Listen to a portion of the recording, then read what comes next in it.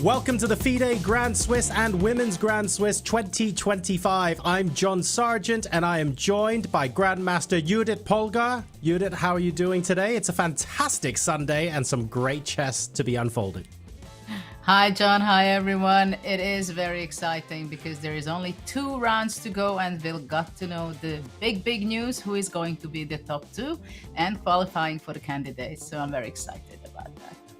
For those of you who are joining us after a couple days break or joining us for the first time, this is going to be round 10 out of 11 in the tournament. Only today and tomorrow left to go. Let's take a look at the standings and where things are currently at. In the women's section, we have a sole leader. Tan-Lagno is still very much half a point in front of the pack, 7 points, and there are 4 players chasing with 6.5 and a further 2 behind on 6.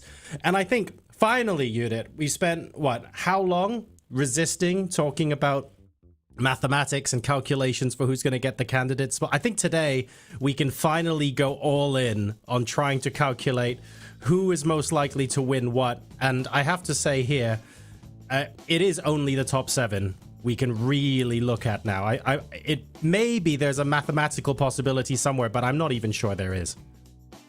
Yes, I think we must be talking about the top 7, and it's nice to see that Maria, former world champion, she's there still fighting, and if she makes 2 out of 2, of course, anything can happen. It's going to be a big battle today, but we are getting closer, so some of the results will decide. I'm very curious how Katarina has the energy and go all the way for the next 2 rounds, but let's see what's going to happen.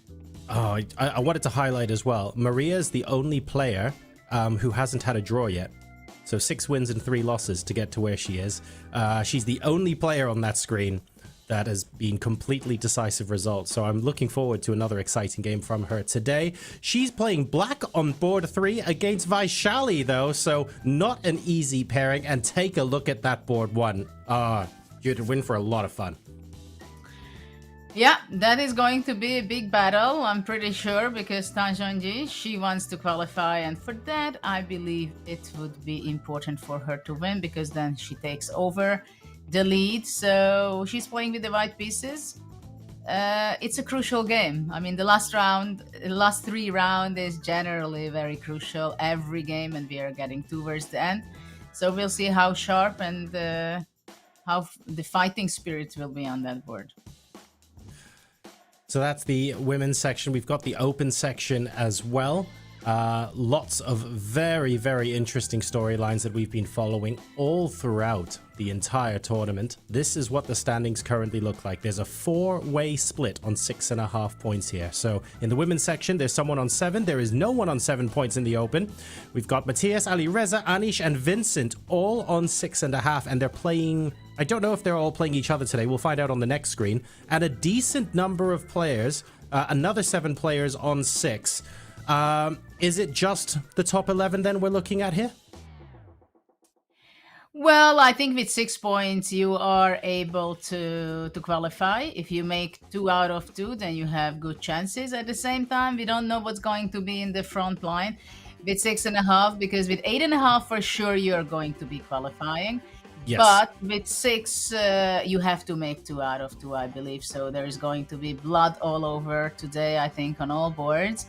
What I want to highlight is that on the top 4, who is leading, tying for the first place, 3 of them won yesterday. So they are in the speed, in the action mood, and they know that they have to win games in order to be qualification. They have to earn it with some victories. Yesterday, Vincent won against Maksutlu, which was a crucial game for both of them. And look, heartbreak for Maksutlu yesterday. Judith, entertain me for a second. Is there even a mathematical possibility that with the best tie breaks in the world, Maksutlu somehow gets 2 for 2, ties for first place, and wins on tie break? Is there any way that can still happen, or are the dreams already shattered? Well, I think, we should give it hope for him, because he performed so well in the first 5 rounds. But somehow after his victory against Rapport, he could not win a single game in the next 4 rounds. So something went wrong. I wonder if he's able to recover yesterday's loss and play two out of 2. That's the only thing he has to be thinking of. And after he won both games, then look around and see whether the luck is shining on him.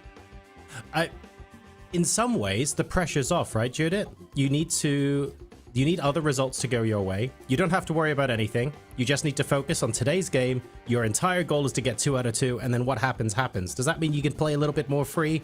You can relax a little bit more and just focus on one thing with no distractions? Well, from one point of view, you're right that you can play just anything. You make double or nothing, and that's it. Yep. At the same time, you can also be pity yourself and say, oh my God, it's even if I win 2 games in a row, the last 2 games, even then there is such a slim chance that I would be qualifying. So I think there are different mindsets. I hope he's going into the match of today, playing today, that he wants to play good chess as he did in the first half of the event. And then let's see what happens. Well, here's what we have to look forward to today. Big matchups on the first 2 boards. We have Alireza Firouzja taking on Anish-Giri, and then we have Vincent Keymer playing Mishra-Vachier-Lagrave. Now, if either of those boards have a decisive result, anyway, they're going to immediately be catapulted into favorites to qualify for the candidates. But of course, we're 7 or 8 hours worth of chess just from doing that, and they still have 1 game to play after that. I am loving today's pairings, Judith. There isn't a board I wouldn't want to watch here. Well, no surprise. There are a lot of fire going on. And in the first 2 boards, Alireza and Vincent, not only that they won their yesterday's important, crucial games, but also they are both won 5 games each, and they lost 1. So that's how they are on +4. And Vincent is hungry, and of course, his goal is also to qualify. He has an incredible year, as we talked about it. So he's playing with his home ground rival, Matthias Bluebaum. Bluebaum was not winning in the last games. He made 2 draws in the last 2 games. While Keymer, we saw a lot of fighting spirit and great preparation in opening. So I'm very much looking forward to see what is the opening. What is the home cooking novelty this time for Vincent? We've seen some really fun home cooking, haven't we? Shout out to Levana Rodian, wherever you are, because you've showed us some pretty sick prep as well earlier on in the tournament. I want to take a cheeky peek, if you don't mind, Judith, at page 2, just because I want to see, Maksutlu is black against Andy Woodward today. And Andy, he's been having a decent tournament, so this is a potential tall order if Parham wants to get 2 out of 2 here. Well, he plays with the black pieces. I think it's important also that Andy will be fighting and he wants to win the game. So I think we can expect there some good fighting spirit and play it all out. All right. Well, I've got good news for you folks. The games have started, so we get to find out early on who's picked something boring, who's going to be a little bit more combative, who looks like they're going down 17 moves of pure chaos, but they only spend 3 seconds on each move, so we know it's preparation. We find out now. This is our bird's eye view in the open. Judith, what's happening so far? Well, the most boring game is Tabatabai Mamedyarov. This is what I can tell you, because it's a Petrov, no e-pawns, and it's a very classical position. So that's I'm not my own much featured chatter. This is streamception here. I'm on the featured chat, but I'm on the stream. How does that even work? This is madness. This is madness, what's going to be. Interesting that Nihal is playing 3 bishop b5, but also we have something very similar on board 1. Firouzja is not playing the open Sicilian, but goes for a sideline, which of course lately in the last decade it became much more popular, avoiding main lines if you want to play a long game. And of course there are a lot of nerves which takes place in the room on the first 2 boards, but not only on that, but on all the top boards for sure. No matter how boring or liveless opening we have. And then we have Keymer with the Rati English, knight f3, g3, fianchetto, and he played knight c3. So he's not going to knight bd2 line, but knight c3. And but I'm pretty sure that they played quite a lot of games with Mateos. So they know each other. They know they have momentum in their life playing this game, because either way it goes, it can be some very fruitful victory if any of them can win. It's clear that Keymer opened with this system because he thinks that I want to play a long game, and then I'm going to be better than you. I will make better decisions, and I have my self-confidence doing so. And it's kind of a logical way of thinking. Of course, he does not want to burn bridges because he does not have to. He knows exactly that if he makes a draw today and wins tomorrow, probably it should be still possible to qualify. At the same time, we were talking from the very beginning of this event, how many points does it assure your spot in the top two? And we said 8.5 should be the number of points which the guarantee. The guarantee. And it seems so, because we have 4 players on 6.5, and they are playing each other. So any of them win 2 out of 2, it means that they should be in. And it's a lot of pressure, because in one hand, you don't want to push it so hard, because you cannot say that I have to win and I always have to make that decision. So they have to be very alert and very, very much being in the moment to be able to make good decisions. But it's something strange going on. White was provoking black to play d4, knight e4, and now I think maybe it's a good time to focus into the Keymer game, because that's where the first interesting board 2. Okay. I've been mesmerized, Judith, about the clock times on the bird's eye view. I'm just trying to work out who is more prepared than the others. Is anyone going to go to 1 hour, 50 minutes on the clock and have 10 more minutes than they started off with? Nepomniachtchi almost at 144, Keymer almost at 144, and Mishra-Vachier-Lagrave also almost going up to 144. So we can see some home cooking going on in all of these boards, but let's first take a look and dive in to board number 2. This is, of course, the all-German clash between Vincent Keymer and Mishra-Bluebaum. This is the position after knight e4 on move 7. Yeah, I mean, playing fast, there are several aspects to that, because one is that to show the psychological power towards your opponent, that I know what I'm doing, I made my preparation, and I want to surprise you. And I did, because I know in fractions of seconds that's what I'm going to be playing, right? So this is the impression you give to your opponent. At the same time, for some players, I think it's not only that, but it can also be the nerves, that they don't have the patience. They don't want to sit. They say, okay, I know what I'm doing. I'm just going to be flashing out the moves. So it goes on both ways, this time question. But it seems like an interesting choice by white. So maybe I just go back from the very beginning, how it all started. Knight f3, d5, g3, knight f6, very classical way of playing it. I remember very well when in 1987, Kasparov was playing with Karpov in Seville. It was in those times, it was still 24-game match. And the world champion was Garry Kasparov. And for him, as a world champion, for him it was enough to make 12-12. And Karpov was leading 12-11. And in the last game, Garry, who is an e4 player, d4 player, but definitely mainline player, he chose to play this line, the Reti, in the last game, the game 24, because he knew that he has to play a long, long game. So give it a chance to make mistakes for Karpov. And of course, the stress, the tension was so high. In those times, they still had adjourned games. And that was a famous endgame with queen. I think it was bishop versus 4 pawns for white. And Karpov had a queen and knight and only 3 pawns.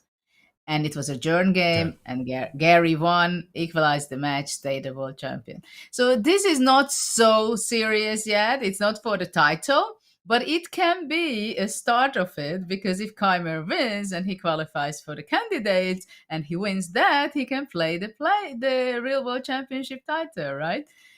So okay, let's go. I went a little bit too far. When's the last time for people in the stream who might not remember or maybe don't play chess over the board?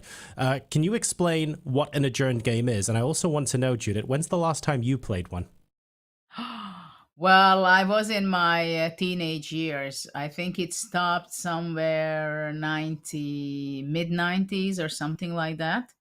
Right. I remember, well, maybe a little later, because I remember in 94, I think, well, I still definitely played in tournaments with the adjourned games, and I think I had in that time still. So actually later, I was 18, 19. And well, the adjourned game it's interesting that I'm talking about this here because just a few days ago we were talking about it also in some other occasion, what it is and how it is going and so on. Well, basically, it's impossible to think about it these days because what it is that you stop the game, you go to have dinner, and after that, an hour later, you continue the game.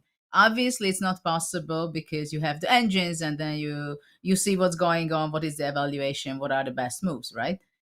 But when I played, it was that you play 6 hours. After that, one of the players who is on move and the time has come, the arbiter comes, says, okay, it's your move, so you're going to be sealing the move, which means that you're not making your move, but you're writing it down on your score sheet. And then the opponent does not know it. You close the score sheet, you put it in an envelope, you close it, so nobody can see it, nobody can open it.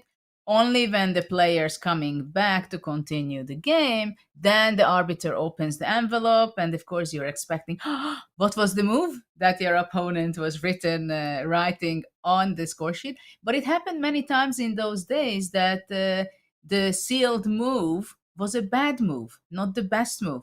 But of course, you had to analyze everything, and well, that's how it was. But it's the past. These days, it's one shot. You start the game, you have to finish the game, and only after that you get dinner and you go away. So, Judith, this is unusual, but I've got a story there. It's a painful story, unfortunately. I think the last adjourned game I played was in either 2009 or 2010. Which is a bit unusual because you technically had chess engines back then. They weren't nearly as powerful as they were now, but they existed. I played in a London League match, so it wasn't 7 hours. It was only 3 and a bit, not too long. But what was unusual about this adjourned game, and it was a fairly low-level adjourned game, but we were both very determined to win. We ended up having to adjourn the game twice. So we resumed the adjourned game, played another 3 and a bit hours, and we had to adjourn a second time. Wow. And as you can imagine, by the time you finish the second playing session, you are so unbelievably determined to win. And in the position where I had to seal my move, there were 2 possible winning moves. I sealed a drawing move, Judith. I understand. I understand. Oh, the pain. And this was like, this game technically had lasted for 2.5 weeks because we adjourned. We agreed to meet next week to continue. We had played twice already, and there were still winning chances. So I had to show up, unsealed the drawing move, hoping that my opponent hadn't prepared for it, and tried for another 2 hours to convert the game. Didn't work. So I was 8 hours over 3 weeks for the draw. Yeah, that's funny. I never had the adjourned game being played so long. I had the games like 9-10 hours, but not more. It was rough, but at least you get the break in between, so you have time to stew in your own consciousness and have all these negative feelings about the board. Yeah. Unfortunately, that's how it goes. Yep. So let's go back to what has happened. Knight c3. I think it's a preparation for today, and provoking d4, going knight e4, allowing doubling the white's pawn, and black played c5. And Vincent, still not thinking much, played e3. So it goes for a very solid but very stable play. Because if after d takes e3, white would be going bishop e3, just a very nice develop. White is more developed. He's going to I'm not sure he's going to exchange. Maybe he just goes queen e2, rook d1.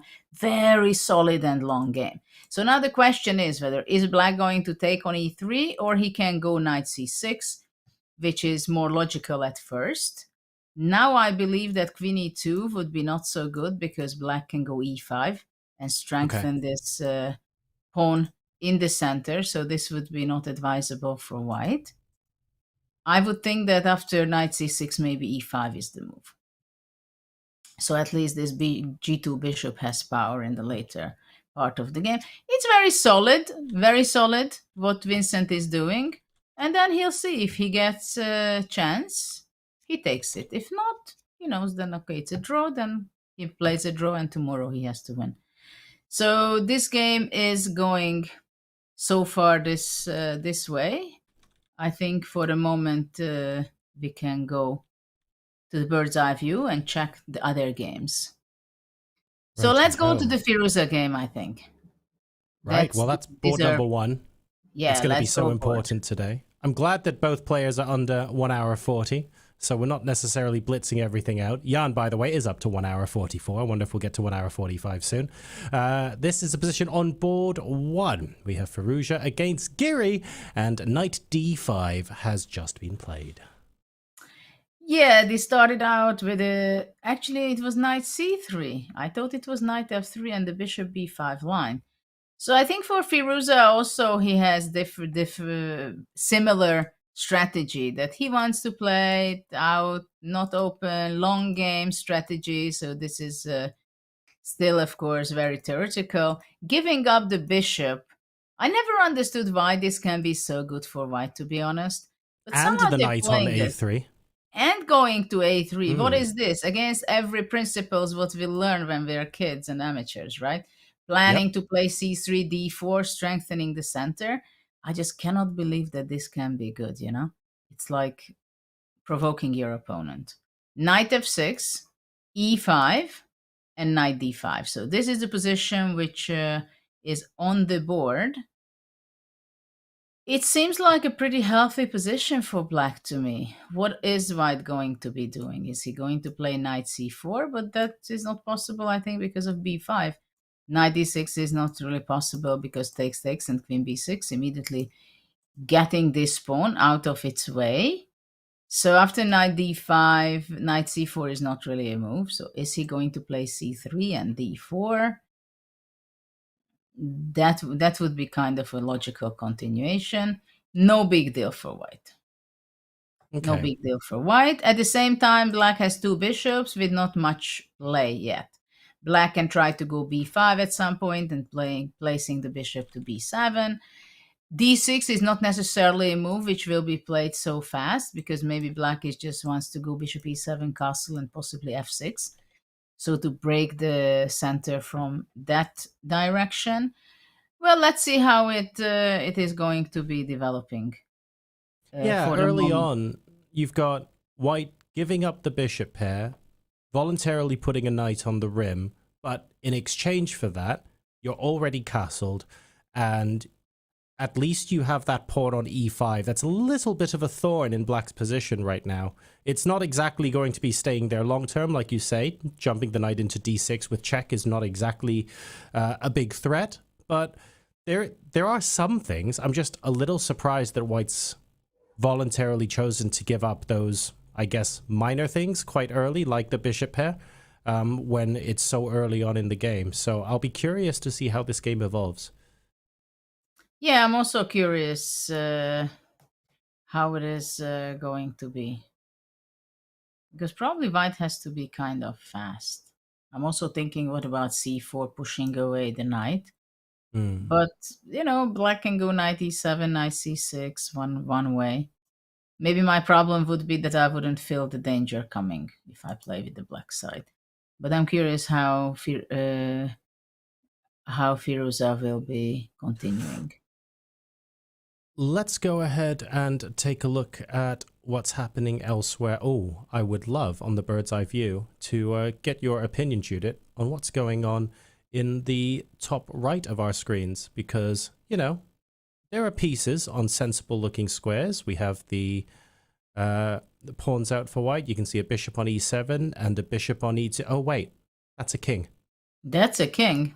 That's a king. That's the theory. You mean the Mishra-Vachier-Lagrave game, right? Yeah, that looks unusual to say the least. Even Okay, though they're moving quickly enough that I'm fairly certain it's some sort of prep, but this is it's very unusual to see a king not only having moved but blocking in the bishop so early on in the game.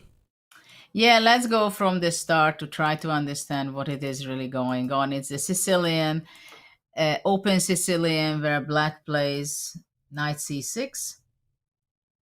And with this move order, he is allowing knight b5, where he can make a choice of playing this not very popular move bishop b4. But if he just wants to go to the Pelican or Sveshnikov, whatever you call it, then this is the way they play it. And what is the reason why someone plays this move order and not the classical move order? I just want to show it because it makes sense show it, to make people understand it. Probably you know it, that there is another way, knight c6. First of all, bishop b5, probably Vachier doesn't like, but there is another thing that if you want to play the Sveshnikov, some people, they choose it this way. Knight d5, d6, because in this position, in the game, the bishop on f4, so you have to decide where you go with the bishop. Most likely you go to g5. But here there is a very common, fashionable line, which was Caruana was playing a lot in the match against Magnus, also to play knight d5. So actually, in the game, it's in the game move order, it would not happen, right? Because after knight b5, d6, bishop f4, e5, bishop is attacked, so knight d5 line doesn't exist. Yeah, you don't have the tempo to do that, exactly. Yeah. So, but in this position, if you make it in this move order, then there is this line where white can take on c6 and go into this very special type of position, which I can't really compare it to anything else because it's so specific what is going on. So this goes very clearly. It's a main line. I was playing it with the white side, f4, protecting the pawn on e5, queen b6, because after f4, this diagonal is much weaker for white. And then the line goes like this, c4. So it's very important that the heart of the position for black is the d5 knight, because it's really in the center. It has some important squares to control, even to jump in. So that's why bishop b4, and black is not moving away with the knight, because he tries to do everything in order to keep it as long as possible. Now bishop e2 is not possible because f4 is hanging, for example. So white has to move king e2. And white believes that just because I have a very good structure which pushes black's position, I have space advantage. I have a beautiful knight on e4, which is ready to jump into d6 any moment. And I'm attacking the knight on d5. So, for example, after bishop a6, it's not only king e2, but white is going king f3, defending the c4, and again attacking the knight on d5. So, but in this position, the classic comes. In chess, it's not only attack, it's not only defense, but the counterattack. It is something very important, and especially in the Sicilian and this line, it's very important. You attack my knight, I attack your knight, so we'll see what happens, who has to move away. And ef6, because now it's going to simplification, and now we get rid of the knights. This is what happens. Now already that white does not have a pawn on e5, black can consider to play d5. And of course, as you pointed out from the very beginning, this e2 king looks really bizarre, not the place where you would like it to be, right? a3, pushing back the bishop, b4. I think it should be still some game on it, I'm not sure. But now it's black to move, so Maxim is thinking. And now there are, of course, quite a few moves to consider. To play a5, to play c5, to play d5, just to start with a few. For the moment, the king is on e2, but can you make something that benefits you? On bishop a6, anyway, I'm going to just play king f3, and I'm happy because I feel stable my king, I think. There was almost a part of me before the b4 pawn got pushed, there was a part of me that said, I really want to play king d3, because the moment that exchange happened on the queen side, sorry, the king side, all I could do is look at queen h5 check. And I'm like, get the king out of the way. I want to make sure the black king stays in the middle of the board as well. I want to say, if you're going to do this to my king's safety, I'm going to be able to do it to yours. The light squared bishop is offside, but I'm really scared about moving the king in the wrong direction.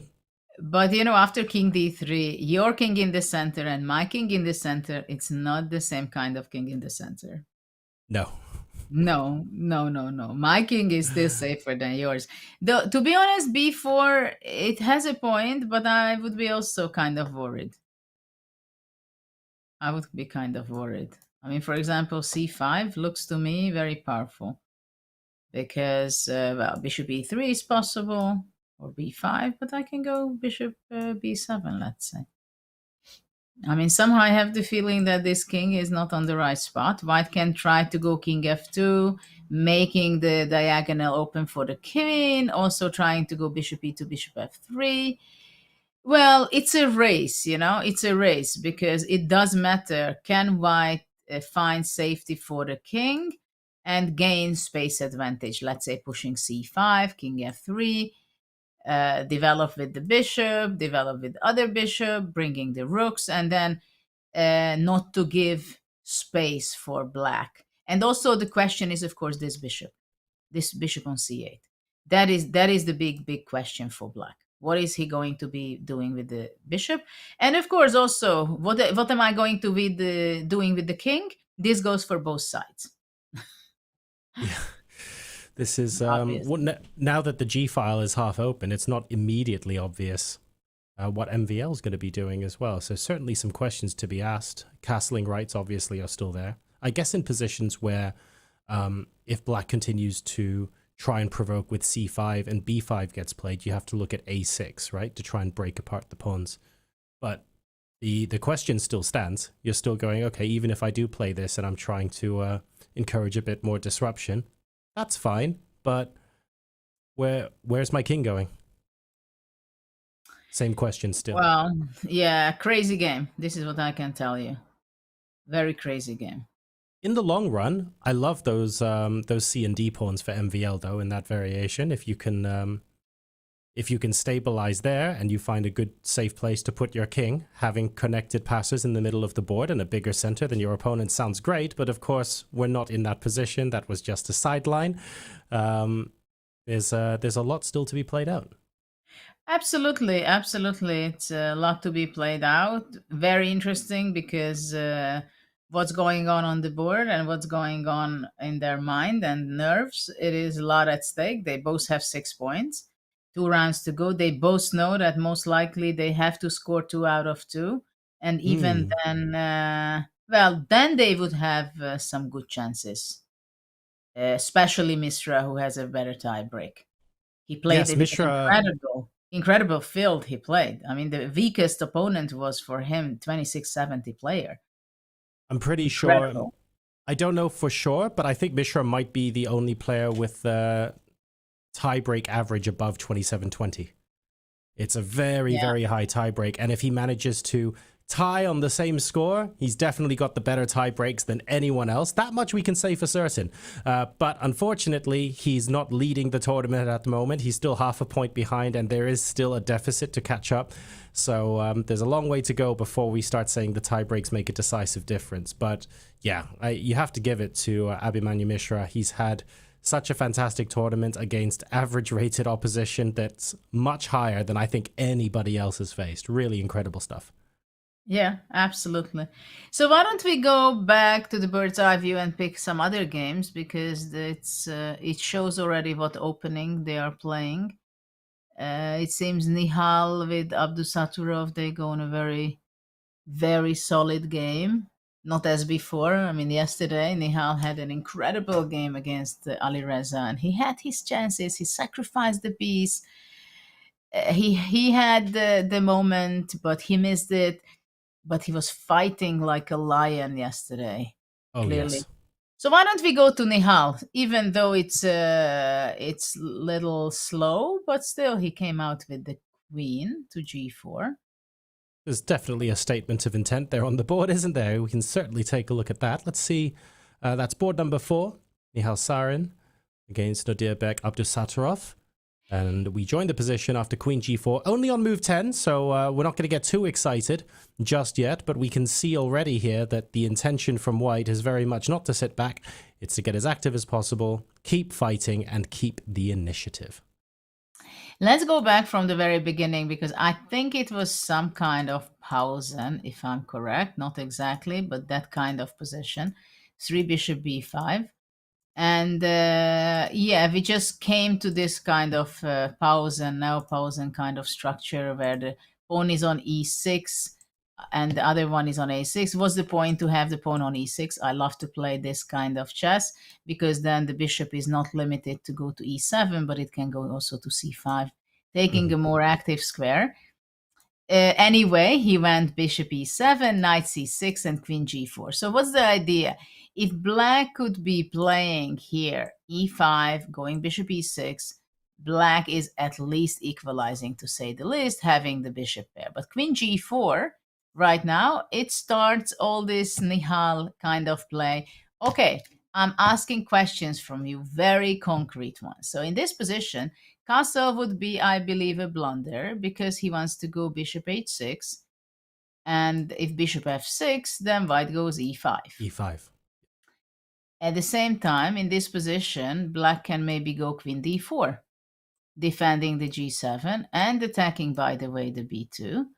And e5 is not possible because the queen is hanging, right? So this is possible, but I believe white would go knight c3.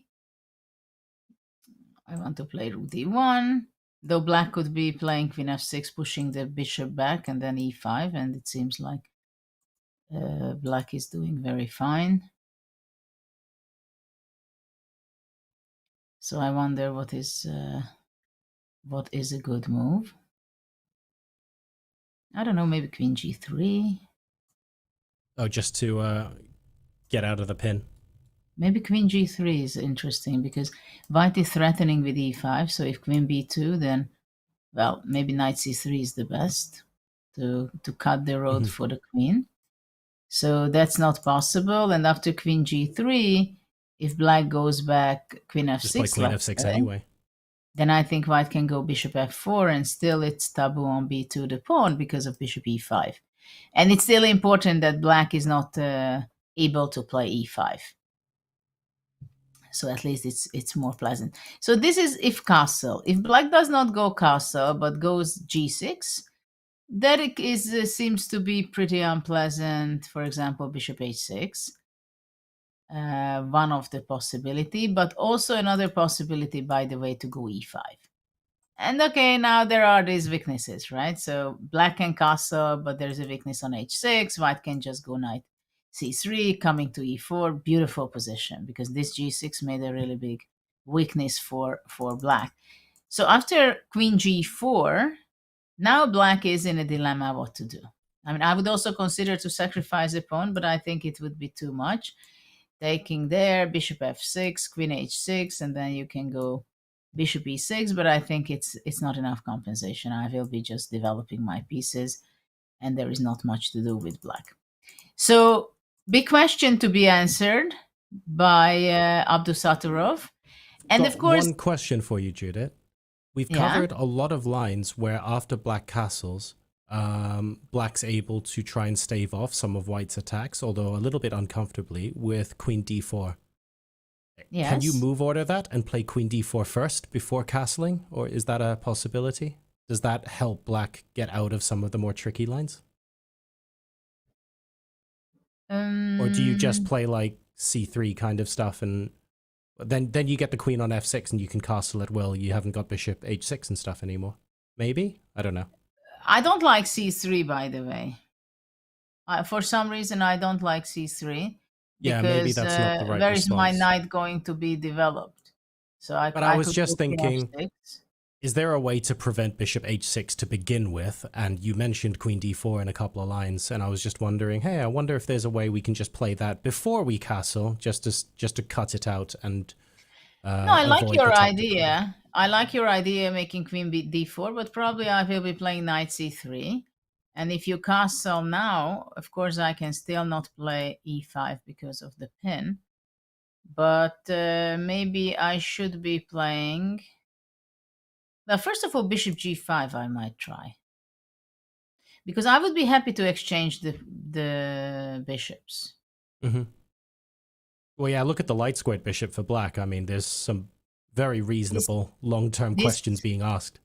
This is a move, and also queen g3, I would wonder if this can be moved, because I'm still threatening with coming with the bishop to f4 and control that e5. And if black goes e5, then I can go... I don't know if I can go bishop e3 or bishop h6 I would be going. Let's say bishop e3, what can black do? Queen b4. Well, maybe I will try to give away my pawn. Knight a4. But maybe I had even a better move instead of knight a4, to go bishop h6, and then I trap your queen. Yeah, there are not very many squares for that queen right now. How do you like that one? Burning. The queen is burning.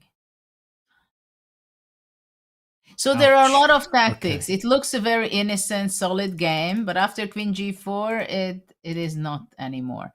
So basically, it seems like this is the main idea for Nihal. It's a good test. Yeah, for sure. Because there are some scenarios if you can exchange the black square bishop. There is this b6 square, after e5, the d6 square. And most importantly, I think also that Nodirbek, of course, he likes to play with great energy. And this is the question, how will black be able to do that way? I was wondering, actually, if black can go g5, Whoa. I do these crazy moves myself. Because I was thinking if e5, then black goes h5, pushing back the queen somewhere. The problem is still that where do I castle? And how do I I was worried about moves like rook d1 there, because I'm wondering if you can deflect the black queen, whether the pawn on g5 might drop, but not quite. I think I go queen a5. Yeah, it doesn't quite work. But this looks...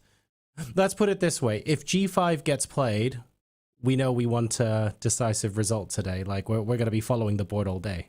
Nah, he's not going to do that. That'll be great. Don't even hope for that.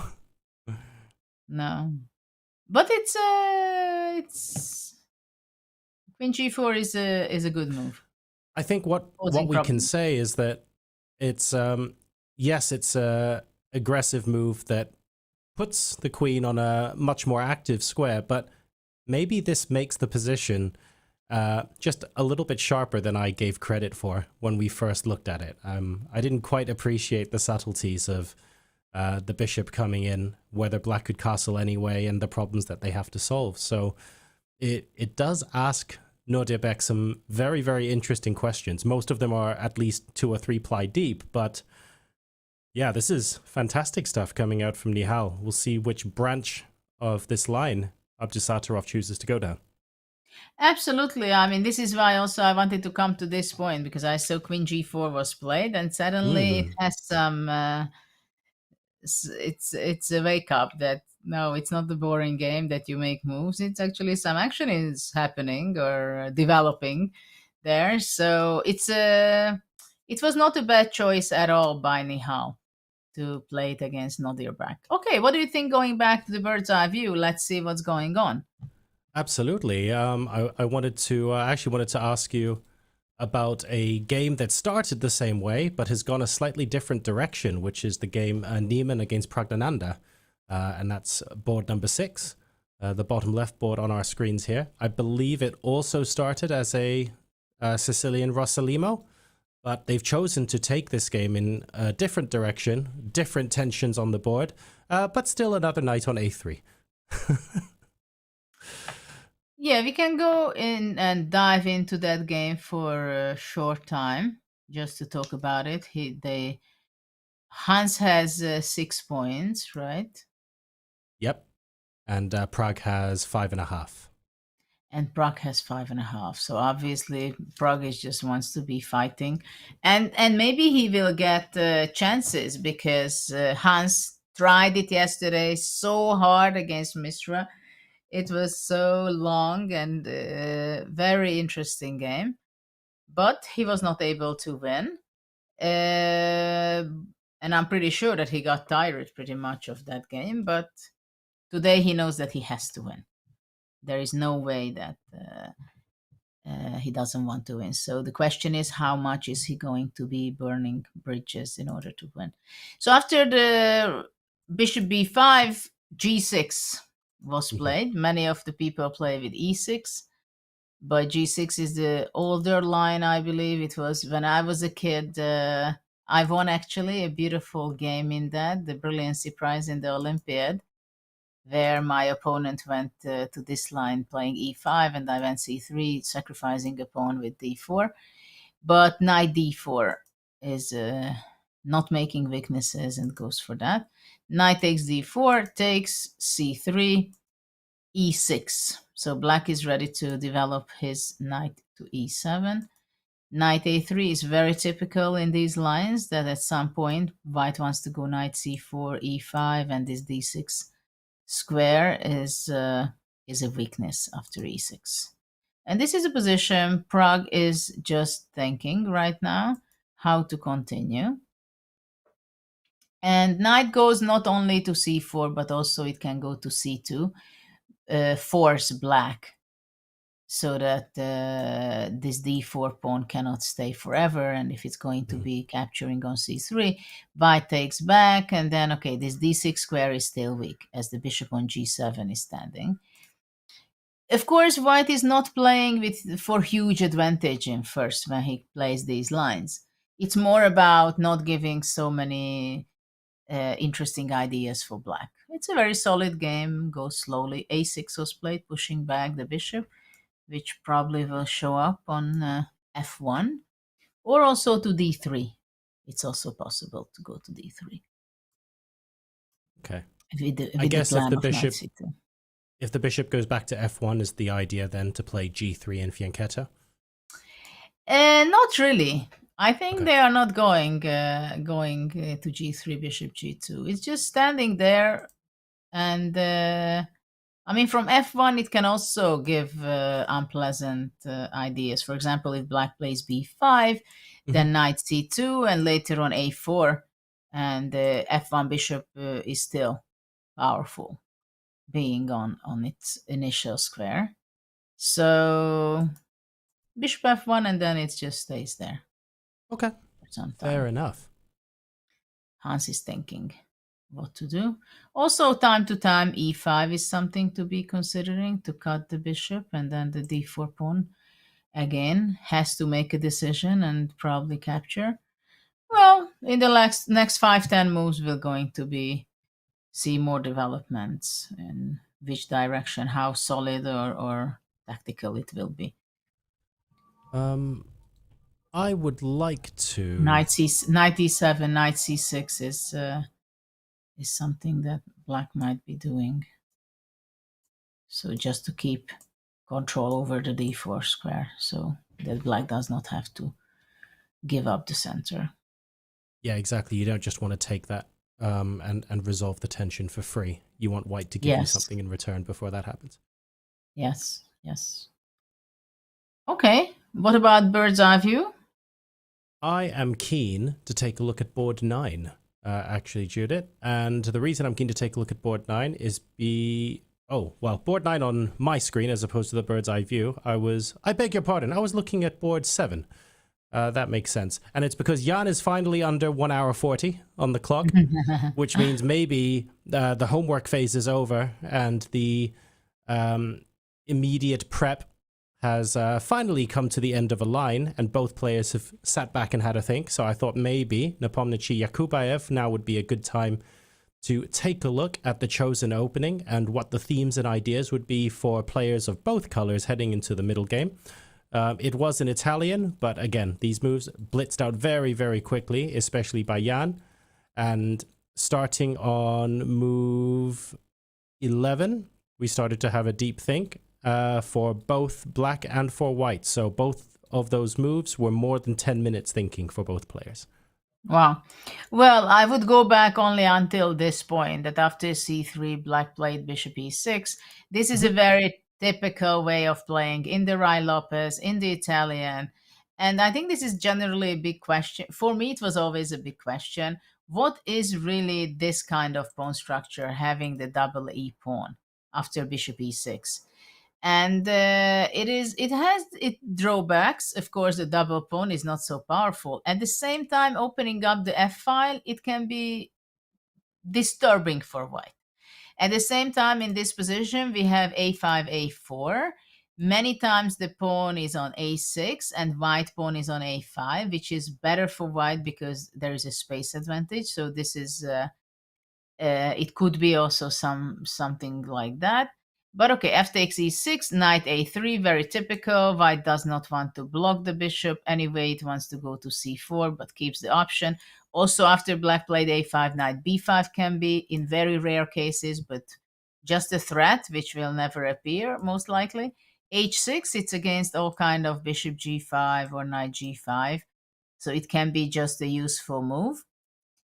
Bishop d2. So white is not deciding yet where is he going to be using his knight, on b5 or on c4. Of course, white is keeping the option all the time to play queen b3, attacking b6. b7 is almost all the time poisoned, so that's not even really a threat. Knight h7, interesting move. Gukesh played knight h7, very interesting, against Mishra in round 4 or something, in a very different position. But knight h7, you're moving away from action from the center. But here it has two ideas. One is to go knight g5, trying to eliminate the f3 knight, and also probably later on to exchange the pieces. If, let's say, we exchange all these pieces, black has much more space, air to play. So it can relieve the stress for black, kind of.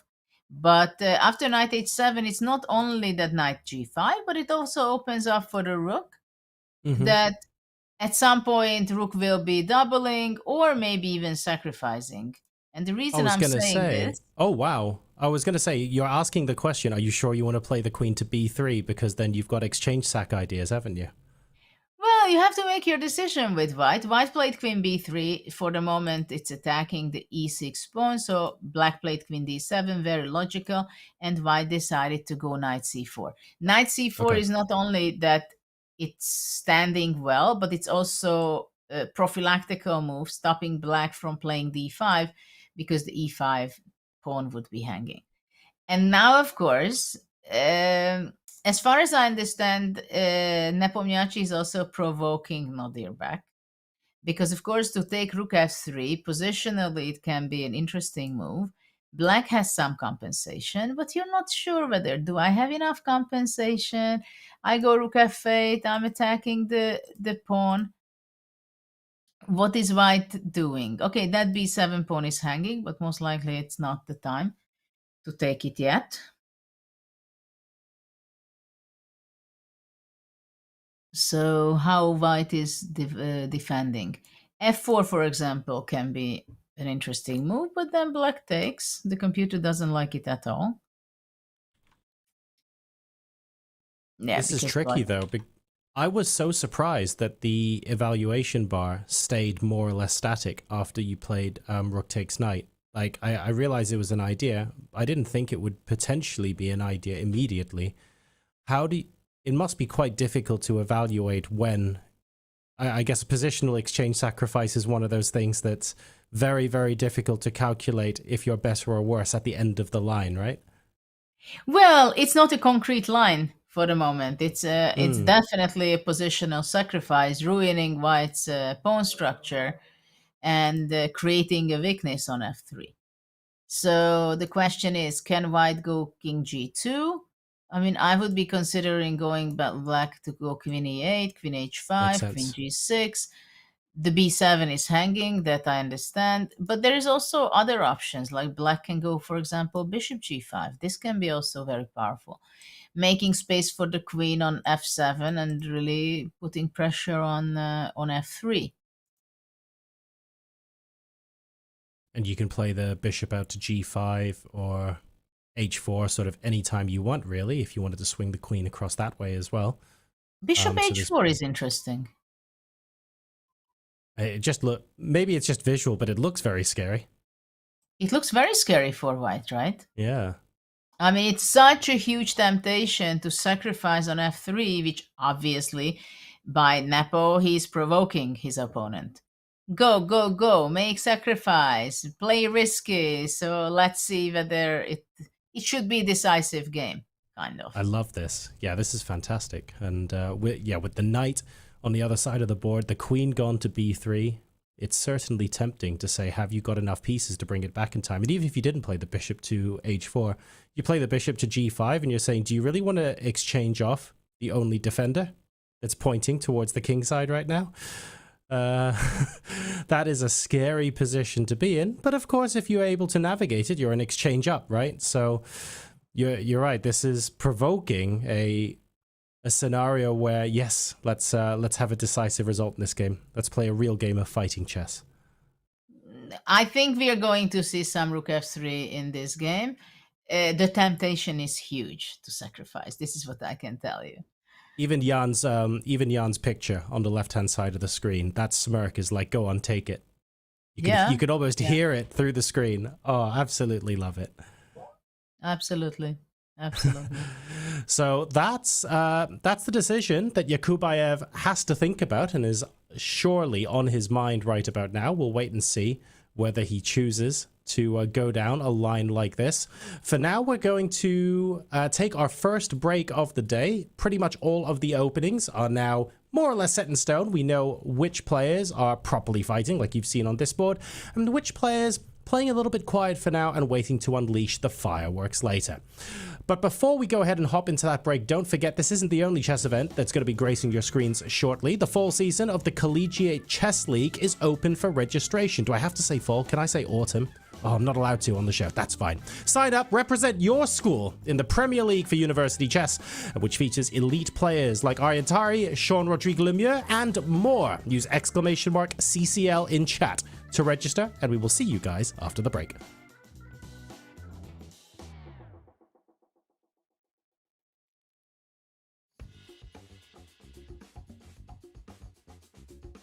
The fastest, easiest way to improve your chess is now the most fun way to improve your chess.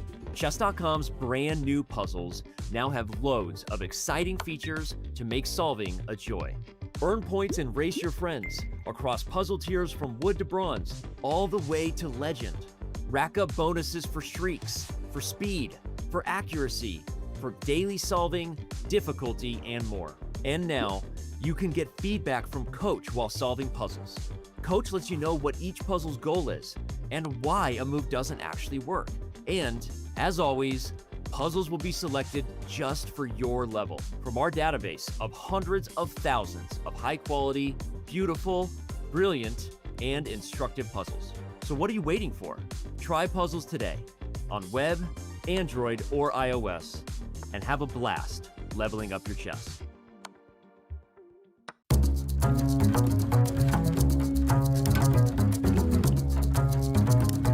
If you don't like this game from Tata Steel 2024, then you simply don't like chess. It begins with the English opening where black goes for e4 followed by c6. And here Abdusattorov is already going for a gambit on move 4. He's opening prep, watching action movies for inspiration. The idea is that after knight takes e4, black gets a lot of counterplay. The knight on g3, let's just say, is like a tourist in a bad neighborhood. Instead, the game continued with queen a4, and after a couple of moves, white is trying to place a bishop on d6, making life miserable for black. Abdusattorov, who fears nothing, decides to sacrifice the exchange, because those perky dark squares on white side are like an all-you-can-eat buffet for black's pieces. Parham does not grab the exchange and then plays knight f2. Rook e8, and Max Outlaw, who's not afraid of chaos, plays h4. Black breaks with b6, and after this couple of moves, white misses a chance to gain an advantage with queen to a3. After this sequence, guess what? The queen is trapped. Stockfish advice, resign and grab some popcorn.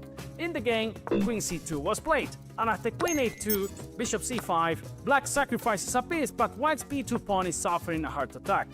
After knight d5, black's threatening the devastating bishop to c3. But wait, rook a3 is coming, and after rook e3, this is like a bomb dropped on the board.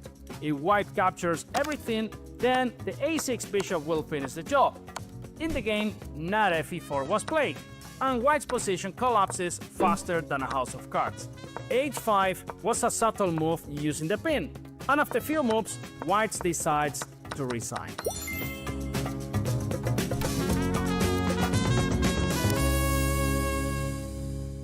White to play and win. Okay. So first I'm trying to figure out which piece should kind of deliver mate. Because for now I see the problem that if we try to go for mate directly, there's some king g6 options. But I have the feeling that we will see some, I don't know, f5, h5, both rooks on f5 and h5, and then some good move. Let's say some g4, knight g7, and then there's no way to avoid mates. Correct. But you're on to the solution. But need to find the move order for this. So I mean, first thing I thought about was knight e8, but then after g8, okay, I have knight g7, bishop f5 mate. So I guess we go king g6. I go f5, rook f5, h5, rook h5. Need to be sure, and then knight g7, and then bishop f5 and g4. So we start with h5. Yeah. Here? Yeah. King g6. Yeah. Okay. That's sorry. Yeah, because f5, rook f5, h5. There's king h5, and then I cannot go knight g7 because of king g4 and bishop f5. There's g4. Okay. Yes. Very good. That's impressive. Yeah, it's very nice actually. Amazing. Good job. Well done.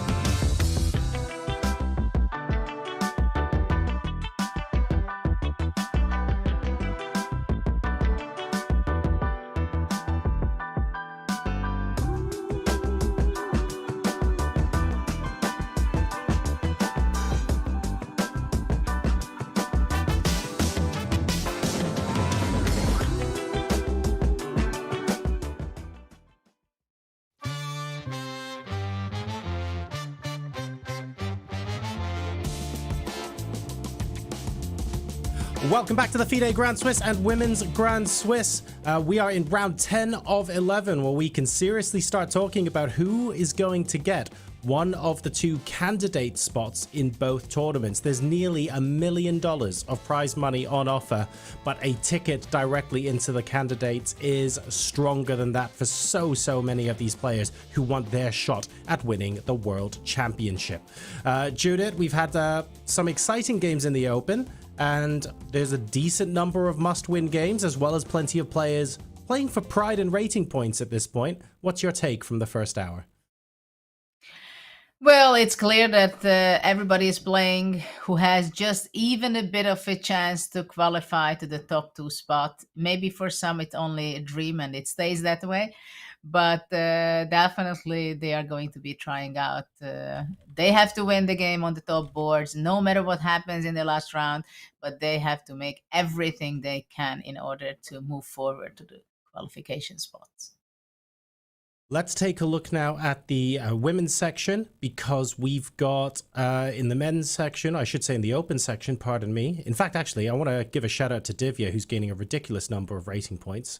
I think she's gaining 15 plus from the tournament and comfortably holding her own against the 2650 pluses. But here in the women's section, I would say, unlike the open, where the top 2 boards are favorites to get the candidate spots, anyone from the top 4 boards here, Judith, could actually make that. And there's an outside chance of, but really it's the top 4 boards, and it's a little bit more, the results are more open to interpretation here, and there's a lot of very exciting possibilities in this section of the tournament. Yeah, and of course it's very stressful for Lagno. She's the leader of the tournament. She has 7 points, and then a few players behind her chasing her with 6.5. And it's a very sharp game, I must say. A very sharp game with a quite unusual pawn structure. So maybe we can also take a look at that deeper. Let's dive in.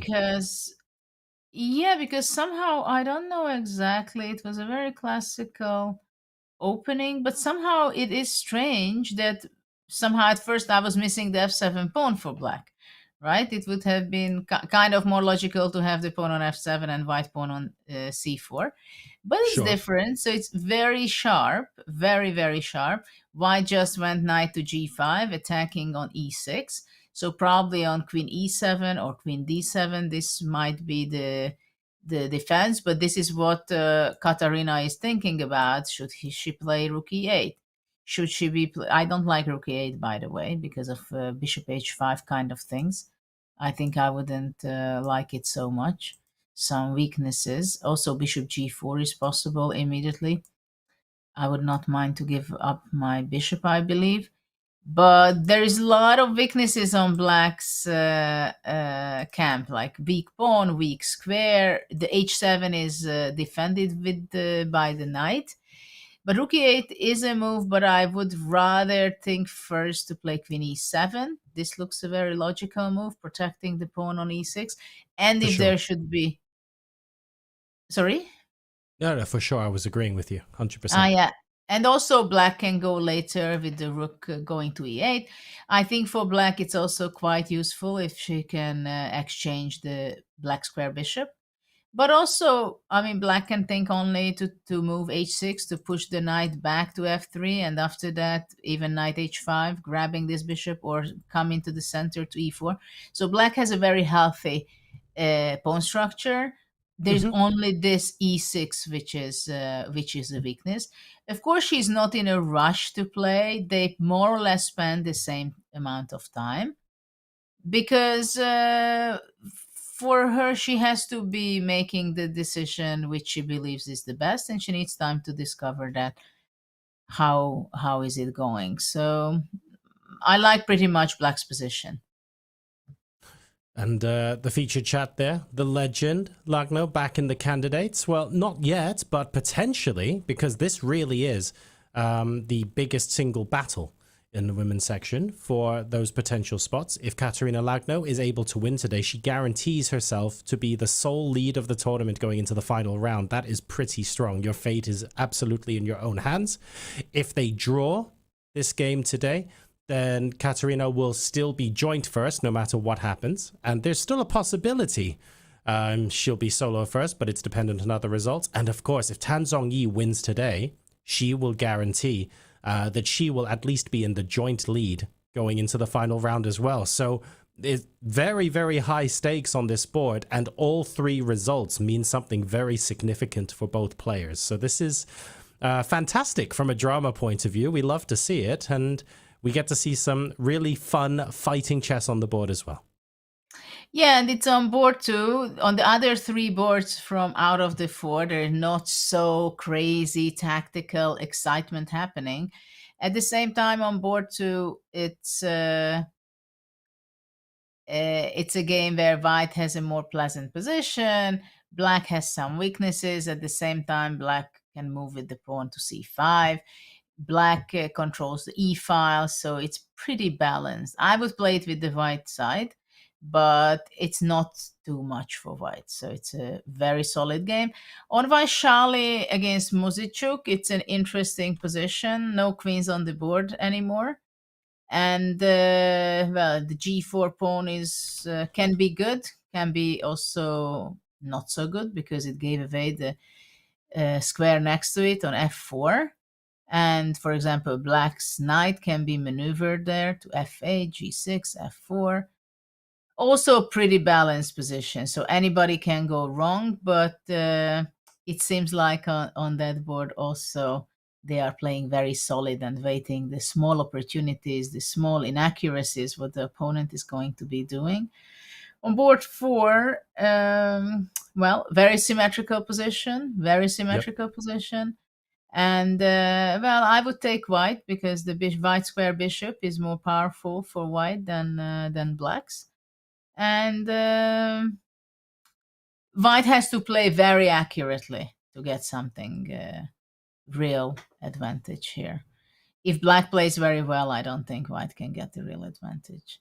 So Yeah, board 2, the 3, knight 4 on b4 is on a great square, and it's working very Yes. well with the light squared bishop. So it feels like black has more harmony, more coordination in her position at the moment, and it's not so easy to dislodge these without giving up some of your good pieces.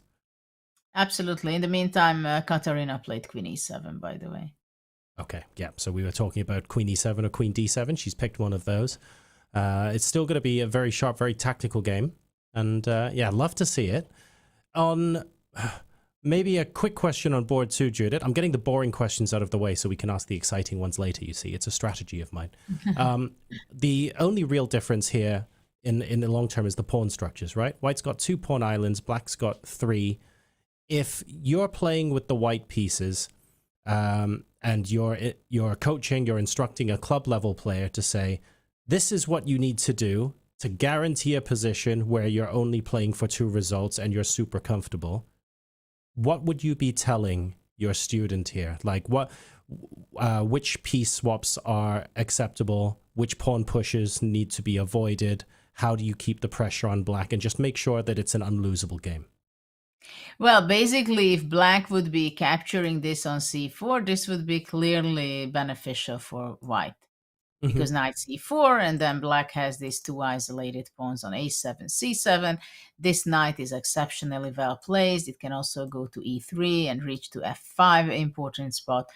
In this position, if we are going into, let's say, swapping of the queens, I mean, white has a very clear and stable advantage. It's something that for practical players, you would be very unhappy if you cannot convert it.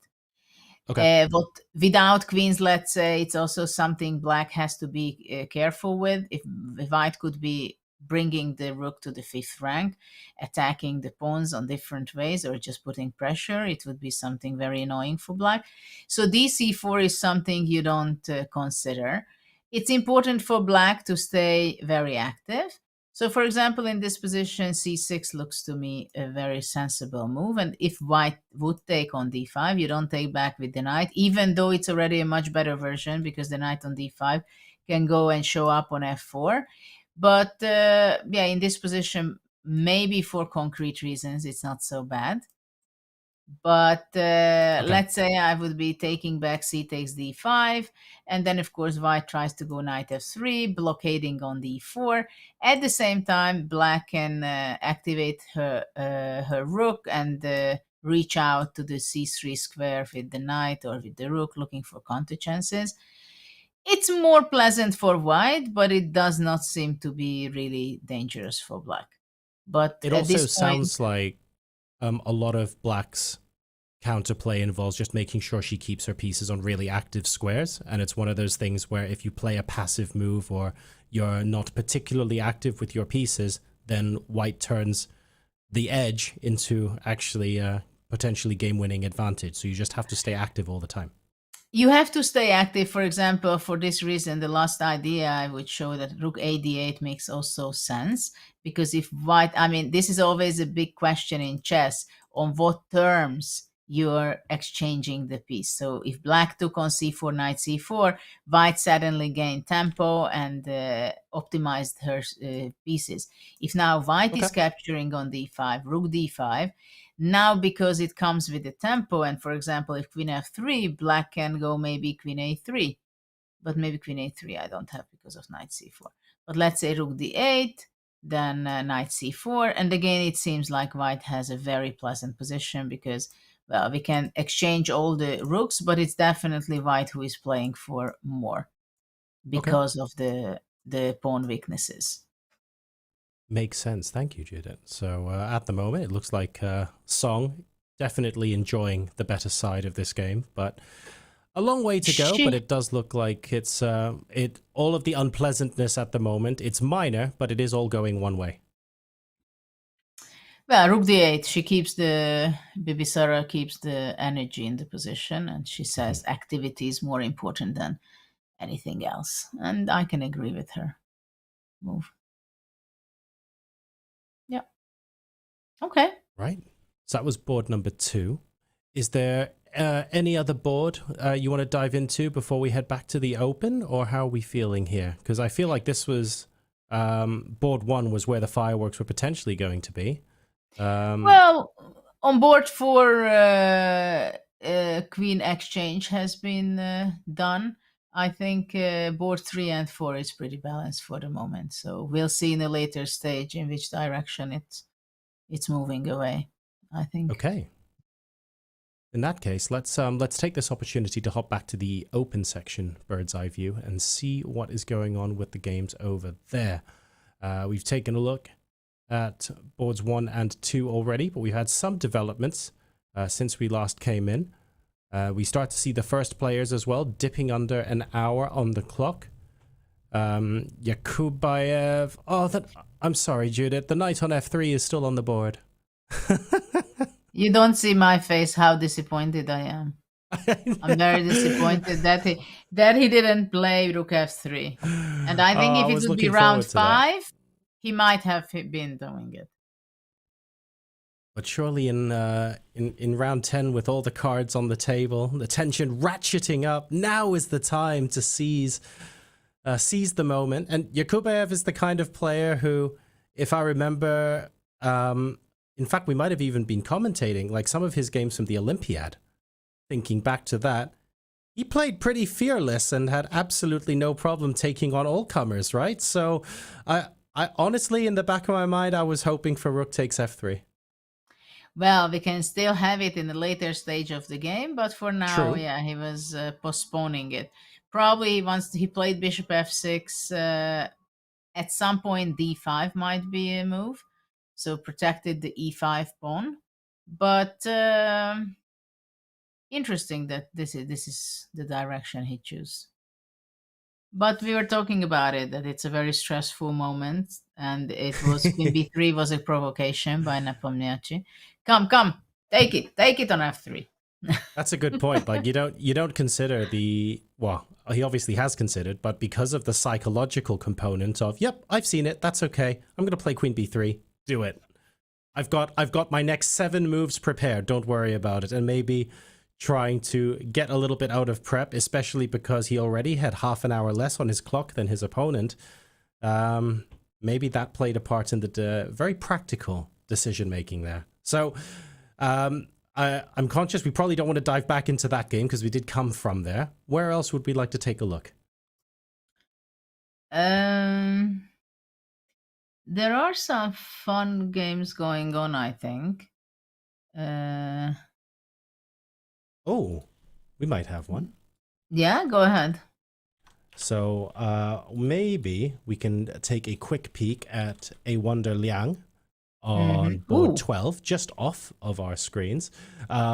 It looks like it just seems like they fast forwarded compared to the top 10 because where are the pieces gone? Where are they even on the board anymore? But more importantly, it looks like White is enjoying a very, very healthy advantage in this game. The pawn on c3 looks very loose right now, but at the same time, there are doubled H pawns that have absolutely no opposition. So Liang looking to try and press and force an unfavorable exchange there. Otherwise, you'd let White queen. Very interesting game.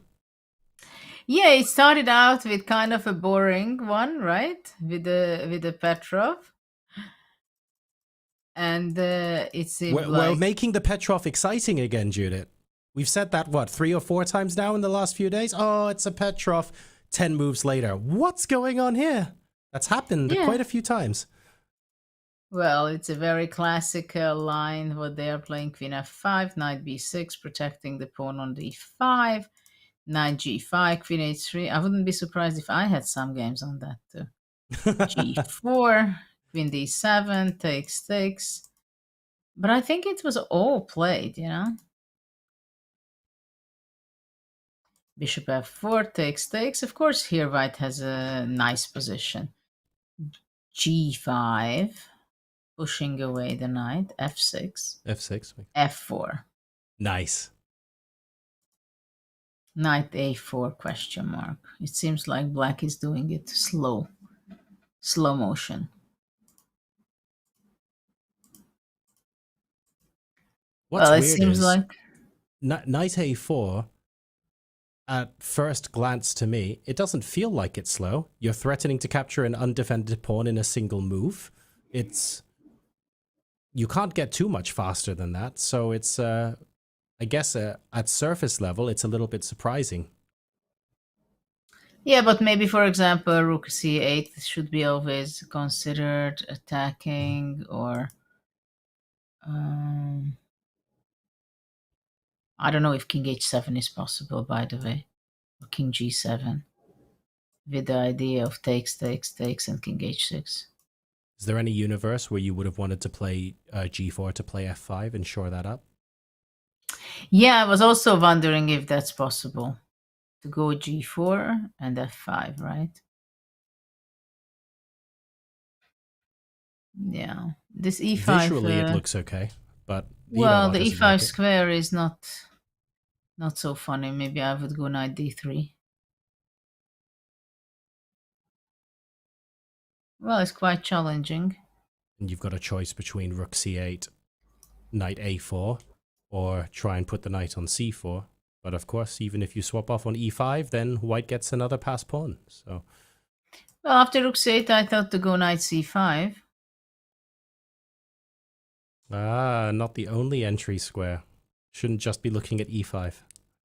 Yeah, on e5, of course, that's very tempting. But for the moment, the c3 is hanging. Mm-hmm.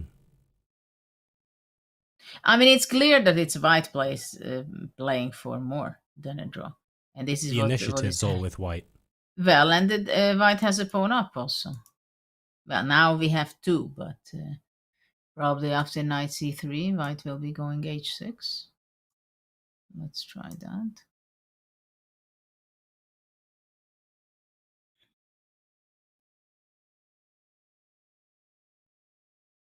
I mean, it seems like... well, White has not spent too much time, though.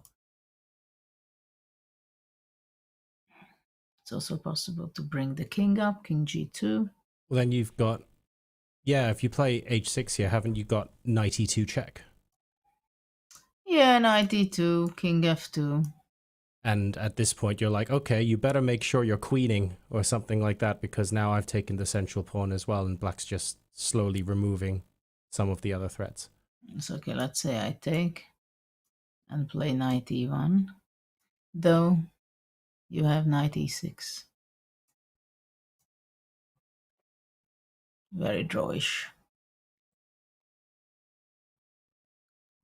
Very drawish. I mean, unless I go h4. Oh, wow. Okay. Keep the tension.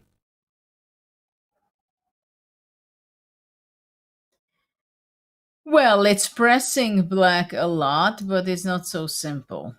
And importantly, it's still white doing all the pressing. So we're taking a look at some of these lines, trying to figure out, is there a way where black's the one countering, doing a bit of pressing? Doesn't look like it. Not at the moment, anyway. Well, it's not clear how good is it with white, right? After king g2, king g7, maybe trying to go to h6. I mean, it's black who has to be careful much more than white, but I don't see why white would be winning, let's say. I mean, I cannot play rook c1 because of knight e2 checks. Mm-hmm.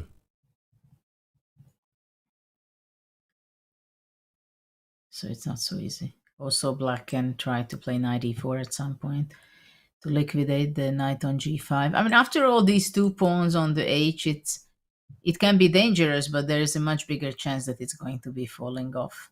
The king will hold up both of them. So I don't really understand why the bar is so optimistic. Maybe it's just, you know how sometimes the bar gives you plus 1.1? Well, almost like this one is here. That's what, 1.2, something like that? And it's simply because the extra pawn is worth 1, but positionally, it's just an edge. It's almost equal. And it's only reflecting the material. It's not reflecting the winning chances. So maybe it's one of those. Yeah, because actually the knight on c3 stands exceptionally well.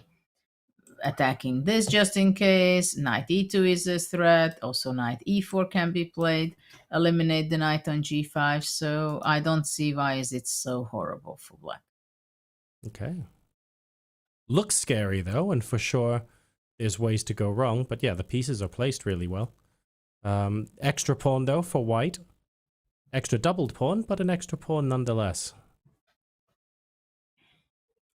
Yeah. I wouldn't go as far as to say, oh, you know, the knight's well placed, therefore we're pushing for a win or anything like that. You are still a pawn down technically, but there should be no reason to panic, I suppose, in the position. Yeah, I don't see. Well, it's black who has to be careful, that's clear.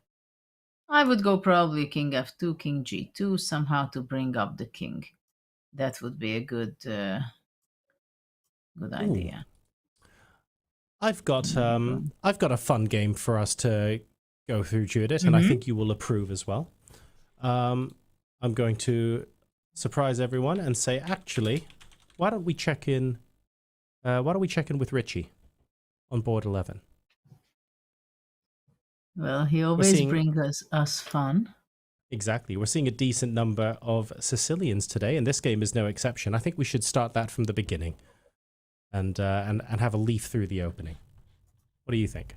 So 3 bishop b5, exchange of bishops. Very solid game. No action.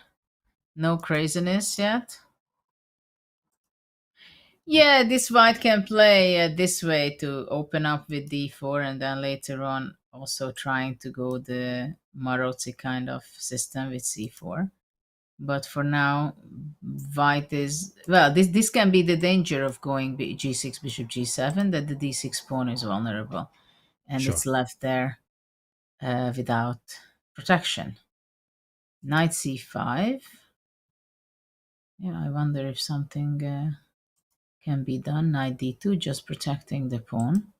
I don't know if white had something else.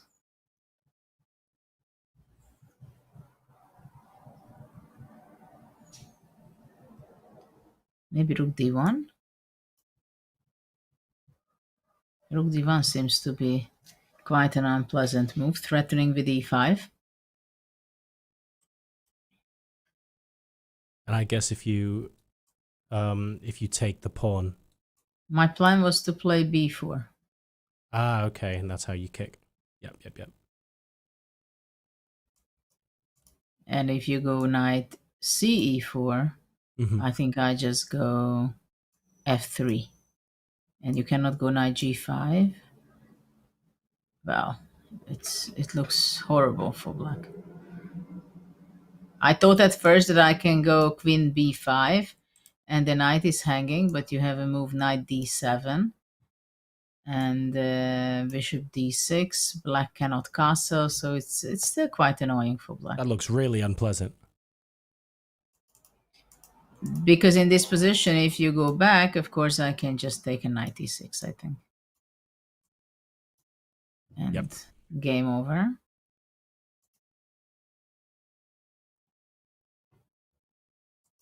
Okay, so rook d1 was, I think, a very serious move to think. I think this was Possibly could the be way forward. unpleasant. Yeah, could have been pretty unpleasant. But white played knight d2, the very logical move. I wouldn't be surprised if not much time was spent on this. Rook c8. Black is not castling for the moment. Knight b5. And then knight d6, takes, Hey. e5, takes, rook d1, castle.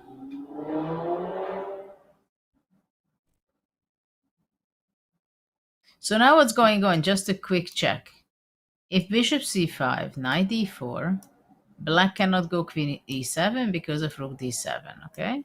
So this we see that it's not possible.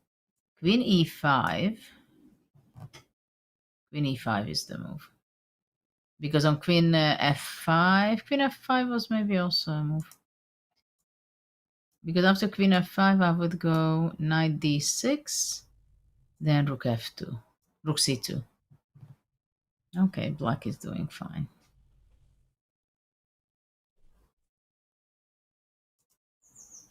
Okay, so Lots of bishop tactics c5 out of is the not. woodwork here. Sorry? Lots of tactics appearing out of the woodwork here. Yeah, there are some tactics. At the same time, if white is not taking some benefits, some extra from this bishop, it means that that bishop can be worse than the black bishop on f6. So would you With consider white. something like, you want to play your knight d4s, queen e3s? Just put a little bit of pressure while that knight's still pinned? Well, you go queen e3, I'm not threatening with anything, right? I mean, not Yeah, much. not really. And then I guess if you play knight e4, black can play something like bishop e7. Well, for now, I think you might be looking for taking a knight e4 threat. Okay.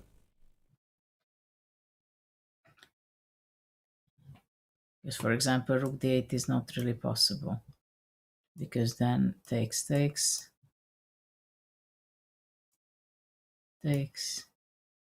But maybe knight e4 was possible, by the way. Okay, takes knight e4. Rook d1. Mm-hmm. Rook d1. Rook f5 and rook d7.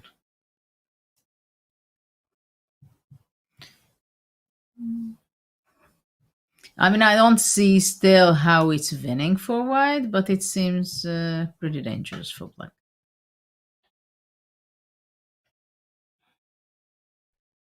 From an initiative point of view, it certainly looks like it's one-way traffic. Oh, absolutely. I mean, maybe takes, going rook d6. Black is looking for counterplay, of course. And my back rank problems gives, it's pretty much equal. So it's not so easy for white to get anything. Bishop c5, by the way, is played. So the knight has been chopped off. Are there any, is there any merit to thinking about getting the c pawn out of dodge and playing c4 at some point? Or is black just going to play b5 anyway and there's no point wasting the tempo? Again, after knight e4. After queen c5, what would you like to play? Oh, just in general, I was wondering if white wants to play c4 himself, just because it's Yeah, half open and the knight is but protecting it. but my bishop is at least as good as the white knight, I think. For sure, yeah, it's really excellent on the I long mean, diagonal. this is a big weakness after c4. Maybe with black, I just go back with the bishop to g7 for the moment. And then it's also black who can get a better position. Rook d8. Later on, at some point, e5, f5. It's tricky. I think he's going to be playing knight e4. That's the idea. Just because it looks like such a natural looking move. You've got a queen and rook battery. The c2 pawn is weak. It feels natural to want to push it and not have to worry about the weakness. But yeah, but you can do it also after knight e4, because after knight e4 you're pushing away the queen. But I wonder what after knight d6, essentially. Yeah, but after knight you d6 we went queen c2, I think. Yeah. Then we're just taking on c2, aren't we? So that doesn't work. But then queen f3. So maybe not maybe rook c2, not queen c2. Right? Rook c2 is the reply.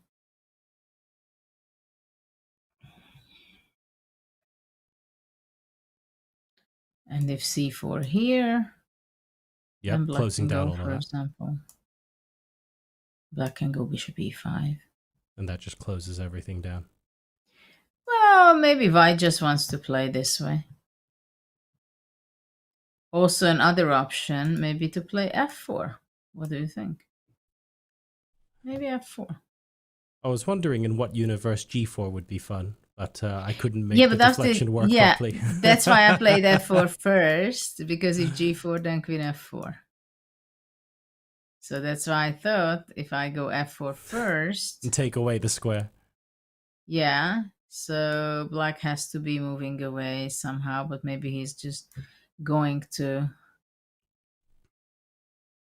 You know, we have some crazy action.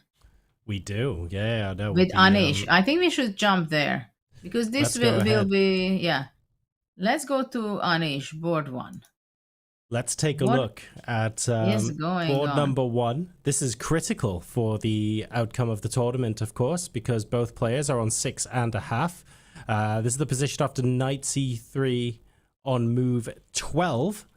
I should point out it's knight c3, not knight takes c3. So that was an empty square. Very interesting stuff. And Anish-Giri here may be potentially giving an opportunity to Alireza Firouzja. Let's see. Well, black's best move, according to the computer, was taking on a3. And after that... Also, maybe after that, knight c3.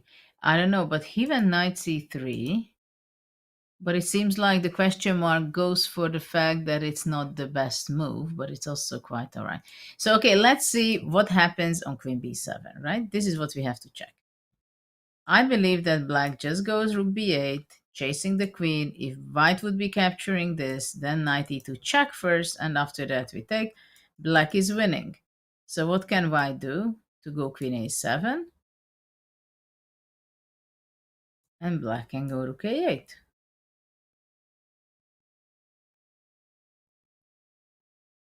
What happens if queen b7, rook b8, bishop g5?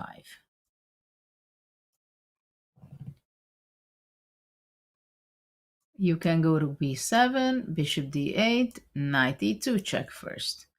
King goes out, king d8, black is super fine.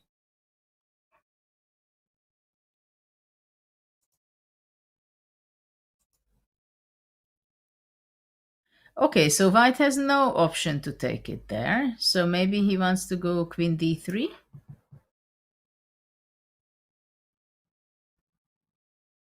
But after queen d3, maybe knight e4. And look at this awful knight on a3. I mean, I'm not surprised from this point of view that Anish did not want to take on a3.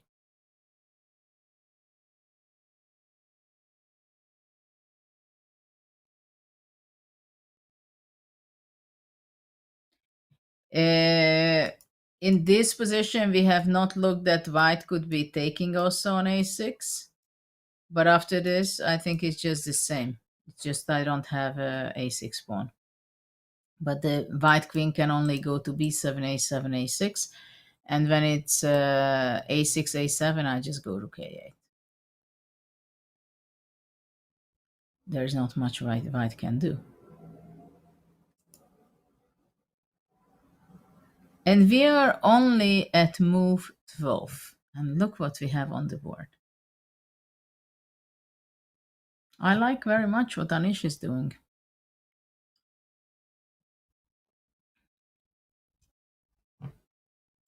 Very nice play. Well, of course, it's a question whether is it so good to have a draw on board 1.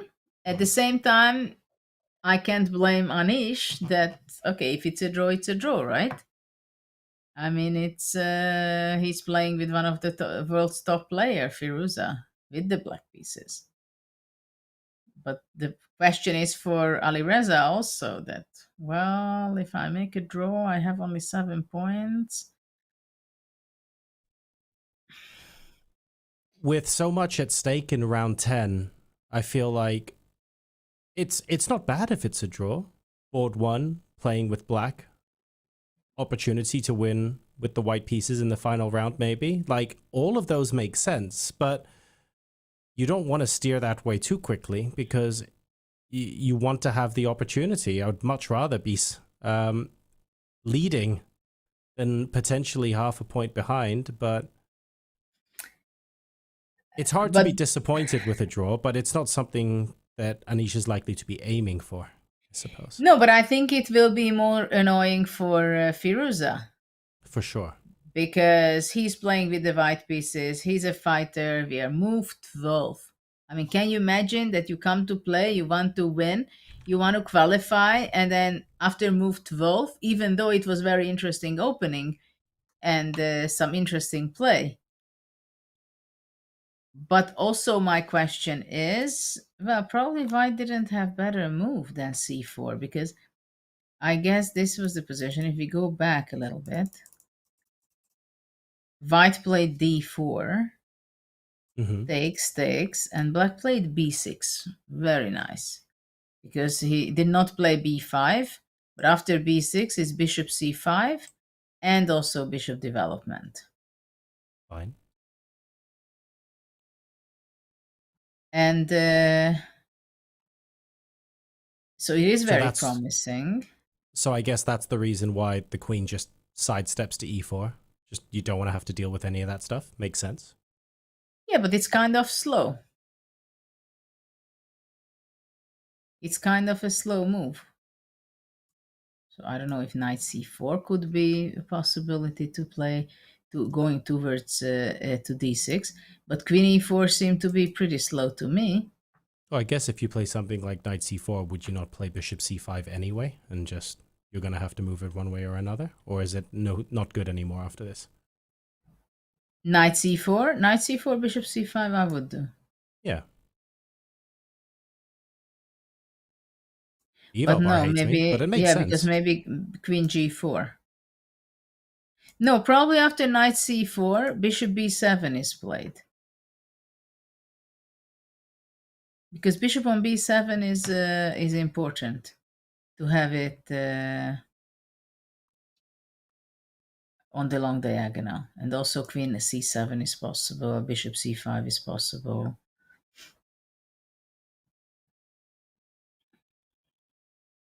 Ah, but look at that. Look at that. They go for a draw. Look what happens. Are they going down that line? Yeah. Queen b7 done. Rook b8. And they are going to make a draw. No squares for the queen. You know, once I had a very short draw myself, chasing a queen. I think it was a Catalan I played with Karpov in Dortmund in the mid-90s. It was 97 or something like that. And it was a very interesting opening. And this is the same feeling what I have, that in my game also. It was... I was giving up some material, and then it was a perpetuate check. It was a little bit more complicated in some ways, because he could go out, but then I would have enough counterplay. So let's see. Still, maybe So- there is... Well, maybe Not bishop if you keep g5 shuffling. here. No, but bishop g5, you looked at, right? Rook b7 and knight e2. And black is better. Yeah, this is a fantastic position. Fantastic position. Even bishop a3 can be annoying for white first. I mean, the pawn structure is crazy. He went queen a6. Queen a6, rook a8. This bar wanted to trick us. It's not That just is the bar, Judith. I want to say before, I don't know if it's updated on your board, but I've seen the question mark that was given to knight c3 has just become a double exclam. Something's changed. Good. The computers are messing with our heads today. I was thinking, knight c3, was it really that bad? It makes sense, but no, it's being given an exclam now, so there you go. Oh, cute game. Cute So- game. I guess I've got one more question about this game, Judith, which is, are there any other avenues for white to explore other than queen takes bishop? Obviously, once you take it, you then look at bishop g5 and you say, okay, black might be doing great in this position. I'm just going to take the draw. But what about before taking the bishop on b7? Was it a simple choice between I can play on slightly worse or I can take the draw now? I think it was There you not go. an option for white. I think it was not an option for white because simply white has a worse position if he just goes away and knight e4. Black has the bishop pair, black has the better pieces, b7 bishop is a killer, and this a3 knight is just so much out of play that it is much more dangerous to play it for white. Ah, but you could say, I'm Alireza Firouzja. I'll play this slightly worse position and play it slow. I'll start with knight c2 or something, and don't worry about it. In 65 moves, I'll get a winning position. But okay, he's not doing it by himself. He might end up in a bad position, but he's not going just for the sake of playing on by any means. He knows, okay, today he makes... also, he can relax, which is also quite important before the last game. Especially that usually the last games are played earlier. I don't know if in this event, tomorrow, Yes, the last game... it's played 1 hour earlier, I think, the last game. Okay, so basically they are killing your routine a bit. So everything what you have been doing for the whole tournament, it's changed a little bit. So it's not bad to have a rest because... well, if this is a draw, if Keymer would be a draw, it would be better for them. At the same time, I don't know if they agree to a draw already, so we can move on. Because no, they'll have to repeat because it's before you're not allowed to offer the draw, so they just need to just shuffle some pieces now, don't they? Yeah, they have to move back and forth. And that's a very, very big point because suddenly board number 2 in round 10 now becomes very, very important because if either Keymer-Bluebaum or Vincent Keymer win on board 2, they will become the sole leader of the FIDE Grand Swiss with 1 round to go. That is huge if that happens. Well, for now, I see a scenario where Keymer wins and he takes the sole lead because he has an incredible position, to tell you the truth. Let's go take a look at that, maybe? Yeah. See what that's looking like. Unbelievable position over there for white. So it was a great opening choice. Maybe I just go back where we left it, because it was somewhere here that after e3, black played knight c6, e takes d4. I was telling e5 as another option, and then black took with the knight on d4. And look what has happened. Knight d2. White wanted to play the game long. Very interesting and very cool move, I must say. Knight moves away to d2, going backwards, blocking the bishop, in order that after black plays b6, white plays c3. I would be wondering if e5, what kind of move was that?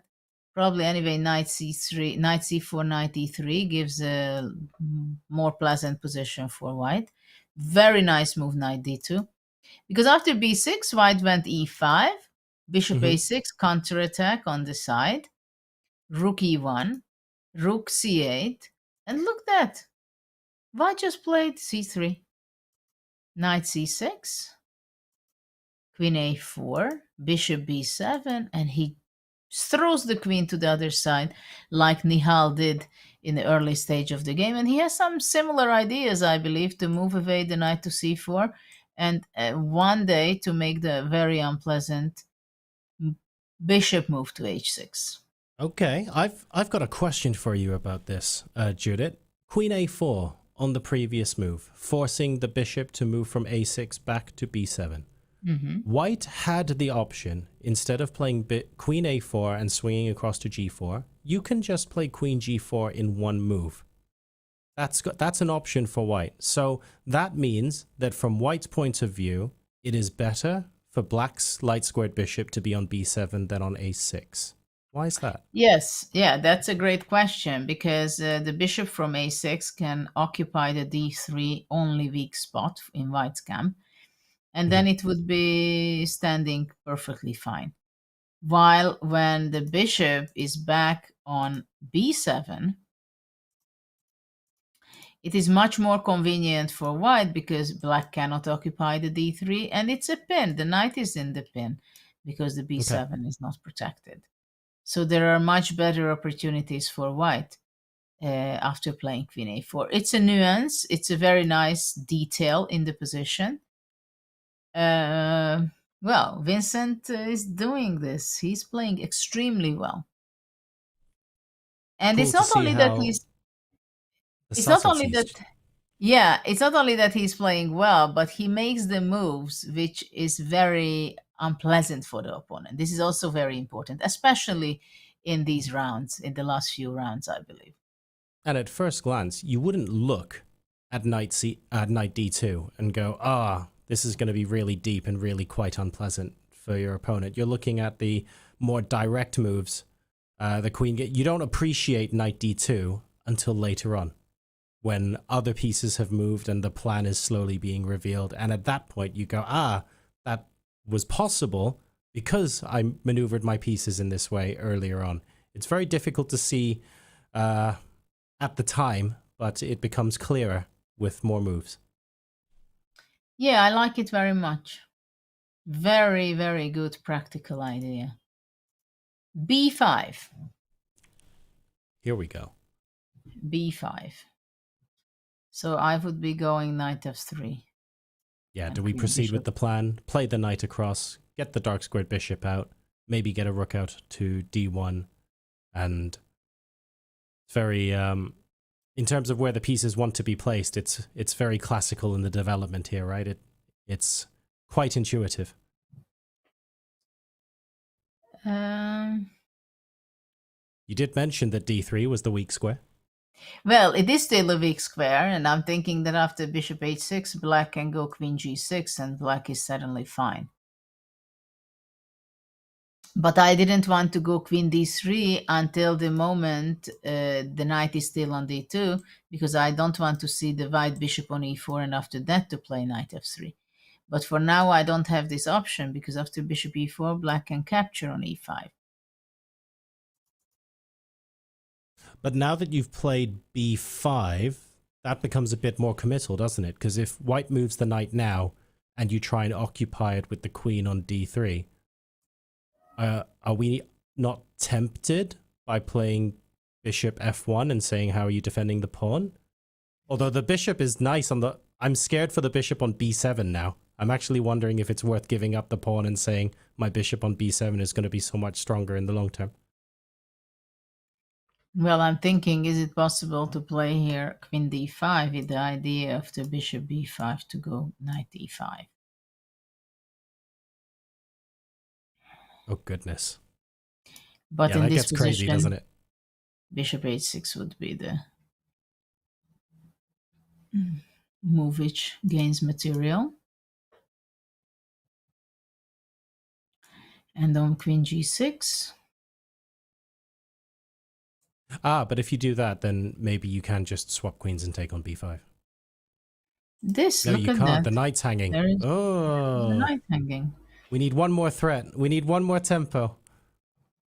Oh, it doesn't quite work. How many games would have been won by that? With one more We tempo. need one more tempo. That's all my games. As the saying goes. Oh, well. Chess is about one tempos. That's the game all about. Well, maybe knight g5. Yeah. And do you swap that off? Attack.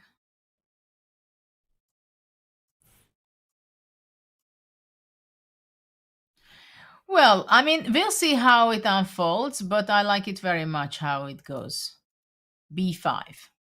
Okay, so Vincent Keymer here, trying his best to negotiate a position where he has the best chances to convert a full point on board 2. That's becoming even more important because it's beginning to look like board 1. We haven't had confirmation yet that board 1's about to be a draw, but we think the repetition is about to be forced. And that means, if that happens, the winner of board 2, if there is a winner, would be the sole leader of the tournament with 1 round to go. High stakes here at the FIDE Grand Swiss. We're taking a quick break. Go ahead and grab yourself a tea or coffee, and we will see you here in a few minutes. Eric had no idea that my life was literally falling apart at this time. Like, my marriage was in shambles.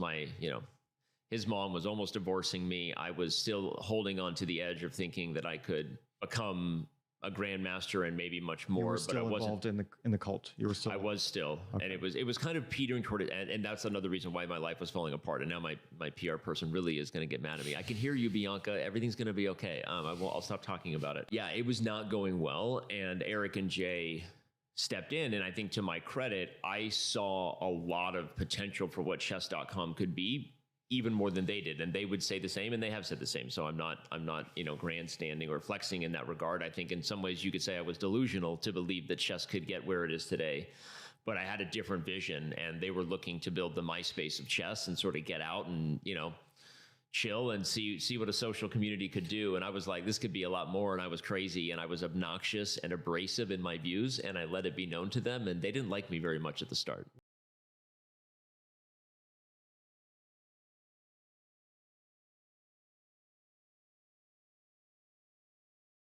You're a ChatGPT user, right? Sometimes, yeah. I mean, it's I generally prefer it to Googling these days. Well, to make things a little more interesting, you've been playing chess for a lot longer than ChatGPT's been around. We're going to have you play blindfolded, if you don't mind. Sure. And we'll just have you spin in your chair, and we'll make the moves on your behalf. So good luck. I'll play h4. Love it. ChatGPT calls your move unorthodox. That is true. D5 is ChatGPT's move. d4. Okay. ChatGPT is aware you're going for E4, or at least it thinks you are. H5 is the response. Oh, wow. c4. C6. Solid. Maybe a little bit passive. Rook C8 is the response. Can you ask ChatGPT if it can see why that may be a mistake? Sure. Because if we're not learning, then what are we doing? It thinks your move was a mistake. It's talking about why castling queenside is risky. It says your queenside pawn structure is a bit loose. Okay, let's try to be a little more specific with ChatGPT.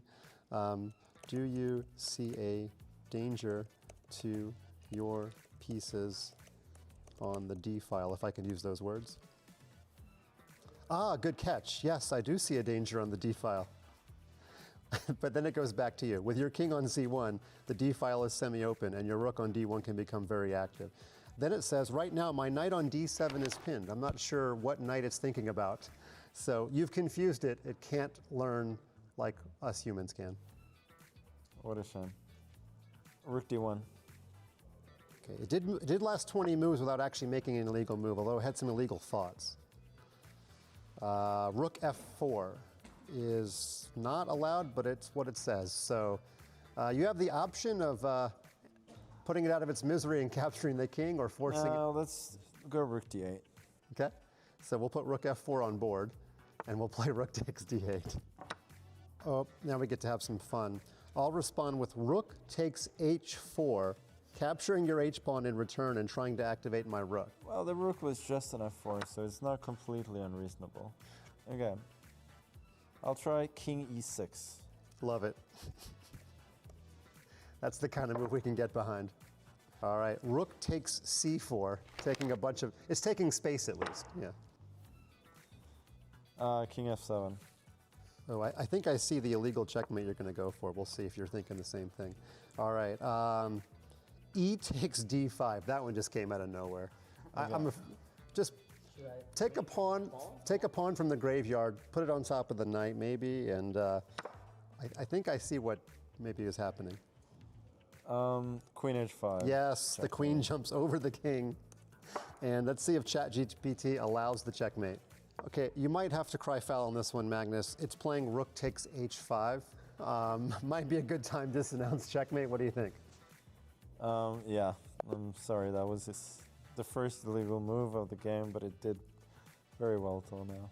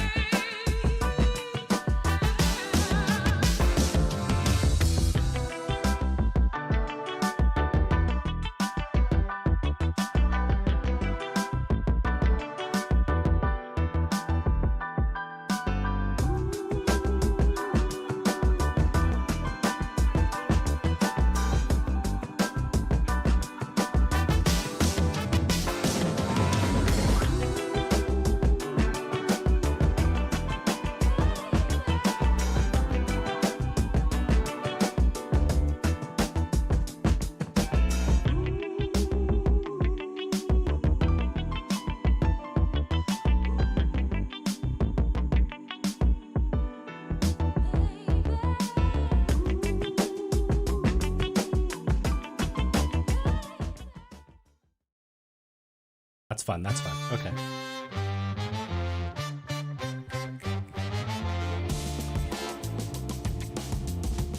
Welcome back to the FIDE Grand Swiss and Women's Grand Swiss. Board 1 in the Open has ended in a draw. That's the game between Alireza Firouzja and Anish Giri. And that's big news for Board 2 because Vincent Keymer, who is pressing Mishra-Vachier-Lagrave, if he could get the full point, he will be sole lead. So suddenly the pressure ramping up a little bit, Judith. This is fantastic.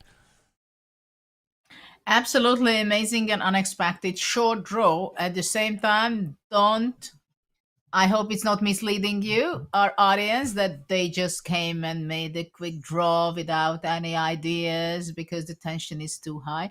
No, contrary. They did play a very exciting game. They played more than 2 hours of play, and it was only 12 moves, but with some great idea behind the moves.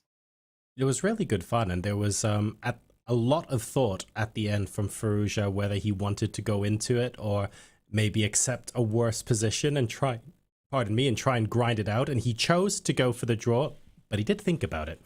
And I think that's important to mention. I'd like to head very briefly to a board outside of our top 10, but a very, very fun game here. Of course, a world favorite commentator in John Ludwig Hammer is playing in the tournament as well. And what caught my eye about this, Judith, and we'll get to go back and take a look, is that there were several unbelievably impressive moves in a row. Not just in isolation, but this is building into a great attack. Fine. But yeah, this combination is just fantastic. Yeah, I think he just was enjoying himself finally in this game after knight g5 threatening mate. Black's only move was g6. But look at that. Black did not develop yet. So this is a beautiful, nice example of what happens if you're not paying attention to your development. White king was not castling. It's on f1, so the rook on h1 will serve very well the white's play. Knight h7, sacrifice, giving up the knight. Because if king h7, then h5 is a deadly dangerous attack. After that, h takes g6 cannot be stopped. Okay. So instead of king h7, black went bishop g7, h5, of course. Does it matter? Not giving, not going back with the knight. It's there. I gave it to you. Take it if you want. g5, h6. I'm not taking any knight away. And the beautiful continuation. Queen f5. So there is not much to do for black. More the best move again. It's kind of the resignation, I believe. Because after g takes f, there are several options, but maybe one of the simplest to go gf. And now there is a new avenue for the rook to be useful. So Nice is there game. an alternative to g takes, or is... No, you can't really get a piece onto f6. You've got the pawn on e5. They're completely blocking everything Well, else. I would say knight g5 is also not a bad move, giving a threat of queen f7 at the same time, queen h7. But I think g takes f4 is the most elegant.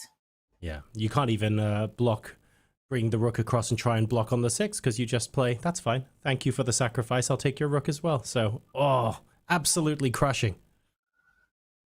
Absolutely. So that's the, see, that's the kind of game, that's the kind of maneuver that we have the brass band playing for at when we come back from the break. That is delight. There you go. Thank you, Big.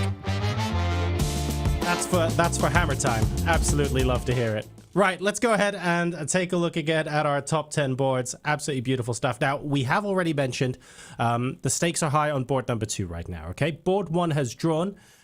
Even if board 2 draws, they'll all be joint leaders, but Vincent Keymer is the one pressing to try and find some sort of decisive advantage that would allow him to be sole leader of the tournament. You've heard that from us. That's great. We'll check in on that in just a bit. The question now becomes, which of the players that are half a point behind might try and join them? Because if they draw, this gives the rest of them an opportunity too. So let's take a look now at the rest of our top 10. And maybe decide where to go next. Well, I what think is catching our eye?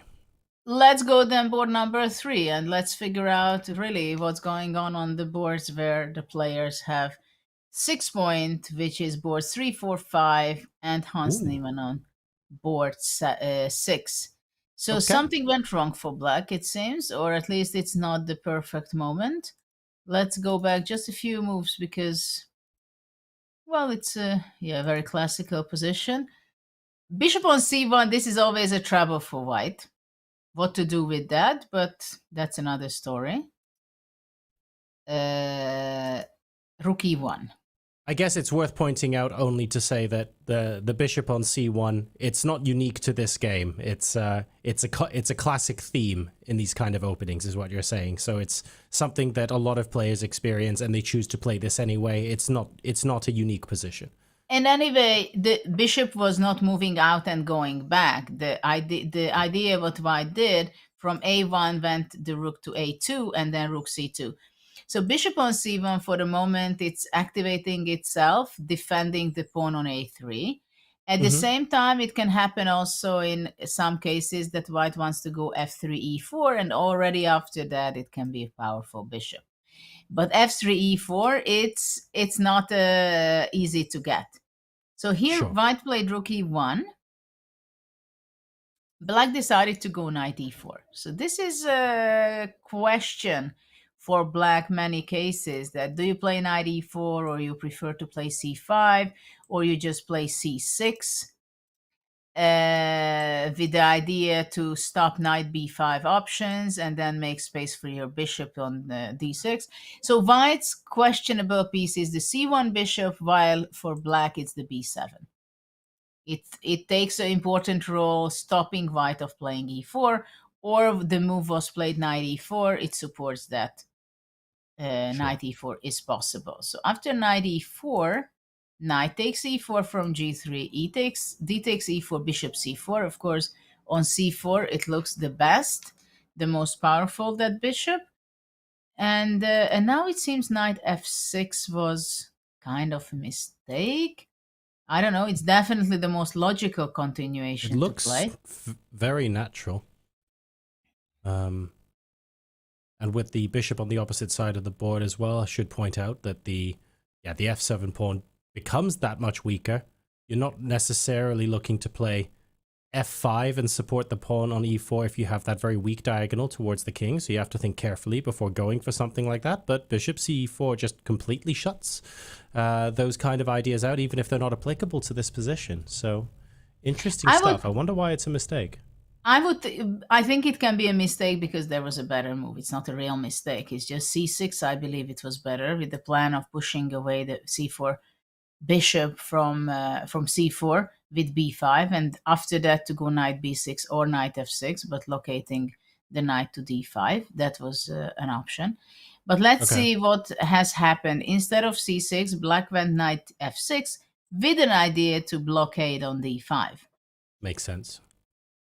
But now my first question is, can white go d5 himself, not allowing knight go to d5, and also later on white can be planning already his bishop move to b2. I can reveal that we're going to find out, because that is the position on the board and d5 has been played, so white certainly thinks so. Yeah, I think this is the most critical move for black, because now the question is black going to play c6? How good or how bad is this move?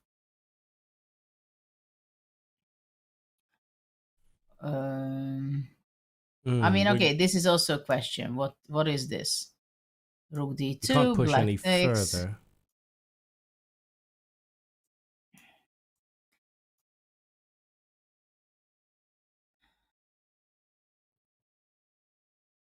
Well, probably this is just completely fine for black. It's just absolutely no problem, to say the least. It's no problem. So let's see after c6 what white has in mind. Is he going to be taking on c6? Bishop c6. Too many pieces in the way, no easy discovered attack. Well, white can go bishop b2. I mean, we were talking about this, that is a nice spot for the bishop. I mean, the c4 bishop we very much like, right? We're happy with that. Yeah, that's in a great place. I mean, it looks like a pleasant position for white. You could even sidestep with the queen to squares like e2 and play a rook out to the d file if you want to, but you don't even have to do that. I was thinking to go rook d2 and then bishop b2, not to exchange the queen. Okay, yeah. So this is also something to consider. Completely sensible idea. Also, in some cases, either knight b5 or go knight e2 and then knight d4, because this is vulnerable, unprotected. Okay, so I believe Yu Yanji has a pleasant situation. It's not easy for Arjun.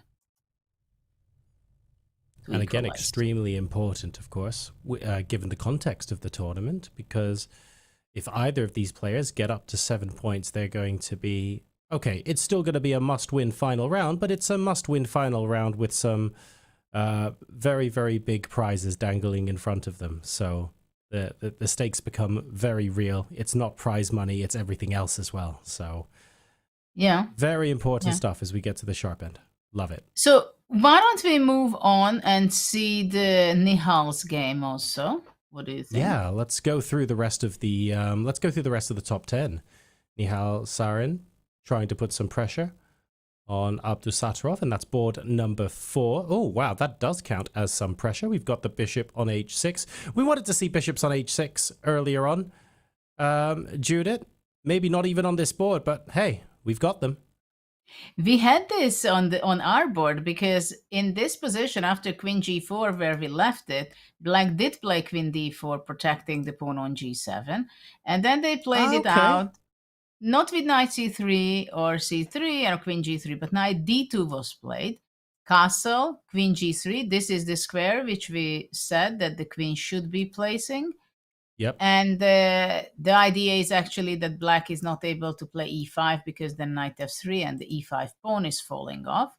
So for this reason, I guess, black went f6, c3, queen e5, queen c5, e5. So this is important to block and not to allow. Like this is a typical position, you know, white to move, white is better, black to move, at least equalizing with the same move. So it's the space battle, right? Black plays e5, black is super fine. White plays e5, white is taking initiative and the advantage, clearly. Bishop d7, knight b3. I would go to e4 somehow with my knight. That would be my spot. Very interesting that he went knight b3. The first comes to mind is just simply take on f6, takes a knight e4. Knight e4 then. Look at this square on d6, bringing the bishop into play. Well, okay, I guess in this position, simply he had what to do, what is the best. I have a great position, fantastic position, this is good, that is good, and then you make not the best choice sometimes. Sure. The problem is that knight on b3 is famously not standing well. It's not a good spot. But black went queen b6, which was not the best, it seems, bishop h6. So white wanted to be very aggressive, not taking on f6, giving this very strong idea to attack. And after rook f7, rook d1. So you see Nihal is playing moves with a tempo. Like I attack your queen, you move away. I threaten mate, you defend. I'm bringing my rook, I attack your bishop. And sometimes you do this for 10, 12 moves to your opponent and they collapse because it's just so frustrating that it's continuously white who is asking questions. White has a huge advantage, by the way. And it's one of those positions where the more you hammer at the position, the more you realize you're in a place where actually the piece coordination doesn't feel that great. If you take a look at where black's queen is targeting versus where the dark squared bishop is, for example, the rook's on f7. I get it's important that it's defending right now, but it's going to take a while before there are long-term prospects there unless the g-pawn disappears. Exactly. The light squared bishop staring at a pair of pawns. The other rook's on a8. And if you compare all of the pieces on the board to their equivalent pieces, the white counterparts, white has more activity, white is more coordinated, and white has more potential tactics on the board. And if you play a move like, I guess queen c7 might be a sensible move now, or rook d8. Queen c7, I'm immediately thinking about bringing the dark square bishop back to f4 and renewing some threats and making you move even more. So it's very unpleasant here for black. What I would say, though, is just because it's unpleasant doesn't mean, oh, black's losing the game or anything like that. It just means that black needs to be precise. Well, black is suffering in this game. This is what we can say, I think, without exaggerating things. And he went rook d8. Okay.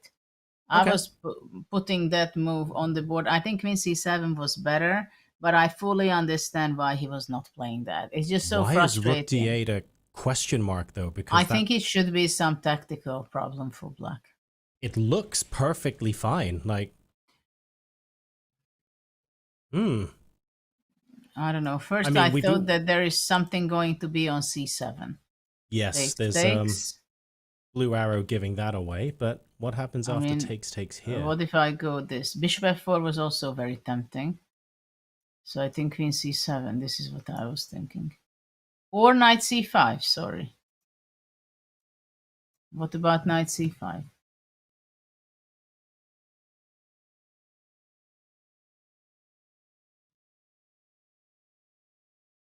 I mean, it looks disaster for black. Black's getting tied up in knots here. Yeah, because for example, if queen b2, I think I can go rook d2 and rook d1. Win material. Yep, you're just focusing on the light squared bishop here. It's very, I have an idea. I'm just going to roll with it. And what can black do? It doesn't look like black can do much to stop that. But I think Now, that's knight only if e4. queen takes on b2, though, right? Is there another defensive move there that stops that? Well, it looks bad. This is what I can tell you. Maybe not. I mean, the queen is so much out of play also. I mean, you have to think about it if any moment it's going to be trapped. With the I mean, knight the problem occupying... is if you go bishop e8, I take, and queen b8, I think. What you want to be able to do is you want to play c5 yourself as black so that at least the queen is looking after the square, and you can't do that because the white knight is occupying c5, so it's doubly annoying.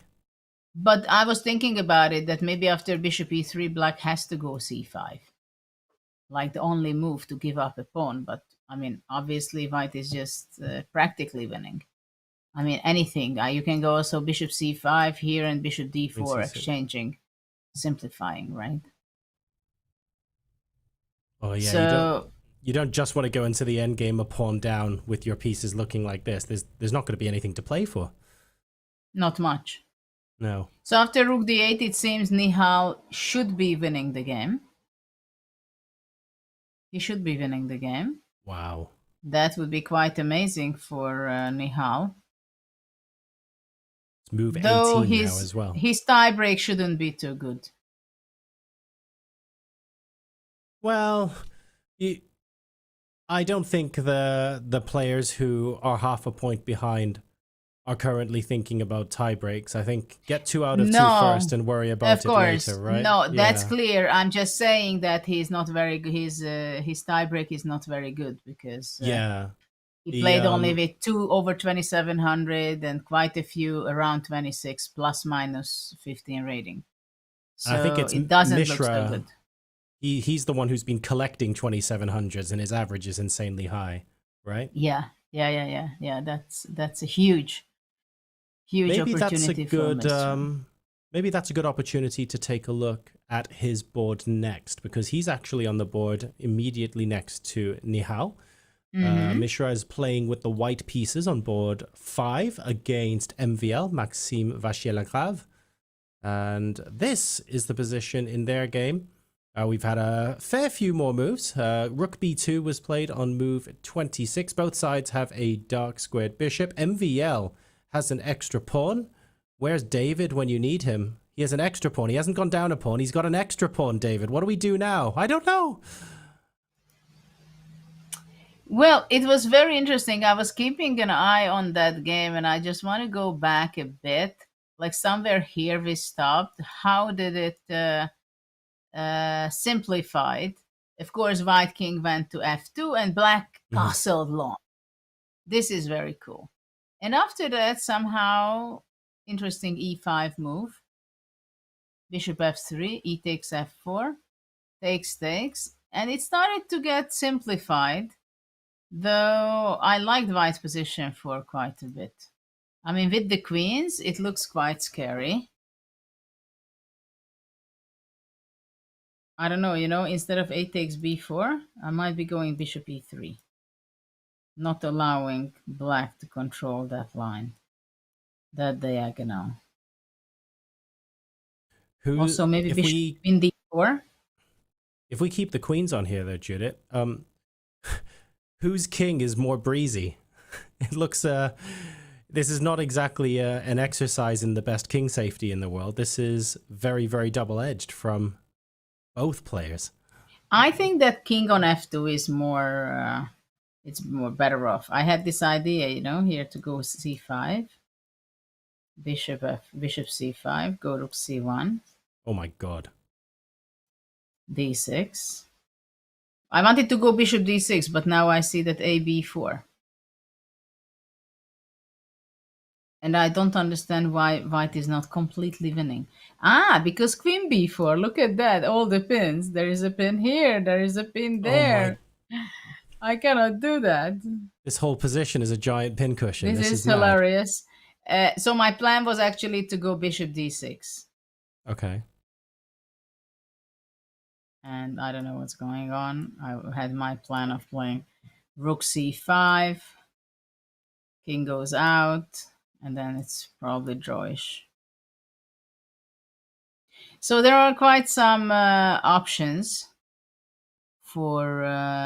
okay, so here, after c takes b4, white didn't find better than takes on b4, bishop b4, queen d5, and started to simplify the position. Okay. Understood. There is an extra pawn on the side of black, though, like the... Why not queen d4? To what extent are we feeling like that could be advantageous? Can MVL try to make that count, or is that just dropping off soon? In which position? Oh, on the current position. So once the dust settles, okay. So takes d6, rook b2. Because you know, I don't think black should be or can have real question and problem. I mean, of course, for white, white's next move can be bishop d2, simplifying, and then the a5 falls. So I think it's still, black has to be careful quite a bit, but it shouldn't be anything special. I mean, I think black can go king d7. Makes sense. d2. And let's say I just go bishop here and, I don't know, rook b8.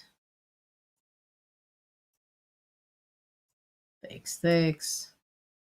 I mean... And there goes the pawn. Yeah, I mean, you go ahead and then rook b2. Maybe also f5 is possible, by the way. I would also think of this. Or rook d3 was the other option.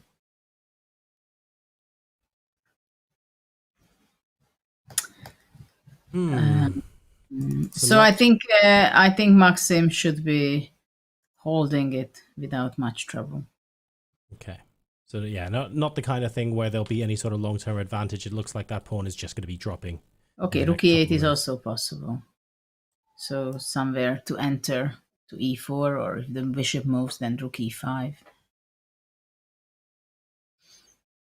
So that would mean that board number 4 with accurate play, MVL also having an additional half an hour on the clock.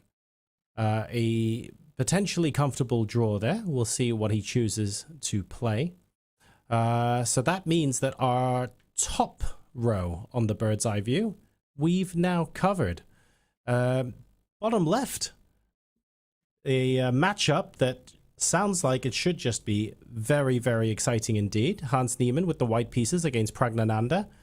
Both players have had some very exciting games, I think it's fair to say, in the Grand Swiss so far. Let's take a look at how today's game is shaping up. Absolutely. It's a great choice to pick that game. For the moment, white has a pawn up. At the same time, black is blockading pretty much the important pawn on d3, having the bishop on d4. And for the moment, the queen is strongly supporting that bishop.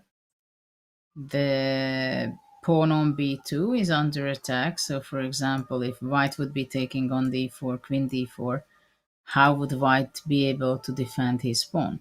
So this is not something white is looking for at the moment. So what can white look for is maybe to go rook c1. And if black takes on b2, to go rook c7. And then suddenly white's rook is very active. So after rook c1, black could be, for example, taking on e3.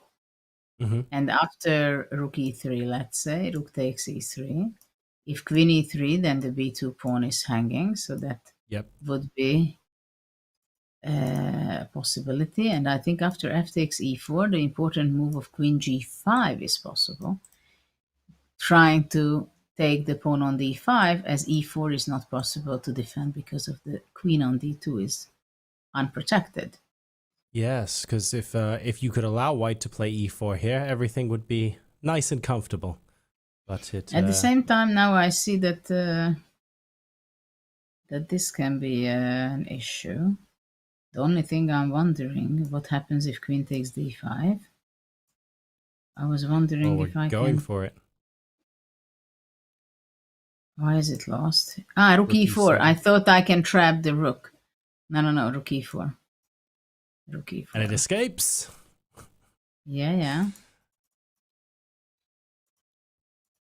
So then, well, if it's a pawn, it's not good for black. So after rook c1, maybe black would just go rook c8, you know?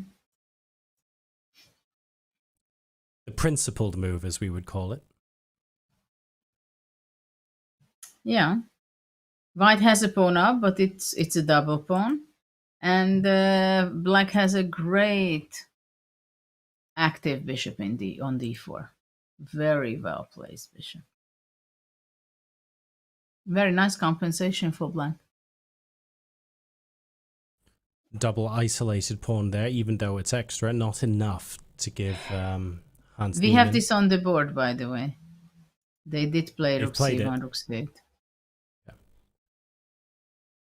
Yeah, so not enough to give a huge amount of advantage or anything like that. It looks like the compensation for black is adequate to hold. You can't really break forward anyway with those pawns on e3 and e5. They are causing some problems for the light squared bishop, though, to be fair.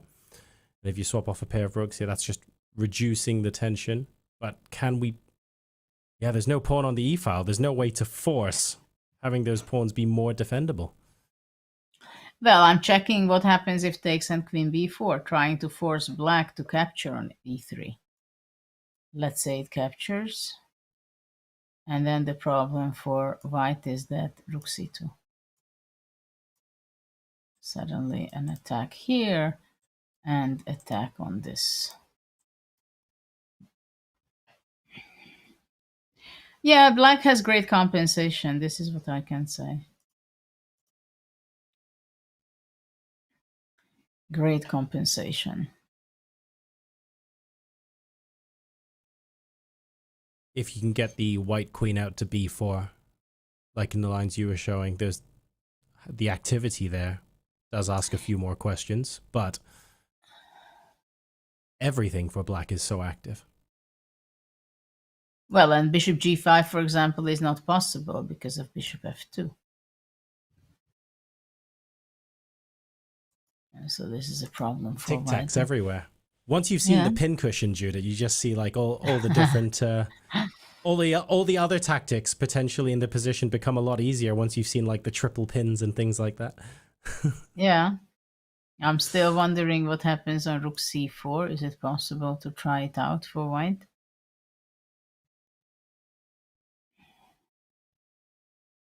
I don't know if black is going this direction, but let's say it's possible.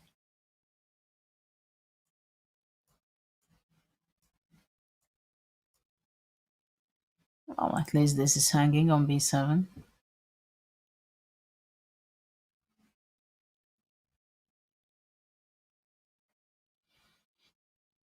You can, I guess, secure it with... Is bishop c8 such a silly move? Because I'm looking at, if you can't play the bishop to c6, you can't play the bishop to b5 because white just has fantastic pawns there, then maybe it's just the most useful on c8? Well, I was also thinking about it not to go passive and give up the pawn, you know? I mean, this is also something to okay, yeah, and just push forward. think of. Yeah, takes, and bishop d4, let's say. And look for compensation. I mean, white has an extra pawn on a2, but there is so many activity you know, I mean, great compensation for black. Great compensation. Okay, so Interesting. this game seems to be pretty much enough Should be compensation for black. Shall we go down and look at the next board? Because we have Captain Prep, Jan Nepomniachtchi against Nordibek-Yakubboev. And we saw that game earlier on, but in a position where Jan had more than a minute 45 on the clock, I think. An hour 45 even. And actually that time advantage is now starting to potentially pay. It's 53 minutes plays 22. So you keep extrapolating downwards, you keep asking a couple of questions. Before you know it, it's going to be something like half an hour playing 5 minutes if you're not careful. Yakubboev needs to really be watching his time management here. He has to, but I want to go back a little bit at this point where Nepomniachtchi was kind of playing and teasing his opponent, that he gave this opportunity playing knight c4, take it on f3, and let's see what's going to be out of that. I think rook f3 was enough compensation, but black decided to go bishop f6, blocking his rook. White went rook d1, b6, so black decided to play very solid. Actually, bishop f6 was against the d4 move. But as we see, it's not completely stopping d4. e5, a nice pawn sacrifice by Jan. And after that, white just gained back the pawn. And with the white bishop standing, of course, white wants to keep both of the rooks, and now rook e8 is not possible because everything is changing, exchange, and the g7 pawn is still under attack. So black goes rook d7 to defend against rook e7 check. And f3, knight f6, h4. White has a very pleasant position, I must say. At the same time, the question is, why should it be so awful for black? At some point, black can go knight d5, for example, asking the bishop, where are you going to be placed after that? Also, question, for example, what about rook e8? Why is it so bad to try to exchange a pair of rooks? I think this benefits for black, clearly. After that, black can go knight d6, knight f5, or knight d6, knight d6, knight c4, looking for some play here. I don't see the big issue for black. So this is one way of playing rook e8. Another way of playing, I think, knight d5 immediately, pushing away the bishop.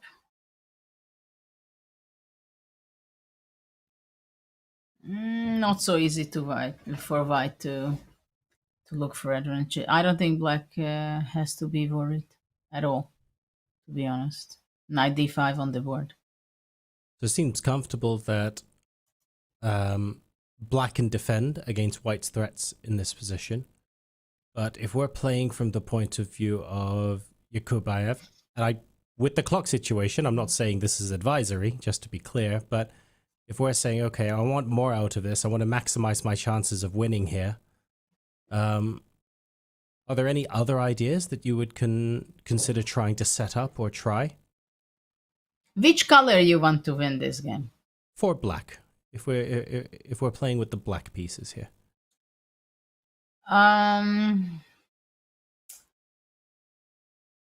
Real chances? I don't like the fake ones very much.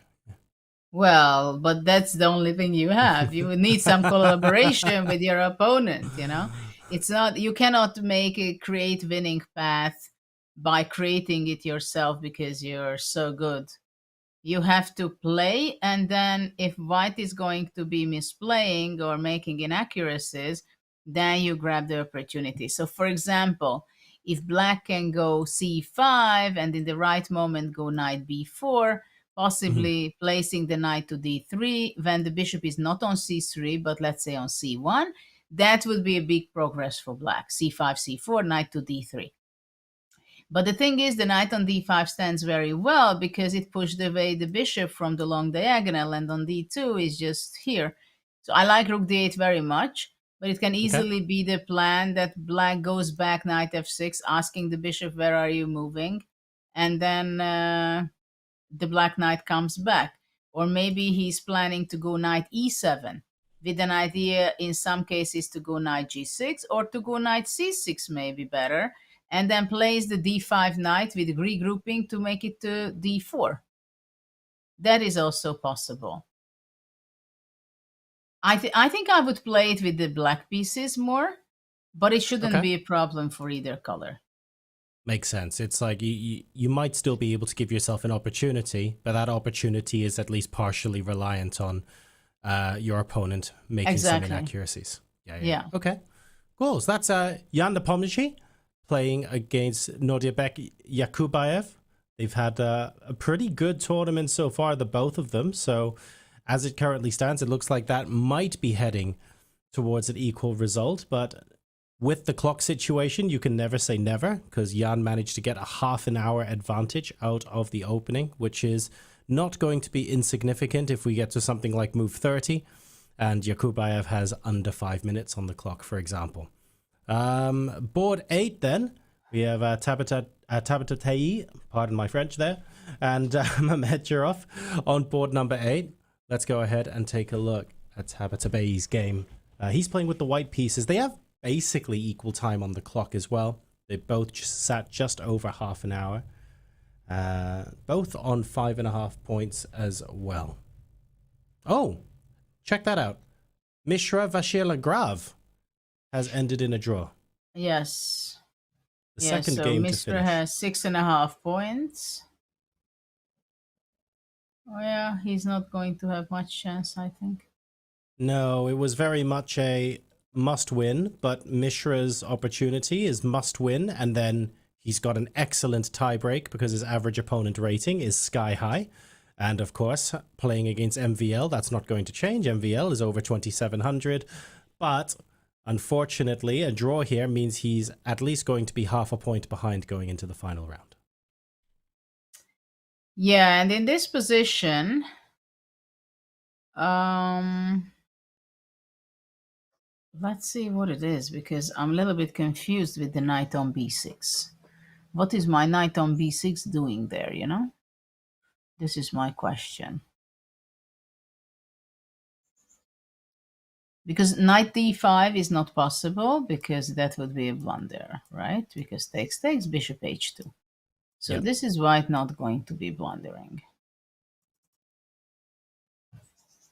White can try to exchange the bishop from a4, but also from d3. This can be also possible, trying to force c4. That would be fantastic for white, because I could go here or there, but the d4 square would be freeing up for a bishop. So bishop d3, bishop a4, bishop a4.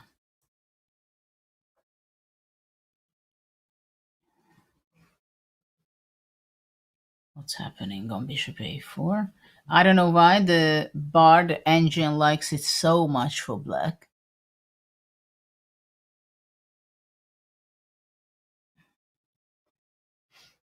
Interestingly enough. Yeah, because it's the evaluation bar swaps from edge for white to edge for black as soon as you do that, but it doesn't look like it's making a huge dent in the position. Yeah, because bishop c7 is not possible to bishop c5, so I cannot kick out the knight there. On bishop a4, I think white is just going rook a4.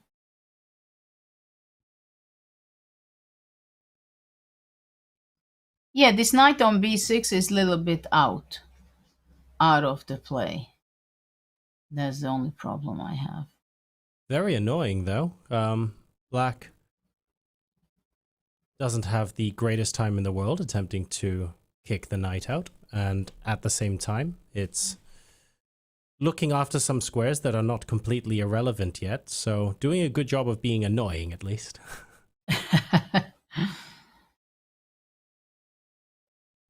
Yeah, I don't understand why is this so fantastic for white. Oh, black can go rook e5 and then play queen e7. That is a possibility. Go queen e7 and bring the rook.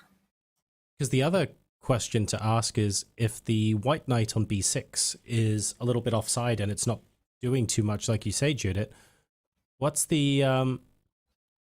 It feels like the plan to rescue the knight and bring it back into the game, it's going to take a lot of moves to do that convincingly. There's no 1 or 2 move way to guarantee being able to maneuver the knight. It feels a little bit tied down.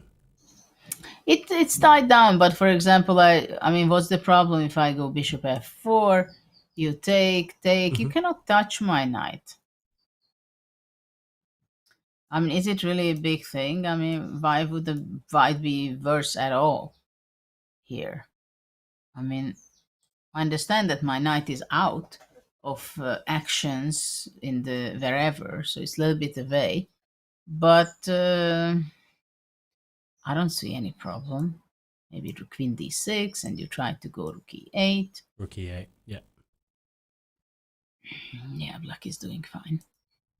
So okay, bishop Knight's a4 on an was... outpost, but you want to make it so the knight's irrelevant, right? If you just attack elsewhere and say, yes, okay, I can't move your knight, but I want to engineer a position where your knight's not attacking any useful squares, and then ask you, well, what are you going to do about it? Okay, so queen f3 also comes to mind. Ah, the bar likes it for white suddenly. Queen f3. Okay. Yeah, and bring the rook to d1. This d5. Yep.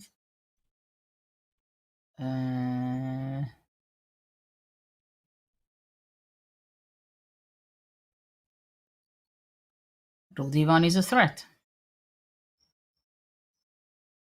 And then it can be a little inconvenience for black.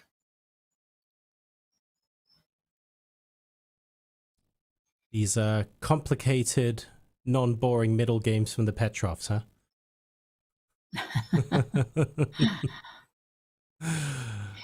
But you know, there are some very interesting stuff going on some other boards. I would be happy to go back on board 2 and board 3 also. What do you think? I mean, board 2 especially is so important for the overall tournament. I think that's going to be one that we have to just keep checking in with throughout the day. So are we happy with where things are at on this board? Maybe, I guess the question I would have is, I understand that the knight on b6 is, okay, maybe white doesn't have to move it and black's going to try and play around it. But if white did want to create an alternative weakness or just find a way for the knight to become more relevant so that we can generate some winning chances in this position, Judith, where would that come from with the white pieces here? Well, first of all, you have no choice. You have to leave your knight on b6 because you cannot bring it back. You're not going to bring it back to a4. It's there. So it's either you stay there or you stay there. I wouldn't advise you to move away because there is not much of an option. So I would do everything in order to put pressure on the d5 pawn. So I can bring it with queen f3 and I can bring my rook to d1 and simply activate my other pieces. And let's see how black can react on that. Can he get rid of my knight? But it means that he has to put a lot of effort into it. So queen f3 is a great active move. Also queen d2 I could also consider, to be honest. That's also maybe possible already with some tactical vision. That's what happened in the game, by the way. Queen d2 and bishop h6 idea. I understand that too. And at the same time, of course, to keep in mind that rook d1 can be a follow-up. Also, not only the move bishop h6, which black has to take an account, but also the more positional idea, playing bishop f4 and exchanging the black square bishop. But of course, bishop h6 has to be keeping in mind. Black would love to be able to play something like bishop back to c7, threaten the knight, allow the queen to defend the pawn, it makes a lot of sense, but the pressure on c5 is also very, very annoying for black in this position. You can't just freely maneuver your pieces to anywhere you want. Yeah, absolutely. Black, if he would have time, rook b7 and doubling the rooks would be a nice idea. But I'm afraid for black that if after rook b7, white can really take on h6. Oh, really? Well, I That don't know soon? exactly. Chess is Maybe a game not of because one tempo, right? no, maybe because of bishop f8 and then you regroup it to g7. So if rook b7, then maybe if I don't have this, I might be playing bishop f4. And the other idea is what we had is rook d1. And just say, hey, pawn, what can you do about yourself, or you give up? Okay, just keep ratcheting up the pressure.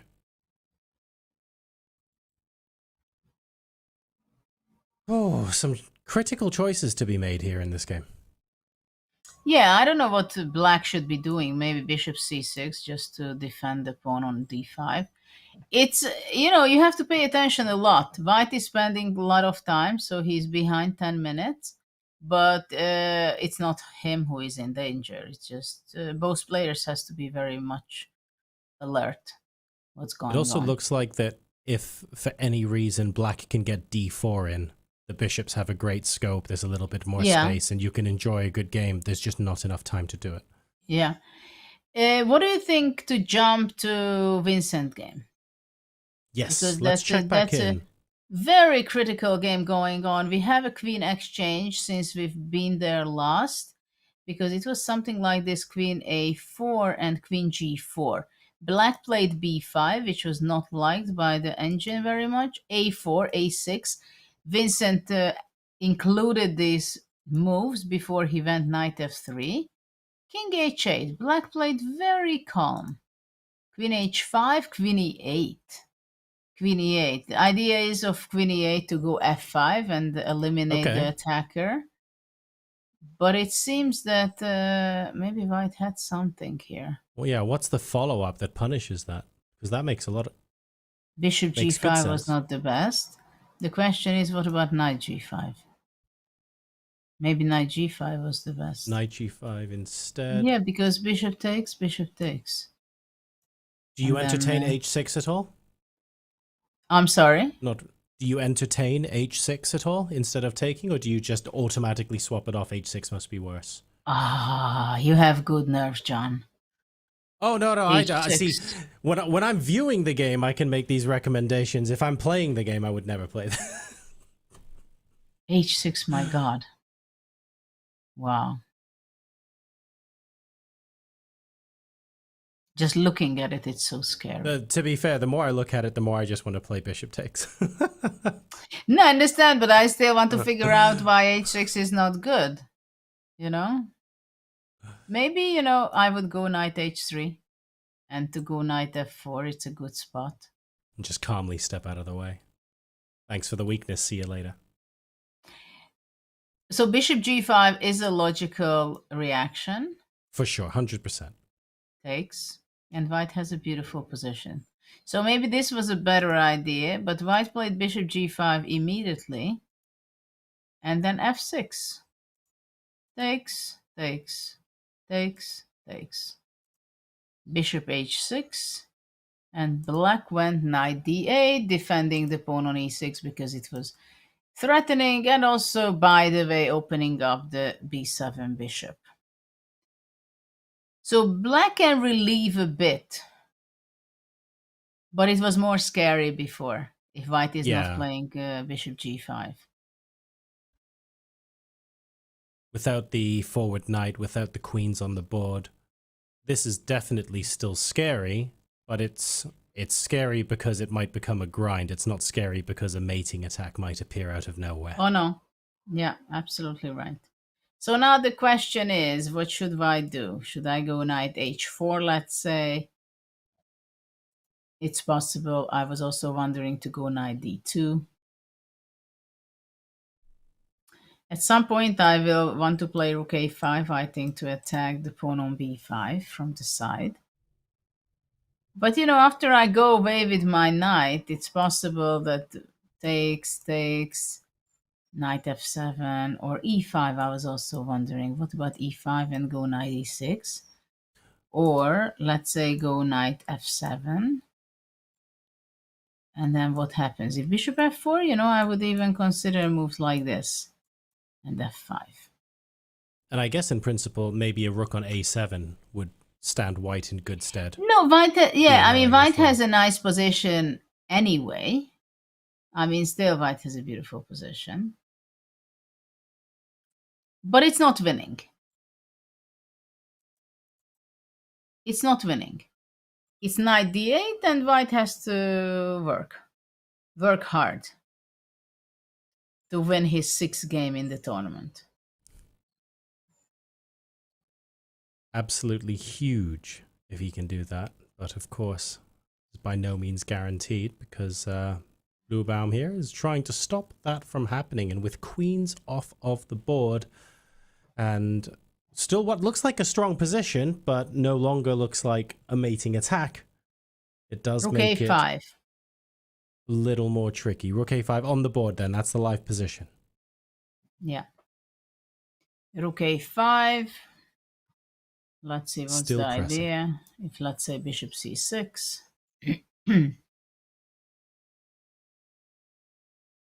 Move the knight, maybe? Yeah, knight d2.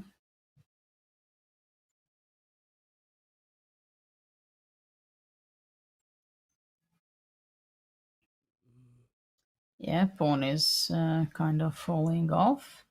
B4. Knight f7. Bishop e3, yeah? Yeah, now B4 doesn't look so hot.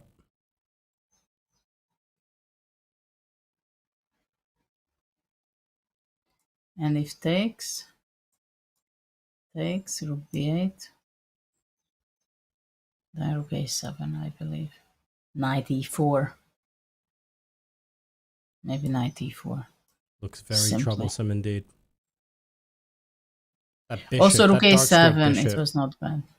it's holding the whole position together, but it's starting to get a bit overstretched.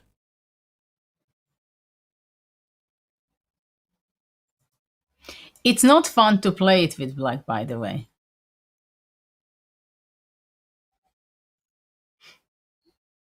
It's quite difficult to play.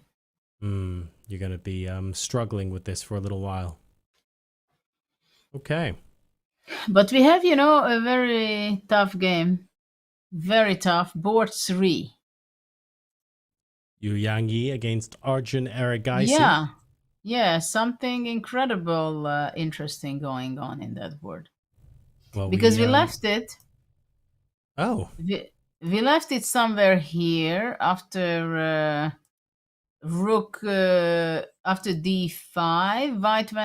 Black went bishop d6, activating his bishop. Rook d2, bishop e5, knight b5. Of course, that's where the knight belongs. Rook b8 because of all kind of knight a7, I believe, and c6. Preparing c6, a4. Wow, making space for the bishop if necessary. Queen d7, and it seems blue like arrow now shows up. Now d6, it seems to be that it looks really powerful. But he did not play that. He went bishop a3 first, and after rook ed8, white went d6, c6, knight c7, and this is the position. But that d6 pawn is quite something.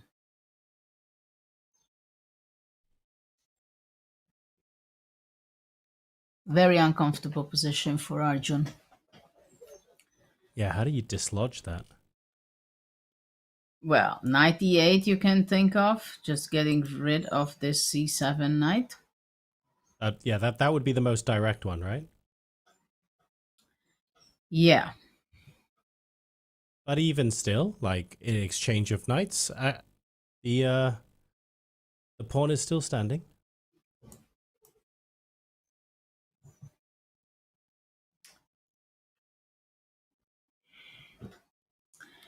Yeah, the question is how can black get rid of that? Okay, it's I was also a question looking- how we can move forward. Trying to figure out if there was a way to play for black to play c5 and block the dark squared bishop's view of that pawn, but the rook's already on d2, so even if you step the queen aside and bring the other rook there, actually that the pawn is still not falling, I think. So not an easy question to answer, and if you manage to push c5 for any reason, then you have like bishop b5 shenanigans showing up all over the place, and Bishop c3 is threatening. Sorry, so I should be going somewhere this. b5, b4.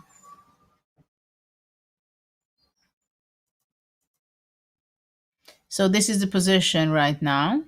Knight c7. Actually, it's an exchange sacrifice, by the way. Because after bishop c3, I think white is just playing threatening. Takes, and then at the best point, bishop b2 comes after queen d4. oh yeah, saying I don't really mind this position because my bishops are better than... That is... Oh. Knight e8. Simply queen d4. Or queen c3. And then bishop d2, b2.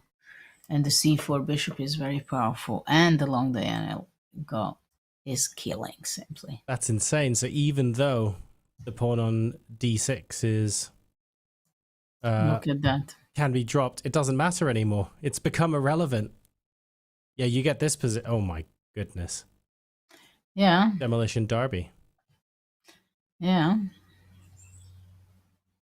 Okay, so of course bishop c3 is not possible. So it's not a real exchange sacrifice, but it's clear that black cannot take that because the e5 bishop seems to be the most important defender in this position. This is kind of a statement. Very dangerous for calculated black. all of that out. Exactly. Yeah, I think you put it beautifully. It's a bit of a statement to say that Yang Yi can afford to do this in this position because it's white tying black up, not vice versa. Bishop c3 is not a move you should be considering. So it's wow. Yeah, very good statement move. Yeah, well, white has a clear advantage, no doubt about it, but still, Yu Yang will have to make some strong moves. On, what do you think going to Nihal's game again? Let's take a look. So this... White still has a great advantage. Board 4, here we go. But at this point where we left rook d8, white did not play the best move. Because bishop e3 was played, and then he allowed the queen back to c7, which was... Here we were looking e takes f6, you remember? And Yes. that was just a killer takes, and then pushing back the queen after bishop e3, and the c7 was a very crucial weakness for black. So in this position, now we have this. There was an exchange of bishops, which is still a fantastic position for white. I mean, the d6 square is an incredible weakness. But okay, Nihal misplayed it a little bit. He let it off the hook, kind of. Yes, and I think we had all sorts of variations where we eventually came to the conclusion that if you took the pawn on f6 first, black was going to have to play something like c5 to try and keep the position together. But because you didn't take first and you play bishop e3 straight away, actually allowing black to play bishop c7 is the breath of fresh air. Yeah, that's the breath of fresh air that black needed to stabilize. And okay, it's not like things are looking rosy, but certainly they look a lot less unpleasant than they were the last time we checked into this position. Yeah, black can be still staying in the game. Oh, so much to play for here, folks. Remember, it's round 10 out of 11, so a big statement win today will allow one of the players on the top boards to leapfrog their way into the lead of the tournament with just one round to go.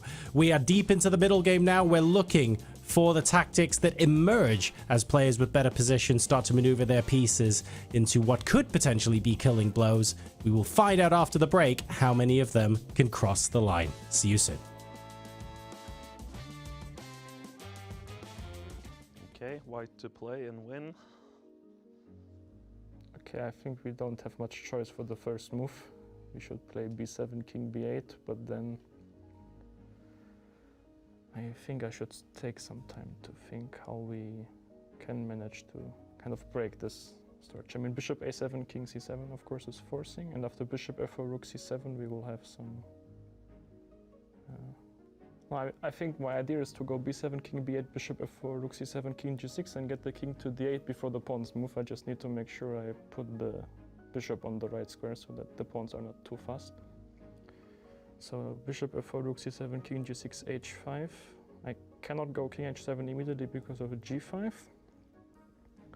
So if I go to h2, there will be h4, king h7, g5, and no, this I cannot do, so I will probably go to e5 or d6. I'm not sure that makes a difference. Let's say I go to d6, h4, king h7, h3, king g8, h2, bishop h2, g5, king f8, g4. I think I'm missing a tempo somehow. I'm not sure how I'm going to win this tempo actually, but there should be some smart way. King's already on f8? Yeah. Okay, then I just play some bishop e5 for bishop d6 and then move the king. Yeah, my mind that was... Does it matter where I go? I think. It has it as bishop e5. Yeah, but yeah, Levon side it probably works with bishop d6 as well. Yeah, but yeah, Levon side it probably works with. Yeah, it doesn't qualify as a study then, but still it's a nice position. It's a bit disappointed. And then we take one. Yeah, very good. Impressive.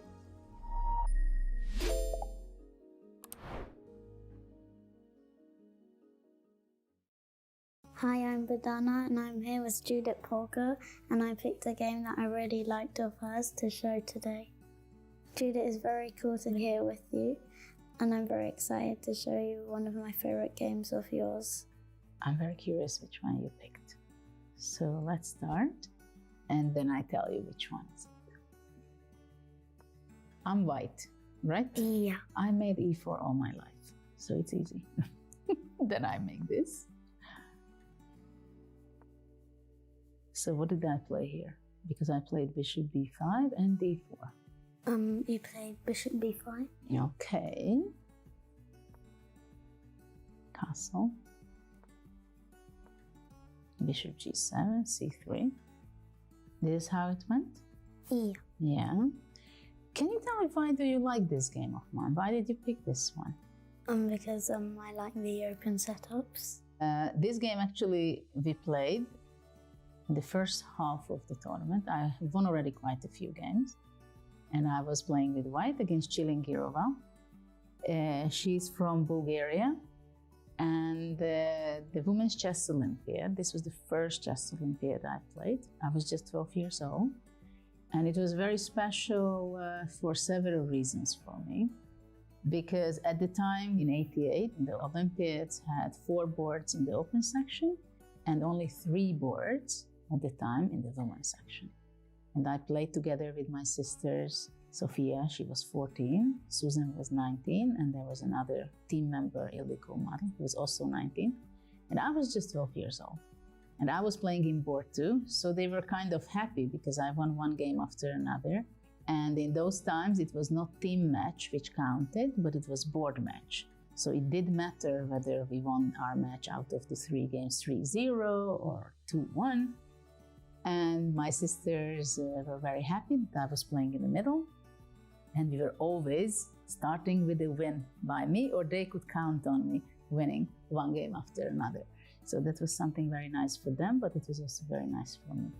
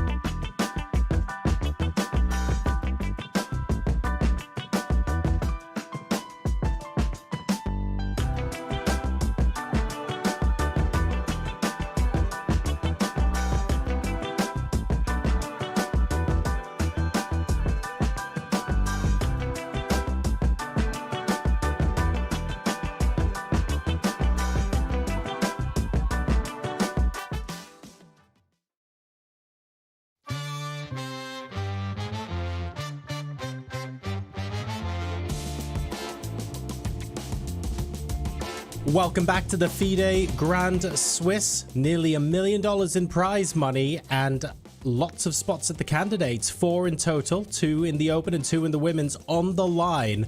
And this is the penultimate day of competition. If anyone wants to try and surge ahead and claim one of those spots, today is the day to make it count if you want to be in the running heading into the final round. And Judith, we've seen some players take some pretty strong chances today, and we love to see a little bit of risky play on the board because we want to see people push for those decisive games. Some of them have been really interesting and have led to some good advantages. Others have fizzled out a bit. Yes, indeed. There were some sharp moments, for example, in game 1 between Alireza and Anish, but it finished very early after move 13-14 with the repetition. Anish sacrificed the piece for that, so they finished the game and the day very early so they can recharge their batteries and come tomorrow with full play and mindset. And then the other game with Vincent, for example, it's very interesting. There are ups and downs. Very important, of course, to be able to come to the board fresh. I think we were talking earlier in the tournament about how if you play a really long game and you're absolutely drained, even a rest day at that point doesn't always recharge your battery. So there is something to be said for the game ending peacefully a little early on. It wasn't an agreed draw by any stretch of the imagination, though. There was lots of fight, a very technical position, and this is how things currently stand. Now, I should mention that in the games where you see a result, the points have already been added on. Okay, so Firouzja and Giri are on 7 points now. If Keymer or Bluebaum win their game, they will leapfrog ahead to become sole leader of the tournament. If not, they will stay on 7 points and they will be at least 4 co-leaders. So that's how the top 10 boards are currently looking. Still all to play for. We could have just many players on 7 points, all co-leading going into the final round. And the amount of calculation we'd have to do there would be quite substantial. Well, there are, some interesting calculation has to be made, I think, after tomorrow's round, possibly also. And it's very nerve-wracking for the players, of course, that they understand that there is a chance to qualify, but what happens if, and what happens if the other one plays well? It's a big challenge.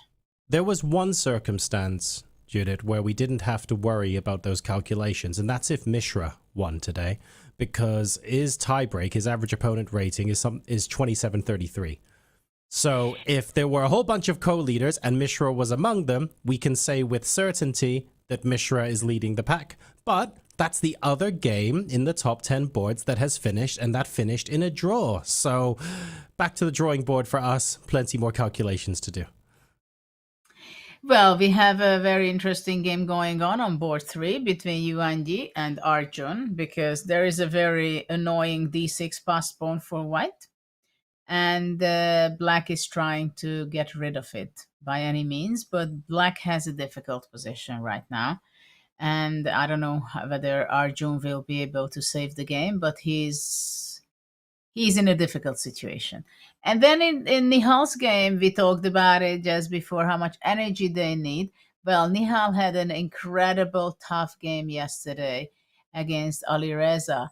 And basically, he was fighting it until 7 hours. And today he comes, he makes a very good opening. And he was practically, we can say he was almost winning, where he started to make some inaccuracies.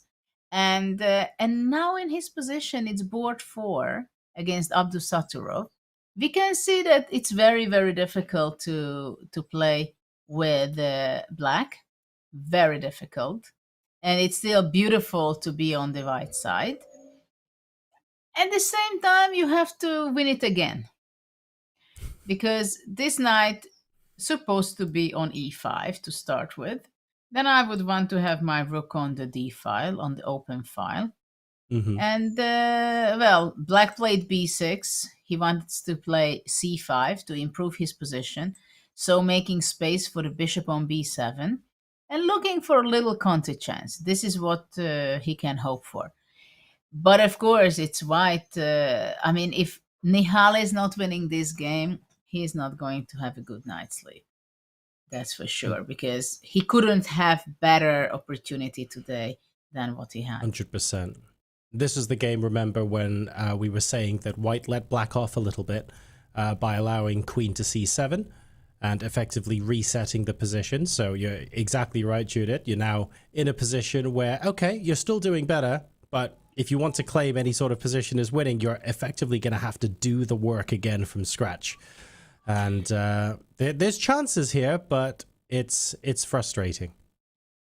Well, the thing is, if before the game Nihal would have asked by anyone, would you be ready to play this game? Would you be happy for that? Of course, he would say, I would give anything for having this kind of position to play. So I think this is what the mindset should be for him during the game, not to think about it, what has been happening, not to think about it, that I had a much better position than this one already, but just look, Queen d4. What do you mean Queen d4? So seizing the d file and saying that if you're going to trade queens with me here, I'm going to argue that post queen swap, I'm the one playing with the advantage. But is that true? But this is a complete misunderstanding. Is it? It is. John, I can't exchange my queens in this position. What do you mean that the queen d4? It's this is what really happened? I can't believe it. I just can't believe it. I can't believe it's white offering. I would just go knight d2, trying to get to e4, or going to c4 and knight e5. But why to exchange the queens?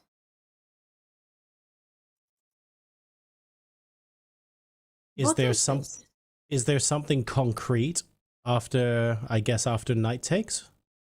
You don't understand what my problem is, yeah? Well, my problem is that black is going to be takes, and he's going to play bishop d7 is also possible. Yeah. But okay, c5.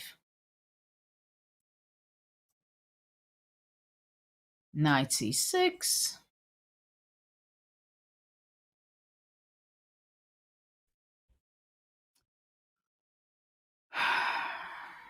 I guess if you had that, You know, bishop d7. Knight e5. Judith, you're gonna like this. Black said no. Queen c7 played. So black is saying, I don't want to swap queens. It benefits you, or there's something better for me here? What was the continuation that black wanted to avoid? Well, to be honest, because he thinks that, okay, if the guy wants to exchange, I move away and then I play c5 with the tempo.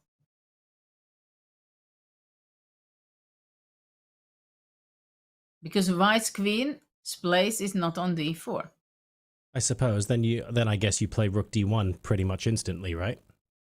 Well, yeah, this seems to be the only sensible move after queen d4. But okay, let's see. Is it so good for white? I go e5. Let's say queen d8. Queen takes d8. Ooh. Takes rook f8. And you're running out of pieces to get so an advantage. So your advantage is gone. Yeah, that's it. You've got nothing left to play with after that. So if you play e5, I like queen d8 is basically saying, yeah, this is just equal. So you can't do that. No, but look at this knight.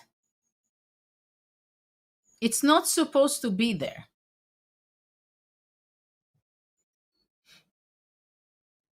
It's not supposed to be there. Its place, it's the least to say it's on c4 or e5 or e4 or possibly on d6.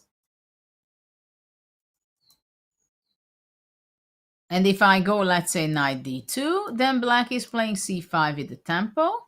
And after that, with black, I'm going to go bishop b7, activity. So I lost 2 tempis.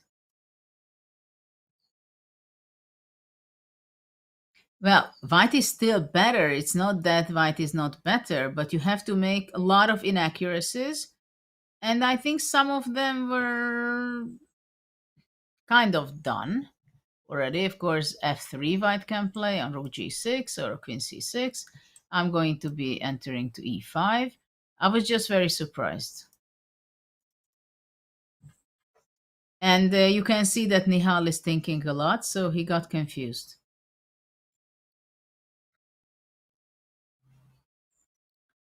He got confused. 8 minutes left to go on move 24 to get to move 40. There's not that much time to get unconfused, if we're being honest. Unconfused?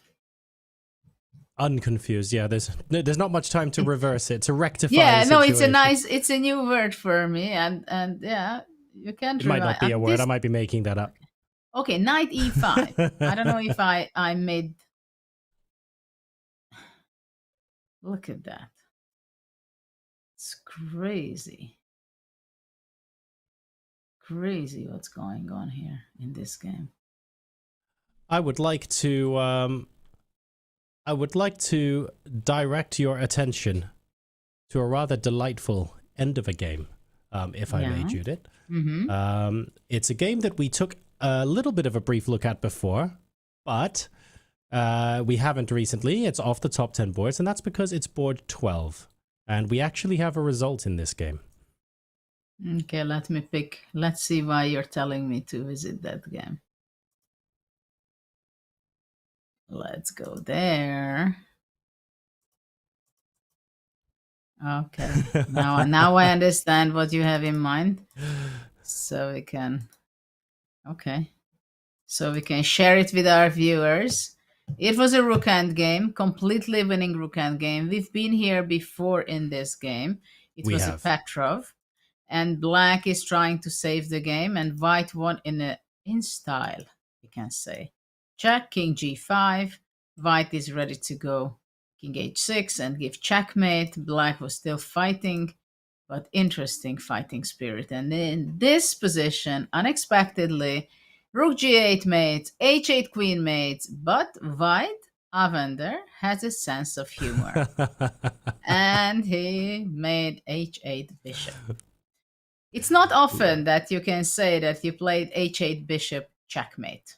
No, I don't think I've ever done that. It's quite a unique sentence that you can say.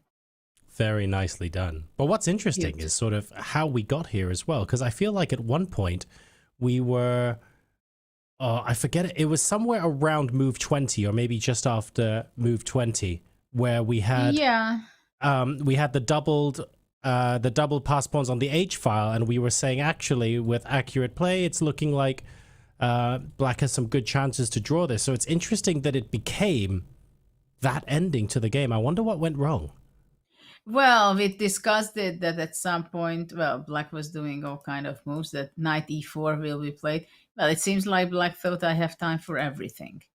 And then when he went knight e2, well, the checkmate was coming. Yeah, it's very dangerous. Just a mating net. Yeah. And then, yeah, once the H pawn captured, these two pass pawns are deadly. Good game by Avender. Wow. And that puts Ewanda Liang on 6.5 at the moment. And as it stands, actually, that would push him above 2,700. Of course, we still have the final round to go, so we shan't count chickens or anything like that. But having a pretty okay tournament here. It's going to be pretty happy with that. He won a lot of games. He won 4 games. One loss and the rest was a draw. Very solid, exactly. Yeah. So if he could follow that up with a victory in the final game would be absolutely amazing for him. But still has to go ahead and do that. And he's got a little bit more time to rest today as a result ahead of that all-important final game. So here are the top 10 again. We just took a look at Nihal's position. I noticed that black seems to be doing quite well in Sindarov von Foreist. I don't know if we've been to that board recently, so maybe we have a quick peek over at board 9 first. What do you think? Okay, let's go there, and then we have plenty of actions happening on other boards as well, but this seems to be a really nice position for Sindarov. Yeah, yesterday there was a upset for Jordan because Anish played a very nice game. Well, yeah, very difficult position for white. Very difficult, having his king so exposed. Black bishop is very strong. White just played rook d1. He cannot take this in the next move either because of bishop c2. So white is probably trying to liquidate the position, but these pawns are so weak for white. And the bishop is just incredibly powerful. Once it comes to e4, it can give such a hard time for white. And because of the pressure from the rooks as well, white would love to be able to move the knight away and play f4 and try and defend there instead. At least there's at least those pawns are connected, but you can't move the knight. Well, it seems like you can barely move anything. You can't move anything. Sorry, being so optimistic from white side. I'm also thinking about what happens if rook e6. Can black do something like this? Well, that would be my follow-up question if I was trying to maybe keep things a bit more balanced, Judith, because white might not be able to move very much, but at the same time, black's rooks are either side of the king. So there's a little bit of a coordination question. Just say, yes, you have a great position, but what's next? What's the knockout blow? What follow-up are you going to do to persuade me not only is your position better, but you can find a way to make it winning as well? And there's still one or two questions for, I think, black to try and answer here. Yes, indeed. Black just played rook h6. Now I'm wondering what is the next move on rook d8, but I believe black just wants to go king f8. Bring the king into the center, and black is threatening with the very powerful bishop e4. Also, bishop g4 sometimes can be very annoying. So it seems like... well, what can I say? The position is extremely difficult to defend with white. From practical point of view, it's like it seems like almost impossible to defend against a very strong player, and Vaishali-Muzychuk is an incredible strong player. So it will be kind of a miracle if Jordan can save this game. 16-minute plays 10. We're on move 31 now, so 10 moves left to play for both players before we get an extra 50 minutes added on. So Jordan only having about 60% of the time of his opponent as well. That's going to become potentially crucial, especially if he's trying to save it and there might be some only moves or some critical continuations that he has to spend some time calculating. Not fun at all. And after yesterday's loss as well, he's going to try and not lose 2 in a row. But Vaishali-Muzychuk, we haven't talked about him as much as we maybe normally would have in this tournament, because if we're honest, the way he started, 2 draws, then a loss, and then a draw. He was fighting his way to try and get to the top boards in the second half of the tournament. But since then, he's been on 3 wins and 2 more draws. So good to see him back here. Really nice to see him have a very, very strong second half of the tournament. We'll see if he can make the full point today. Yeah, absolutely. But this is, it's really so difficult to play this with white. We have a result update from the top 10 boards as well. Mamedjarov and Tabit Tabei have drawn on board 8. So that was fun to look at earlier on. Very, very technical. Not too much coming off the board there. And that very annoying knight planted on b6. But it has indeed ended peacefully. They swapped a pair of rooks and then repeated. Oh no, did they repeat? No, they didn't repeat. It was just after move 30. I'm guessing a draw was offered and taken.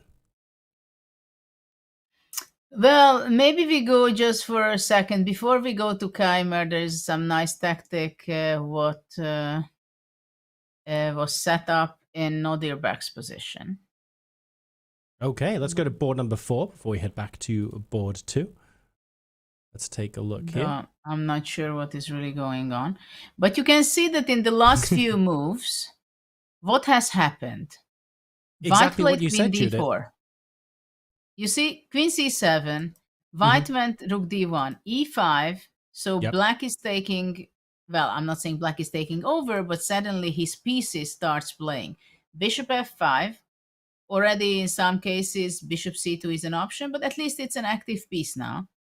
White goes rook e1, and then black goes c5. It's a pawn sacrifice. And now I want to see what is actually really going on, because after queen, I thought at first that rook e6 is the move. Queen d5. And then, you know what? Maybe black is just going queen d7. Some beautiful tactics. Look at that. Queen a8 check. King f7. I don't know if I have told you, just to show you that knight on b3. Yeah, it's not in the best place, apparently. Did I highlight that problem already? Look at this poor knight. It's not doing anything. And when is it going to? It's so far away that it doesn't even have energy to dream to get to e5, not to actually make the journey to e5. And this is Nodirbak, you see? He likes tactics, he likes activity, he likes initiative. And look what has happened just look at that. Now I'm going to jump. Look at this position.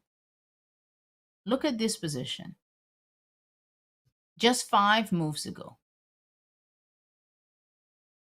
And now we have this position. What an activity for black. Night and day, isn't it? Okay, so knight d2.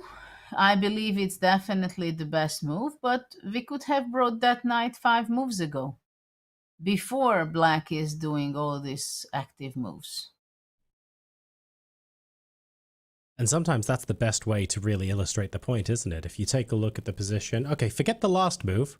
Let's compare this to 5 or 6 moves ago. You tell me what the activity looks like. You tell me what the comparative pieces look like, where the threats are, where the potential captures are. And it's clear that Abdusattorov is very one-track mind, increase activity as much as possible, even to the extent of, I don't mind temporarily giving up a pawn, that's fine. Yeah. And Nihal may be losing the thread just a little bit. No, I mean, it's clear that he's still better, not taking the pawn, but coming with the knight finally back, going to c4 or coming to f3. But for example, to go to e4, he's not going to get anywhere there if black is just going to take, because black will give this e5 pawn if it's necessary and will defend the position. Okay, so I just wanted to jump in here because of the pawn sacrifice. Let's go for the board 2, because I think Vincent misplayed it. Board 2. So completely. This is where Vincent Keymer was really pressing to see if it was possible to try and squeeze a full point out of the game with fellow countryman Mishra-Vachier-Lagrave. And I think it's fair to say Vincent has enjoyed an advantage or some sort of advantage for most of the game right now, but we're saying it's gone awry a little bit. He did have a fantastic position, but since here, basically black started to play incredibly well.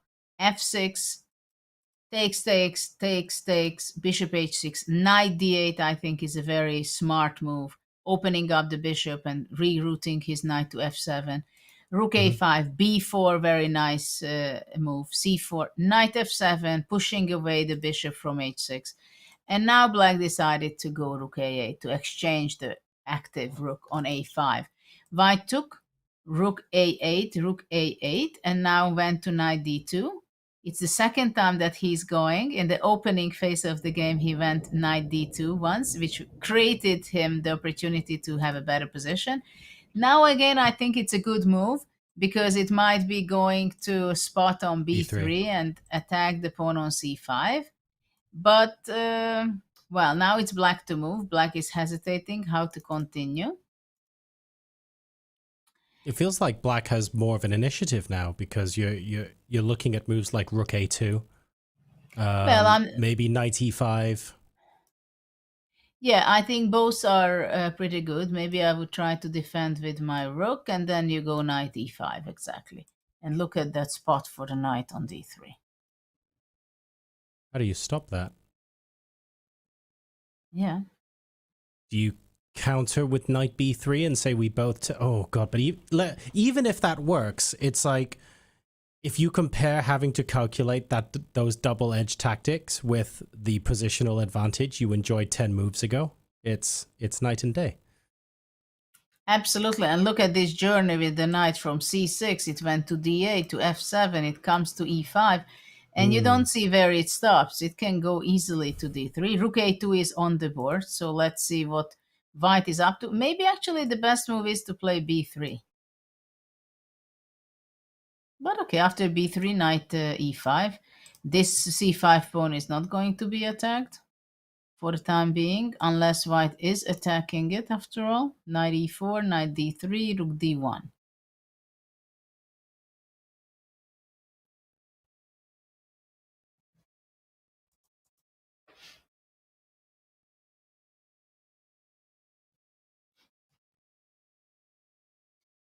Actually, I wouldn't be surprised if f5 is possible.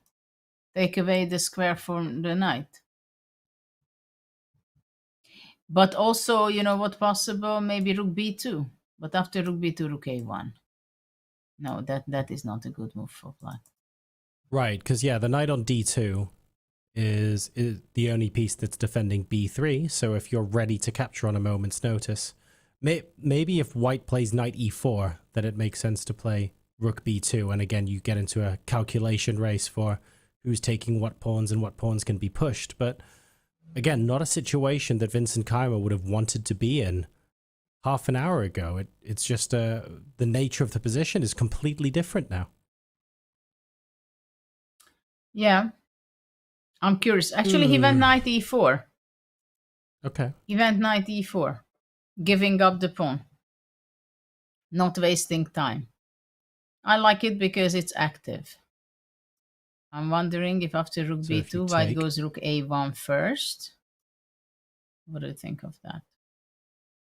This is possible, or just to take. Bishop c5. Takes. Takes. e5.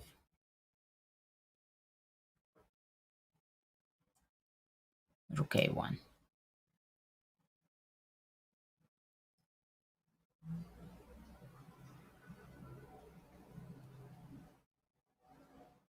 And who the heck is better here? I don't know who the heck is better here, but I know one thing, that Vincent is spending his time. So, of course, he's not very happy with his position.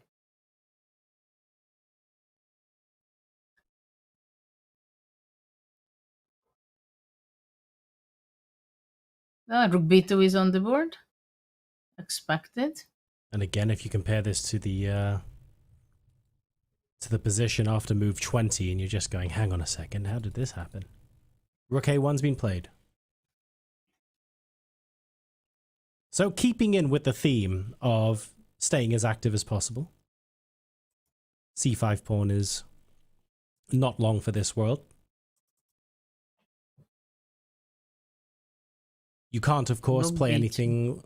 You can't play rook c2 or anything in this position. Don't get greedy if you're black, because after rook a1's played by white, you've got rook a7. So you have to watch out. But where do you see that it was played, rook a1? Oh, I beg your pardon. Is it not played? Ah, my fault. Let me click refresh on my board. It was a variation, and I thought it was played on the board. No, okay, so we might not get rook a1. No, although because rook a1 maybe makes... bishop c5. Well, but rook a1, maybe you're slow. You still have to deal with the rook a7 threat. It makes... After knight e5, there is a check first, yeah? And then okay. Am I hallucinating, or has rook a1 actually been played now? Now it's played. Now it's been played, okay. Maybe I just had the telegraph directly into my brain in advance, in which case I would love the Euro Millions numbers for Tuesday, please, if anyone can get them my way. Excellent. Rook a1. And now, there may be serious threats developing in the near future about whether that passed pawn on b4 might be more than a nuisance. Right now, it's just a nuisance, but it has the potential to become a much greater problem than that in Vincent Keymer's position. Instead of purely pressing for the win now, suddenly things have gotten a lot more complicated. And we say Okay, that so with what 3 minutes happens left to go as well. if knight d6?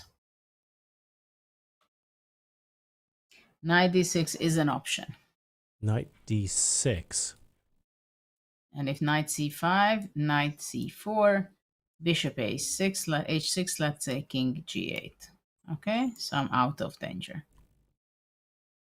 If in this position, not knight c5, but knight d6 takes, rook a6,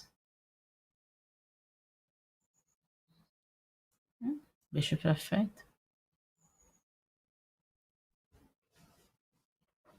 Is White so happy with this?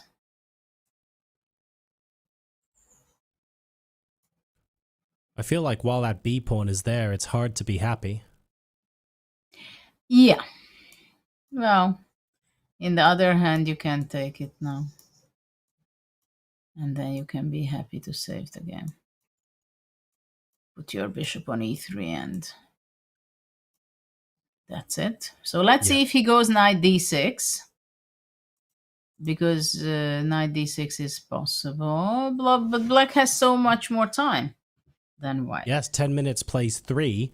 And they've got 8 moves to play until the time control. So if there is a move available in the position that's actually putting the pressure back on white and forcing white to make some critical choices to continue the game, actually it's now Bluebaum potentially putting the pressure on Keymer.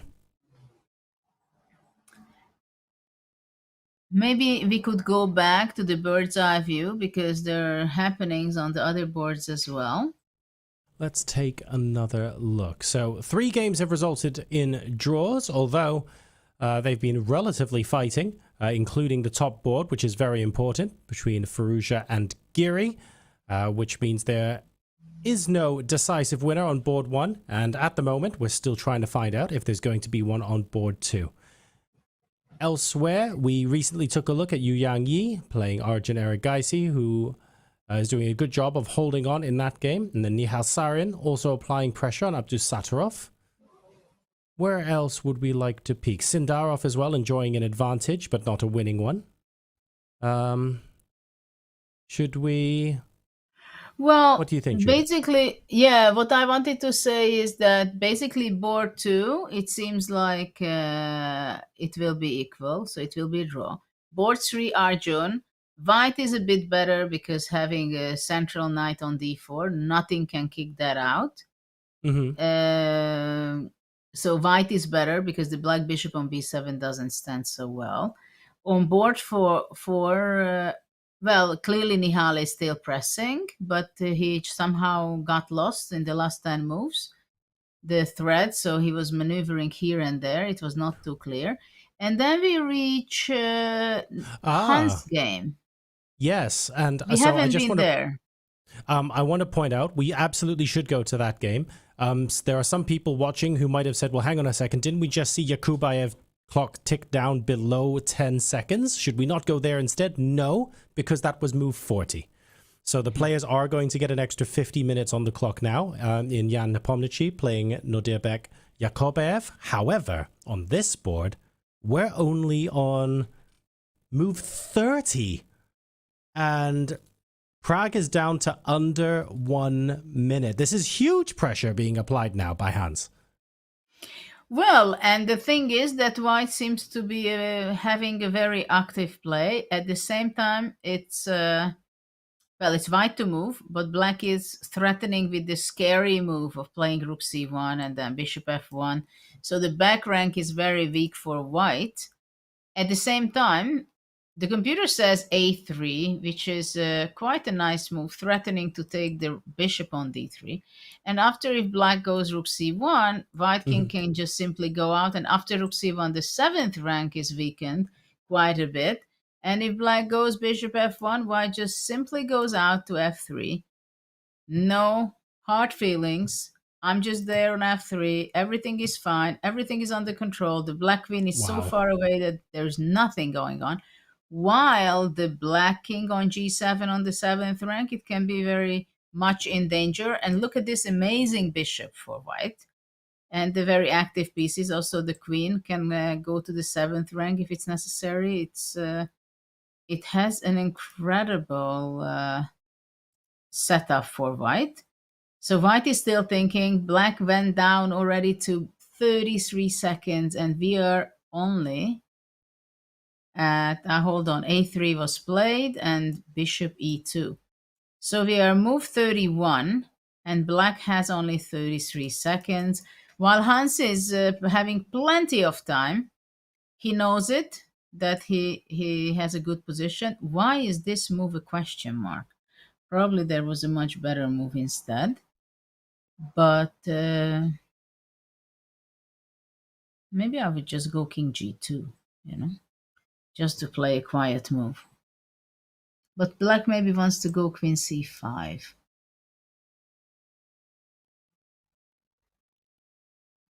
Well, now rook b8 is not possible because the back rank this way, it's a whole lot of different story. Yep. Yeah, we don't want to allow black to play queen c5. It feels like white's got the initiative. There should be a way to try and make this count. At the same time, yeah, what why if is that I a go question mark? d2?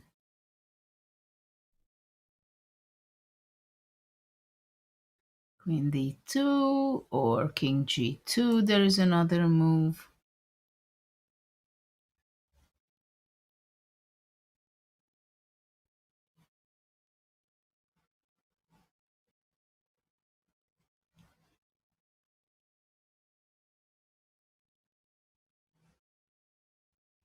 Maybe queen c5 will be next move. I don't think there's... I'm looking for any practical move by white that stops queen c5, though. If black wants to play queen c5, I think he can just play it. I want to go queen e4. Okay. Right, okay, there we go. So we're asking some questions of the bishop before doing I'm anything not else. threatening to take the bishop, but I'm threatening maybe to go queen e6.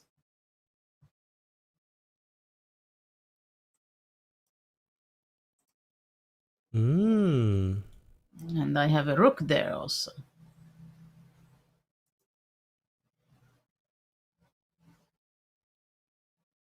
And if queen c5, I think king g2.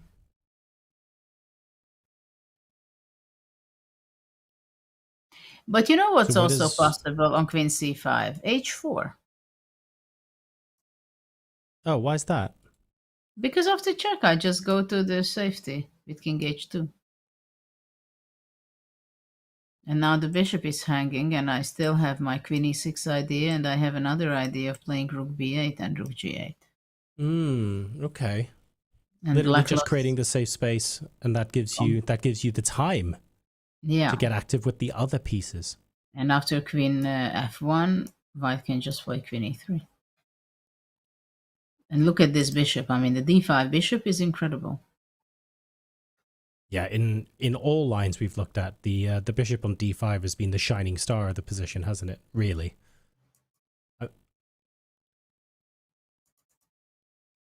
He went h3, queen c5, queen e4. Interesting that he did not want to play h4, and you know why? Because he wants to keep in mind that the rook can come to h4. That's why he didn't play h4.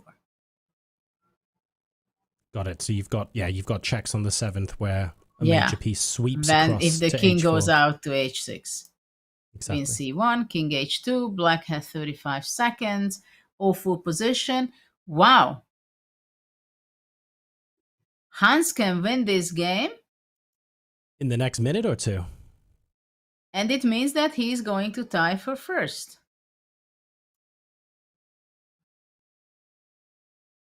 But his tiebreak must be very bad. You stay with the game. Let me check Hans's tiebreak, and I will tell you momentarily. Hans's tiebreak, average opponent on tiebreak 1, 26-59. So not horrific, but yeah, not going to be front runner. This Hans is winning. The Prague just played queen f1, which was a mistake. Queen e3, and there is no way back for black. It's gone. Bishop b5, I think the only move, because rook b8 is such a heavy threat. So if bishop b5, I would be going a4. And the thing is that if you go rook c1, there is a checkmate threat, but this is why he went h3. So in this position, he can go rook h4 check, and then give it checkmate. And then he can choose here. Wow. Bishop b5 is on the board. Hans has 8 minutes. Completely winning position. He's not going to be ruining this one. No way. Incredible. No Hans way. Look Niemann at him. letting the chess do the talking. And he's currently looking like he's about to score a victory in the penultimate round here of the FIDE Grand Swiss against Praggnanandhaa. Very, very important victory here for Hans. This would tie him up with the leaders going into the final round. Okay, from a tie-break point of view, it might not be looking that fantastic, but you're a decisive result away. But at you least know your what? fate is in your own hands to some extent. But you know what's going on? You will not believe it. You will Go not on. believe it. Because let's change. Okay, he was... What's going on? Rook e4, king h8. Well, we can wait here, but there are some great actions going on. Vincent can still win the game. Actually, he has a huge advantage now. What? Vincent is on the road to win the game. Let's hang around here for a second just because it's less than a minute. Let me check what move number they are on. Okay, they're on move 36. but 37. both Well, it goes very fast because Prague is just not having only seconds. And while Vincent is on the way of creating a winning position for himself, that will be a long one anyway. But here things are speeding up. Look at that. Oh, yeah. F6, nothing to defend. King G, King F7, Rook F4, King G7, Rook F4 is one of the way to win the game. But Rook E, yeah, this is the best. Simplest, nothing. You cannot defend this pawn. Unbelievable performance by Hans. You know, he was there in some boards in the back. And then look at that. Round 10. And he So might is this- be tying for first or tying for second. Is this one of those situations, Judith, where you play on no matter what? Because even if you're the losing player here, you play on And until he the time resigned. control? Oh, or not. Okay. That is it. Wow. Okay, so didn't even make it to the time control there. And as a result, Hans Niemann, an incredibly strong victory there. And that's board number 6. You can see the first decisive game that we've had in the top 10. But now let's go back into Vincent Keymer and Mishra-Vachier-Lagrave and see what's going on board number 2. Because the result of this game in the coming minutes could also mean that actually we're not tying for first anymore. We're half a point behind. I should point out, by the way, that on the bottom right of the board, Vidit also looking like he is now completely winning against Saric, although he is Okay, down let's go 2 there. seconds on his clock. Maybe we can go there for short. Yeah, maybe for a few seconds, because it's move 35. So still have some moves to play, but black firmly in the driving seat here. Well, just for the fun of it, we can show a beautiful checkmate. Oh, no, that's not a checkmate. I was thinking that rook f1, king e4, f5, rook d5 check, but there is a bishop controlling this square, but still black is just completely winning. I mean, black can just take on h2 one of Just the start hoovering up. ways. But maybe the best is, maybe to play f5, and then nobody can stop rook c2, and then somehow checkmate kind of thing happens. Rook a7, king f6, because bishop f8 is not possible to rook f1. So there is no way that white can play for some rescuing himself. Well, Vidit will be winning this game. F5 played. I'm pretty sure about that, yeah. Well, poor king in the mating net. upsetting king. Okay, so why don't we go to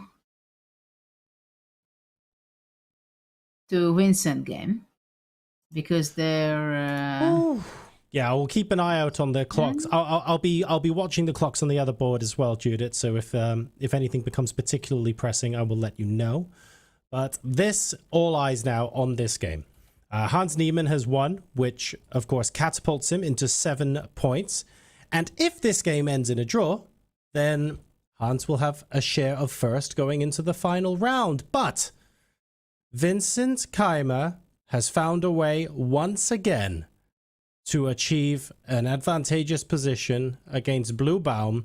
Just when we were thinking maybe Bluebaum was about to fight back, it's actually Keymer who swings the next punch. So what happened here? There was a moment here, it seems, that Black played King G7. When he went Rook A1, this is where we left off. And we were discussing Knight D6. Probably that was the best. Black played King G7, Rook A7, and now Bishop F8, Bishop C5, and he made a question mark move with Bishop C5. Probably he could have, I don't know, maybe Rook C2. But okay, White is pushing. He took E5, Knight E4, played the best move. King G6, Black has only seconds on the clock. Rook A6, look at that. This pawn is falling off. That is off. And is that why Bishop takes C5 was a question mark? Because when you showed me the Bishop exchange, I thought that looks perfectly reasonable. Yeah, but Black, it seems like, played Bishop C5 was, after that, White was attacking very fast. Wow. Because after Bishop C5, Knight C5, this is hanging, and I think E5 was also not the best move. Because Knight E4, but Knight E4 is a very nice move. Of course, it's threatening with Knight D6, so Black had to go King G6, Rook A6, and the F6 pawn is under attack. So Rook C2. I think after Rook C2 there is a interesting move to play Rook B6 also.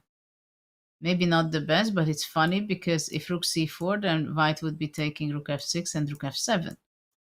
You see, I would have some tricks there. I love it. The deep tactics on the board. But okay, let's see if Rook B6 works.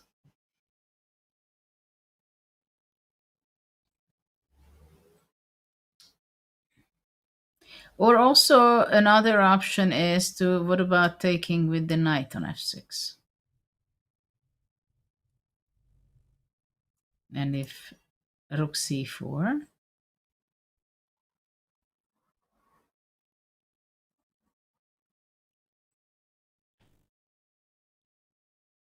look at that. Look how funny it is. Look at that, how funny this is. So cool. The engine loves it. Why does the engine love it? Because you cannot go King F5 to Rook F6. And if you go here, I'm going to be Knight G7 and H4. I missed that and with Rook F6. Because instead of Rook F6, I was looking at, oh, you can't play Knight D6 to fork the King and Rook because the Knight on F7 is blocking it. But of course, you don't need to do that. You've got Rook F6. So if this Knight 8, game over. But that's very cool for Vincent. Wow. He's still thinking, hesitating up to Knight C2, thinking what to do. But Knight F6 seems to be pretty scary for Black. Probably is the best move. Discover check too easy options. As well.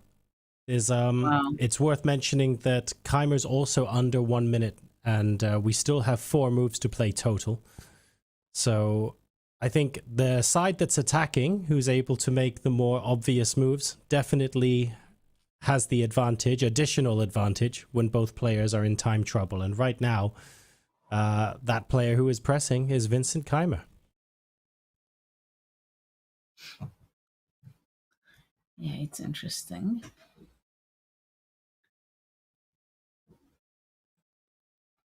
Let me see. I'm not sure he's going to go there. No, he went differently. He went Rook F6 check, King F7, Rook C6. Because after b3, he wants to go rook c7, I believe.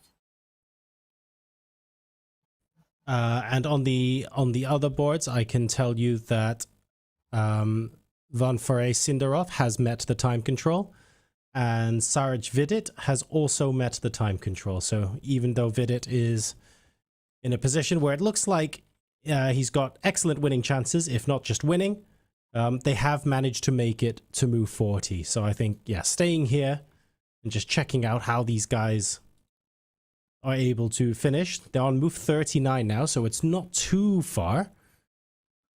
30 seconds left for Bluebaum to make this decision. And then after the next move, these guys will also have hit the time control. B3 played. Can't white play knight c5?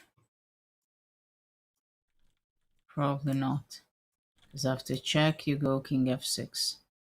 No? No, that would be too far. But it seems b3 is not the move. Is it c5?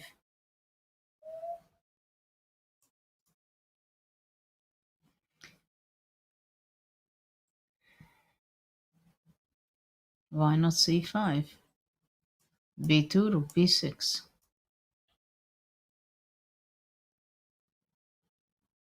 That makes sense. Get the pawn onto a safe square. Knight c5 is on the board. c5 is on the board. Yep. Move 40. C5 is move 40. Exactly right, Judith. So now we have one more move to make for Matthias Bluebaum. And as soon as the next move is made, the players will have some additional time available. Wow. Well, Black has to make a decision. What happens on rook c4?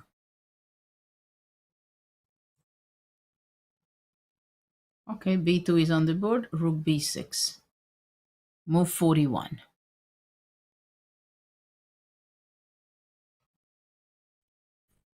So the players have extra time now. The dust can settle. 50 minutes, 5-0. So nearly an hour added to both players' clocks. And we have the opportunity now to sit down, take a look, evaluate. Black's got a pawn on the 7th. But the computer's not having it. It's saying, great, you go celebrate. Tell someone that cares, because white is still very much the one that's pressing here. Is that how we evaluate the position here, Judith? I feel like there were some counter-punching chances, but it looks dangerous, but it probably isn't that dangerous. Well, the b2 pawn is always dangerous, but when you have your rook on b6 and you have such an amazing knight on e4, Black has a lot of dangers to deal with. And, well, white can go anytime, I think, c6, and giving up the c pawn for the b2, and which also would be extremely difficult to hold for Black, even if we exchange the pawns, you know. But I think before that, white will be able to push some pawns, possibly h4, g4, h5, because this knight on f7 is really bad. Very passive, no space. Look at that, no space on g5, no space on d6. Even if it goes back to d8, then all these squares are, well, he can go because of the b2 pawn, but it's very difficult to hold it for Black. Actually, maybe the best move is to go knight d8. And then we'll see how white is going to be playing. So the clock continues to tick down here. You can see just under 48 minutes for Matthias Bluebaum now. The time control has been reached. Are we going to see the knight head back to d8? And more importantly, how do the players consider this position? How much longer are we going to be pressing? Will Vincent Keymer be able to take sole lead of the FIDE Grand Swiss? The time control has been hit across all boards now, folks. So we are also going to be taking a breather while the players evaluate their positions. Make sure to evaluate the amount of caffeine in your cup, because we'll be back in a couple of minutes.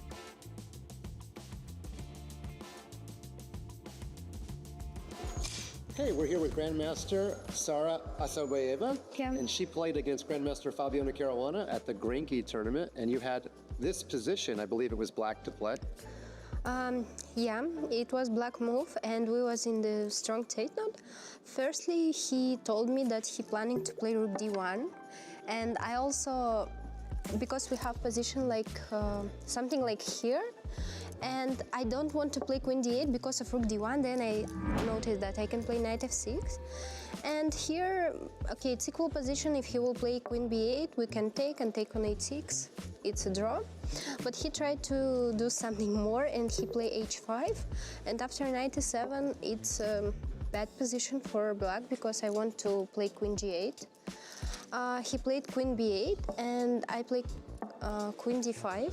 Here I realized that I have big advantage because I want to take on f7, take on e4, also at some moment maybe knight c6. And also we have seconds. He can't play something like queen d6 because I can take and take on rook on b1. I think he played rook b6.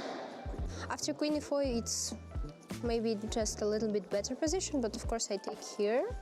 Okay, he played h4. If I'm not mistaken, something like here, I can play rook e5, and I think it's over for black, because after h take g3, I can play queen h5, just take on e5, and the game is over. And he can move his bishop because of rook h5 and mate in 2, but I didn't saw it, unfortunately. I give a check, rook h6, check, g6, check, take on a6.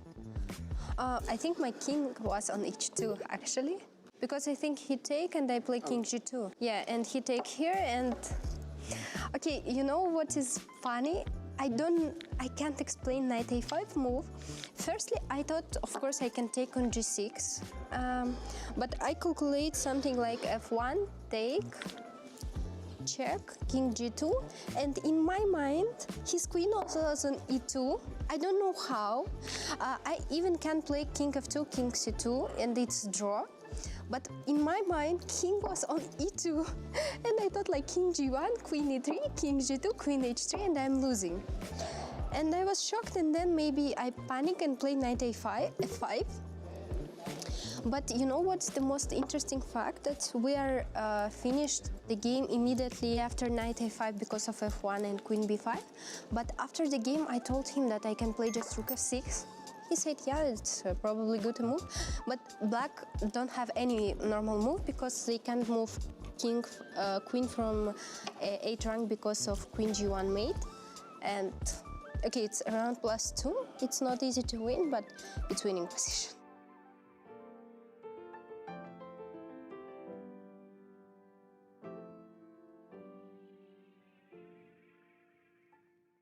I'm gonna guess real Gotham or AI Gotham. Here we go. Why on earth would you play that? I think that's AI. It is. All right. 1 for 1. Yes, 1 for 1. That move makes no sense. That one's real. Makes no sense. Has to be real. It's real. Fake.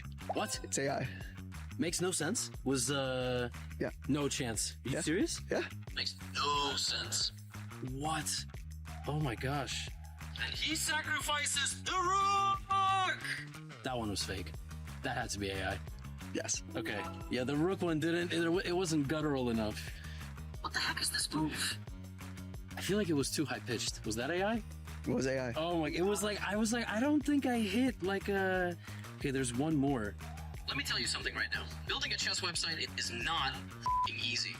Right? Chess.com built their website for 17 years, still being built. That had to be real. That one was like 10 seconds long. So I was like, okay.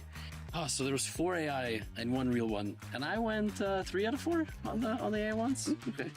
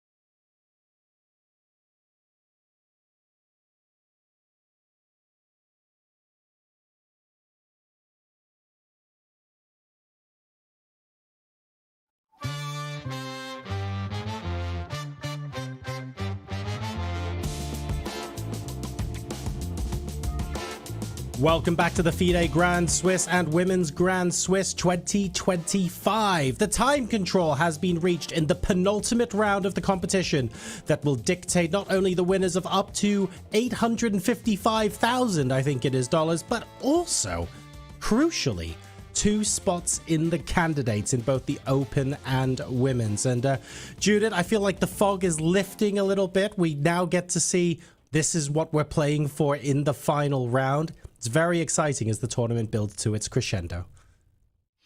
Well, it is after, 4 hours we are into it, 4.5. It is very interesting because we see on board 1, it was very interesting draw, very quick draw. So I'm sure they're biting their nails what's going to be with Vincent game, because it makes a big difference whether Vincent is taking the lead, the sole lead, and then the others are chasing him, or it's going to be a tying for the first place.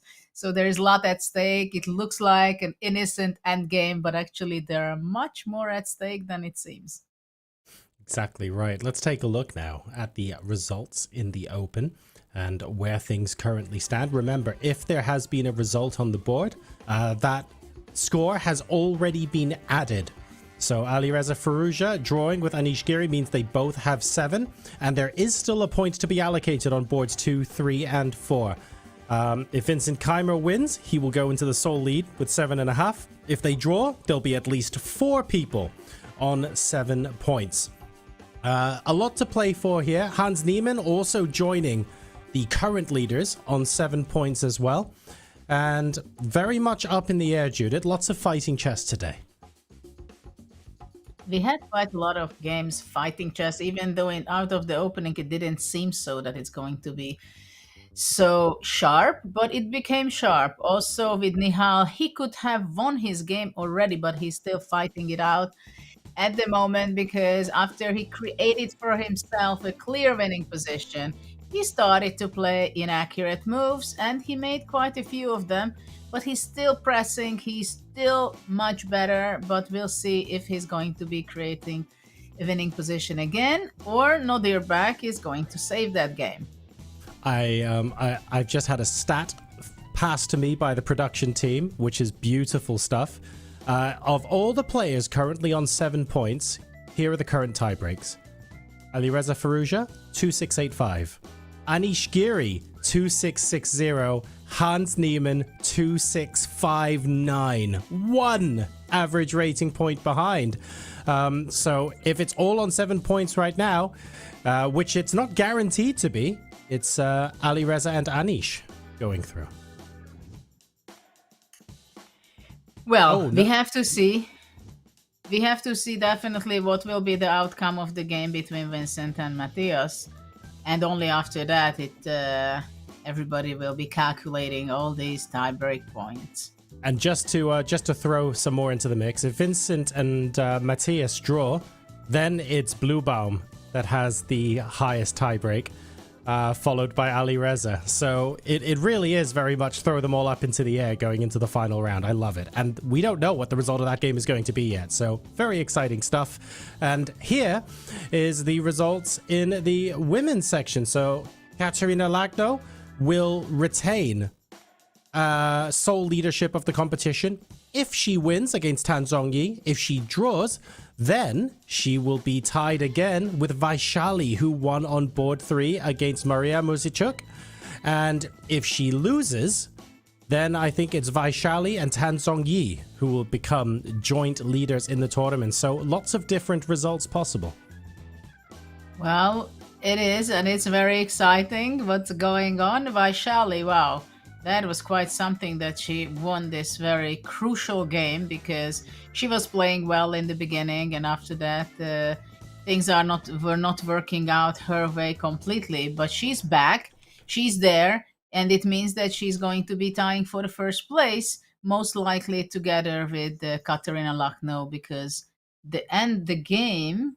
Let's see what we are having there.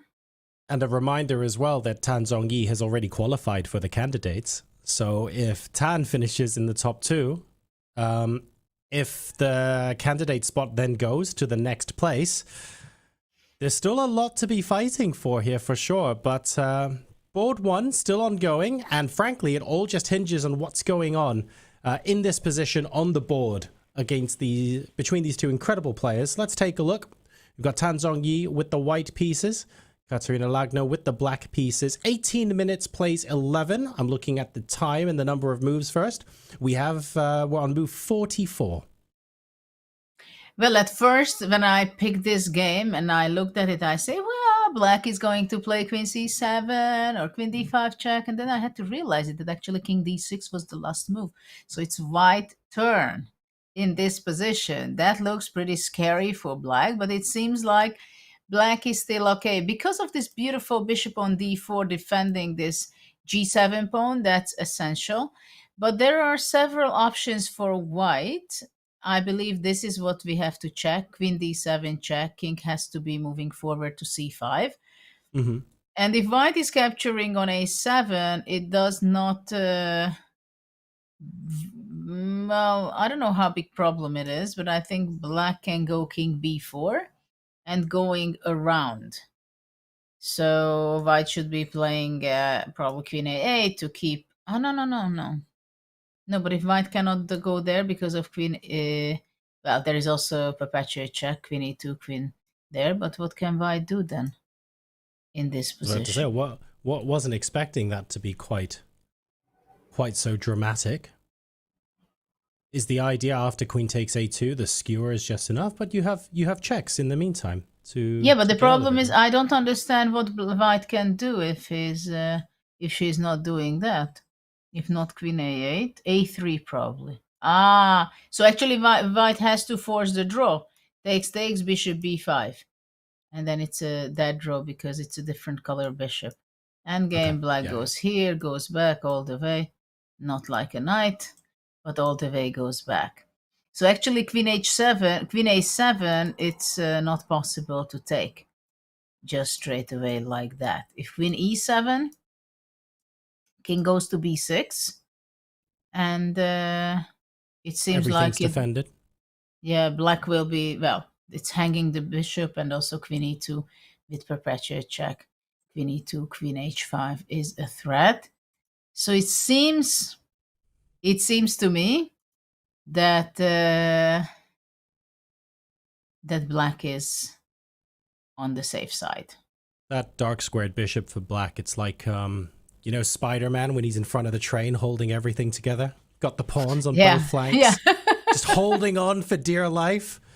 But that does make the position pretty solid. Queens on the board makes it a bit scary. There are still ways to go wrong, like we just saw, but yeah, looking like things are okay. Yeah, absolutely. So it seems like Katerina is keeping her lead, and she will be half a point lead before entering into the final game. Well, actually, she had a much better position, you know, before she was... earlier on? Yeah, she had a huge advantage. Well, we just hit the time control in the open section. Maybe we've got some time to go back and take a look at this, because with all the players getting an extra 50 minutes in the other section, I feel like the pace is going to be slowed a bit. I think we have the luxury of time. Yeah, it was something like this. Black had a pawn up. The bishop was already on d4. Black rook's on the c file. So coming to c1 with the rook, it seemed like she has a fantastic position. She went rook c1. King g2 was a mistake. Probably here, I mean, black is a pawn up. And I don't know if queen f4 simply would have been possible to take it. Why not? If you can take that, then you just go 2 pawns up. Why not, right? Well, white can go queen h5, let's say, because even if black gives a check, white goes king h3, and there are some checks. But because of this bishop on d4, defending back the g7 pawn, even if white is making a check, there is nothing more. So, but of course, I understand that it was scary at the time travel phase of the game. Mm-hmm. Absolutely. So she did not take on f4, but instead she went rook c3. Probably she wanted to go safety direction. And then king went to h3, which is quite comfortable there. And then she went out. And this is how it happened. Queen b6, bishop c4, queen c5, bishop d4.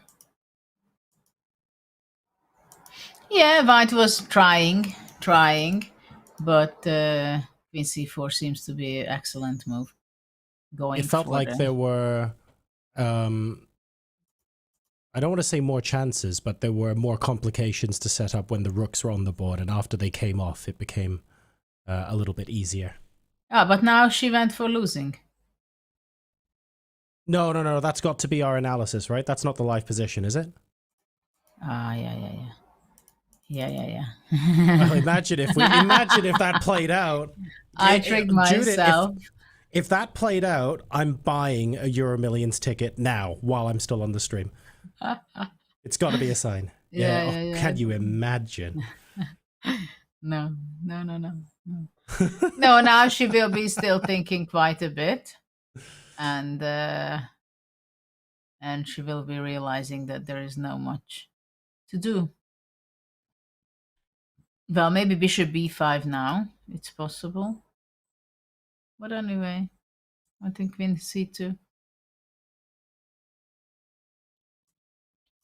King f3.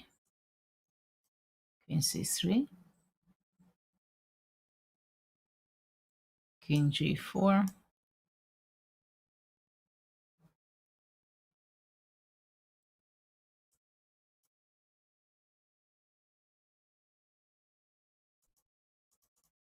No, actually, I thought that it's possible to make some perpetuate check, but it's not. I mean, to start with, why don't I take this? And black has a pawn up. I mean, just go here. No, black will not lose this game. Everything is protected. There is no reason at all. So she's going to make a draw, take the sole lead, and then tomorrow we'll see some... the shared lead with Vaishali. With Vaishali, sorry. That's right, because Vaishali also won today. So she has the sole lead heading into today, but Vaishali, because of her victory, now she's back in it with 1 round to go. But they played already with each other, so they cannot play against each other. Exactly right. Which is very good for them and very bad for the others. Exactly. It's going to feel like a straight shootout. Yeah, because that can be very annoying. So how many people will be on the chasing pack? Oh my goodness. That's a great question. So if there are 2 players on 7.5, oh, thank you, production. That's very helpful. So if board 1 finishes as a draw, we are counting the number of players that have 7. So Tan Zhongyi, Bibisara Asabayeva, Song Yuxin will all be on 7. Is it just 3? It might be just the 3, Judith. Oh. 2 on 7.5, 3 on 7. And those 3 on 7, one of them would be Tan Zhongyi, who has already qualified. So if for any reason she finishes in the top 2, the place will go to whoever finishes 3rd. Okay. Okay.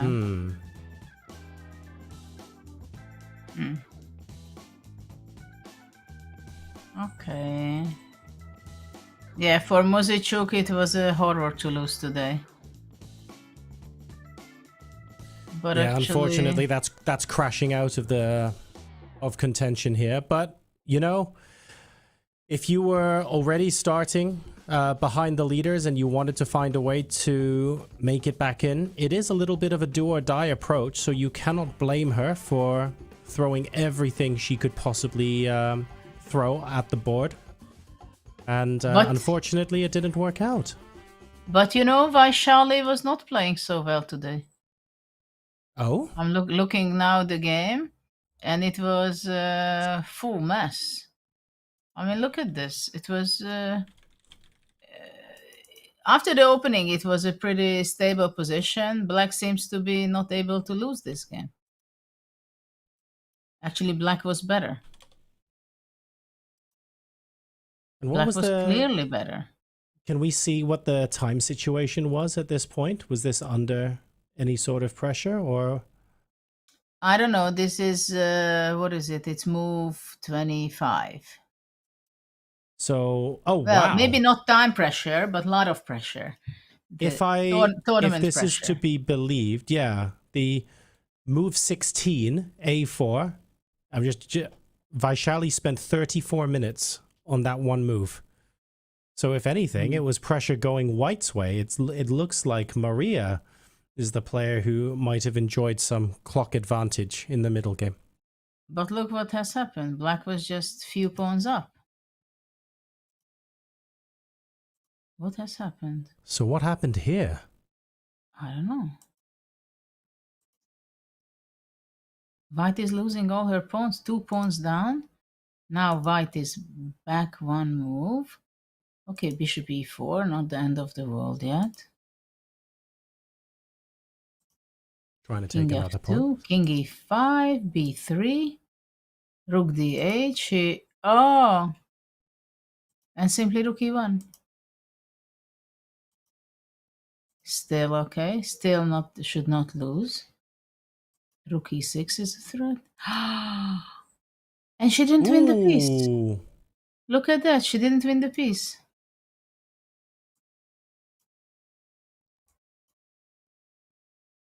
But this didn't happen in the game. No, because she did not play rook h4. Oh. She went d6 instead, which is not bad, but the other one was better. Mm-hmm. And then she went the double question mark.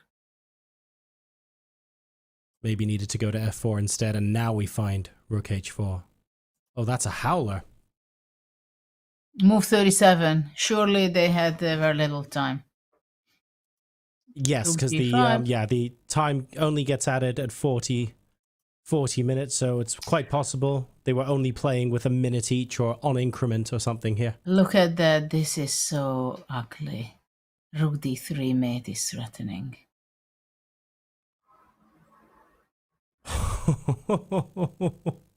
Look at that. Wow, actually it is possible to blunder. And that's move 39 as well, Judith. So Rook that's e8, like d7. maximum pressure. Also quite cool. Rook e7, rook d3, and rook e4. Oh my. Wow. That was And you're tough. right. Maria was just much better in the middle game. Wow. Picking off pawns left, right. Oh, that is... You're going to be heartbroken to be Maria in this. And Vaishali's going to be feeling like she's a cat with 9 lives a little bit. Yeah. Wow. Okay. That's a huge opportunity for Vaishali, though. Like, what literally could not be in a better position heading into the final. That is a big, big swing and a huge result. Absolutely. So what do you think going back to the open section? Let's because do I'm that. sure a lot has happened since then. Oh, Where no, have they you might have left? chilled, gone to get a drink, had a chat with the bartender, you know, all these usual Move 40 things. We're relaxing, Judith. We're all good now. At least until the time scramble for Move 60 comes along, which is somewhat inevitable. Everyone has a healthy amount of time. The only player with a significant deficit is maybe Yakubboev, who's 20 minutes against Jan's hour, so continuing to apply the time pressure from the opening preparation. But that said, the position there, the evaluation, seems to be rather equal. He's still going to be applying as much pressure as he can, though. Like Jan is going to be pressing. I think so, yeah. Yeah. Okay, so why don't we start with the Vincent game? Let's hop back into board 2 now that the And I want time to go control back. was reached. Yeah, I want to go back to this point because here move 41. After the time control, black was hesitating, thinking, and went for knight d8, which we left. Like you said, yep. Yeah, so the idea was he went knight d6. I wanted to go king f3. With the idea of marching the king across towards the rook and saying, I have time. Yeah. Okay, he did not play this, but he went knight d6 because I think he was going for knight d6. Okay, he went for the same idea. I had this idea also to go knight f5, knight e3, push back the rook, rook b2, and okay, now we start the game. So after h5, rook b4, knight d4, doesn't really matter where the rook is. If even this position, when the pawn is on f7, I think it's extremely difficult to hold it for black. Though, if on f6, maybe on f7 is not so bad. This should be winning. So let me play, not devil's advocate, but let me play the voice of hope first, Judith. Objectively, you're playing this position as black. What do you have to accomplish in order to say this position is holdable? Where do your pieces need to be? Actually, black's pieces, I think black's pieces are standing very well, because knight on d4 is something that gives the most hope. And it's not only because it's very well placed, just it's in the center. But what is very important, it keeps away my king to be able to move to e4. Sure. That is why it is so important. Rook on c5, I think it's pretty good. What black's problem is generally is this h5 pawn. So that's always a weakness. But I'm wondering how white will be able to move forward. Let's say black is just playing rook a5. How is white going to be able to go from g2 to e4? I just don't see how white is going to be making progress. Of course, Vincent will be sitting here and trying and squeeze the opponent for the next 50 moves. But I don't see it. How is he going to be managing? Knight on d4 is also very useful, because let's say if I go rook b6, black king can go back to g7. So exactly, I have no because rook h6.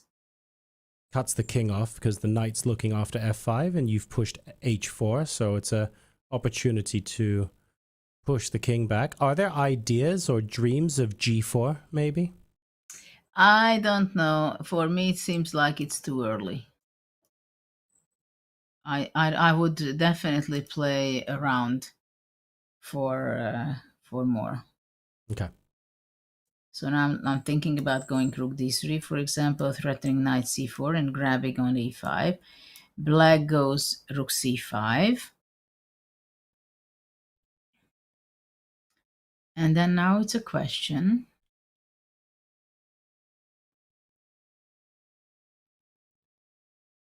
What to do here? Why is the computer so optimistic? I don't know why is it so optimistic. Maybe knight d5, and I'm threatening to go knight f6.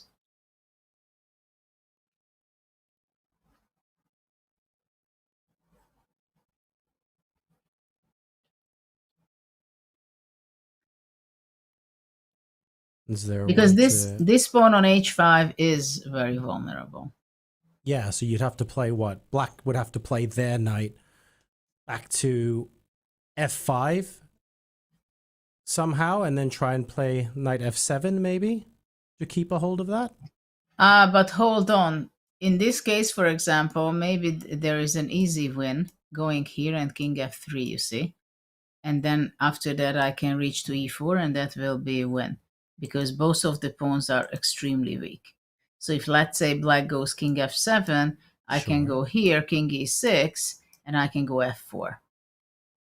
And black cannot take this because they take knight f4 and this pawn falls off. So black has a very difficult position, because black cannot exchange the rooks if it allows white king to go to e4. So this is, for example, something that black has to be making sure that the king is not allowed to e4, with the rooks or without the rooks. Okay, so that's why the knight on d4 is so critical to black's position. Yeah, so now rook, king on e6 by now, rook b6 check. And I don't understand what will be on king f7, rook h6, no? So black has to go e4 on the move. Then let's say rook d6. But look at that. Maybe black can have some interesting counter chances. If you're gonna force me to move the knight away, I'm still not going to allow you to play your king out to f3. Block it up.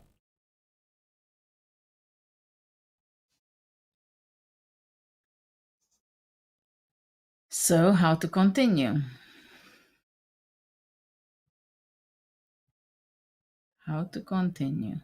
Ooh, featured chat. That's a little bit early. Keymer blew this end. I mean, I'm not sure he blew this end game, or if he did, then he certainly has an opportunity to have blown the end game a second time. We'll see. Yeah, but this is very true. Every move feels like critical for Bluebaum, and yeah, because he's on the slippery waters. I like that. That's a great comment. Keymer can try other ideas for 48, 49 moves and then play g4 if you really want to. Yeah, right? well, that's for Black sure is that he will completely try at everything. White's mercy. He will try everything, don't worry. Well, okay, I can do rook h6 and after king... no, sorry.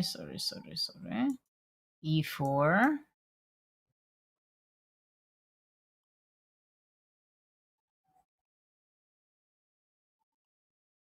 After e4, maybe going back to a6.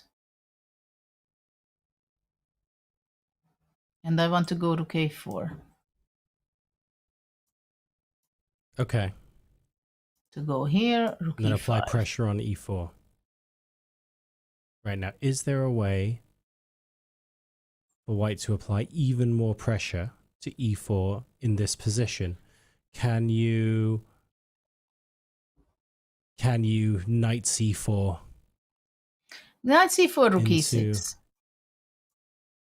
Yeah, and you don't have knight d6, do you? No. So okay, and rook b6, black to move, and he went king e7. So he does really want to go e4.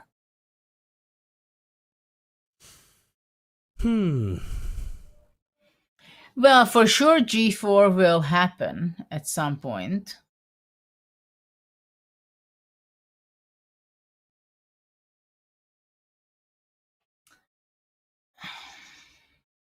If rook g6, e4, g4, then knight e6 or something, yeah?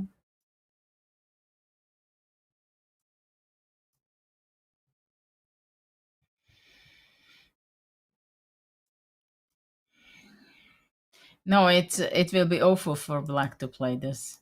If he draws this, Matthias, he deserves to qualify. Definitely. For the candidates. Maybe also for the candidates, yeah. Yeah. To play this endgame in we are nearly finishing 5 hours of play. With such a situation in the stress, very difficult to hold it.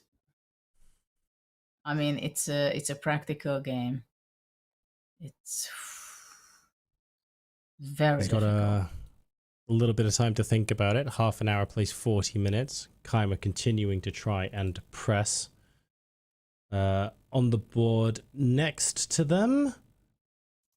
Maybe we can go to some other positions. What do you think? Yeah, I wanted to actually wanted to maybe highlight Yu Yangyi and Arjun Erigaisi on the board right next to them, because it seems like I haven't followed the game over the last couple of moves, but it seems like there have been some inaccuracies from both players. But what I find interesting is that they seem to be just after the time control. So that tells me that they might be looking at some other plans, some other ideas that the computer might not like, or it might think that there are some strategies that could be better. Could be worth seeing how we got here, because right now it's G3 has been played on move 43, but it'd be worth rewinding a little bit to see what's gone on, because a lot of pieces have come off the board. Yeah, we were somewhere here, and black played queen f5, queen c2 against bishop c3 move, and then some simplification started with knight d5. Takes, takes, and now white played knight b5, defending the pawn on d6. Rook c8, very unpleasant position still, I believe, for black. queen f6. I like this move. So black is trying to, to play d4. Is that to bust it open for the light squared bishop on b7? Yeah. But okay, of course, knight takes d4, bishop d6, takes, takes, and then there was an exchange of rooks soon. Knight e2, trying to get rid of all the rooks. Bishop c6, queen d6, queen c5, queen f6, h5. h5 is very good. King puts himself on h2, bishop e8, question mark. Queen d8, but why not queen d8 and knight d5? And this is after the time control as well.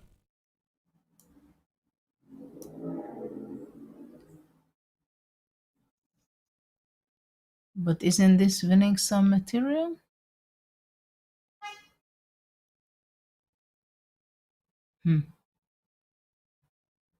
This is hanging. Knight f6 is a threat. Yeah, this looks pretty strong for white.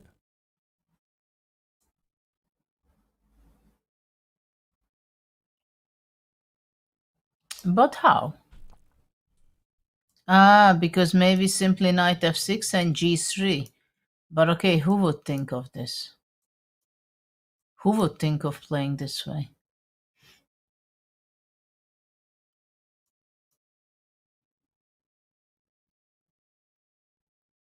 And then basically you can do anything you want.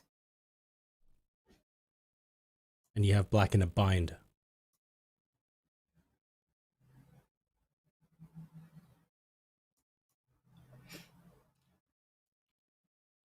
But this is the only move for black, to go queen e6. And if white wants, white can just simply take, take, and queen b6. Okay, queen e5. But maybe white could just exchange the queens, you know? Takes, takes, king here. Just over, king g5, h4, h5.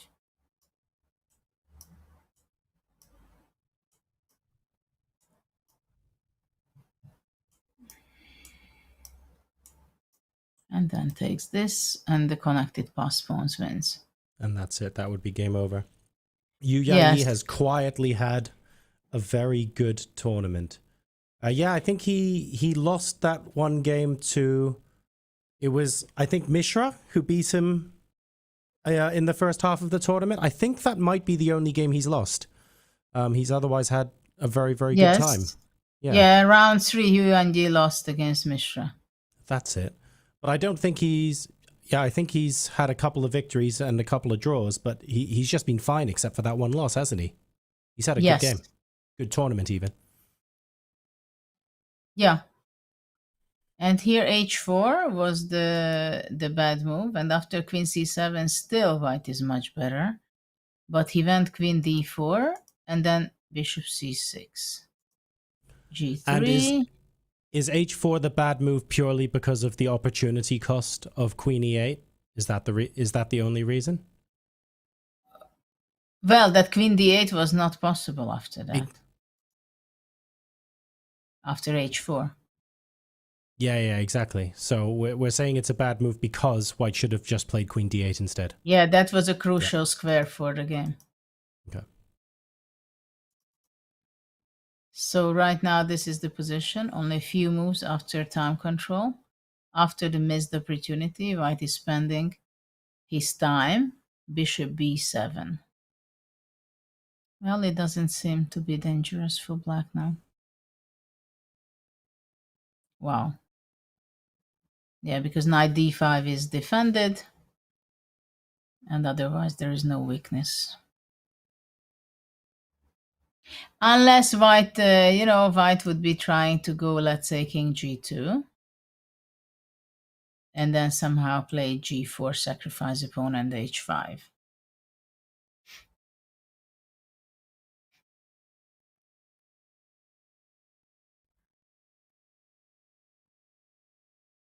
I'm looking for tricks with the knight jumping as well. Don't really see anything.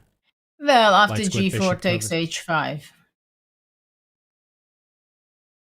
Yeah. We'll see how it works out.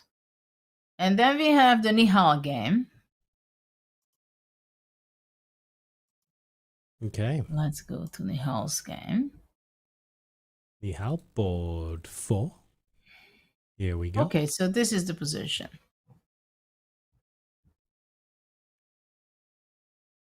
Well, it's not exactly what white had in mind 20 moves ago. Yeah, it feels like the one chance we had in this game was that golden moment early on when Nihal had the opportunity to play e takes f6 while queen c7 wasn't possible, and it feels like since then there hasn't really been another chance that's been anywhere near as big. Well, not as big as before, but before he could still put his knight to e5 and the pawn was on e6 and bishop on c8. That would have been still a completely different story, to have pawn on e6 blockading with the knight on e5. I mean, now white is starting a journey, king to e1, and he wants to win very much, but I wouldn't be surprised if he's completely going to ruin this thing. Is the idea to try and get the king across the other side of the board so we can start pushing the G and F pawns? It's not so easy even to go to the other side. Yeah, because this looks the queen treacherous. the queen on e5 stands so brilliantly. You can't play the king out to d2, of course, because f2 is... This is the start of the journey, not the end of the journey. I want to make that clear. And then if you bring the queen across to e2 to defend, you've got to watch out for the c3 square, which could get infiltrated as well. This is... Yeah, I'm not really sure what's going on here. I don't think it's going to be easy or quick for those pawns to start rolling. I'm not even sure black is really worse. Why would I be worse if I go, I don't know, rook g6, for example? The g2 pawn I'm attacking, white is defending. At some point, queen h2 can be a move.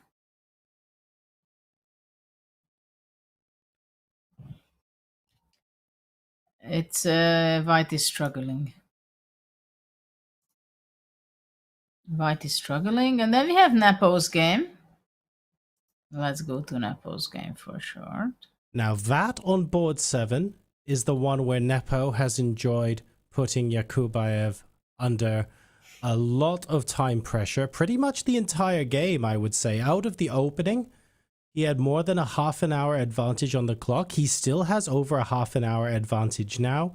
The position is, okay, not the world's most complicated, not the world's most one-sided, but Jan has nearly an hour to 13 minutes. So Yakubboev has been made to work today a lot. Yeah, it's definitely his.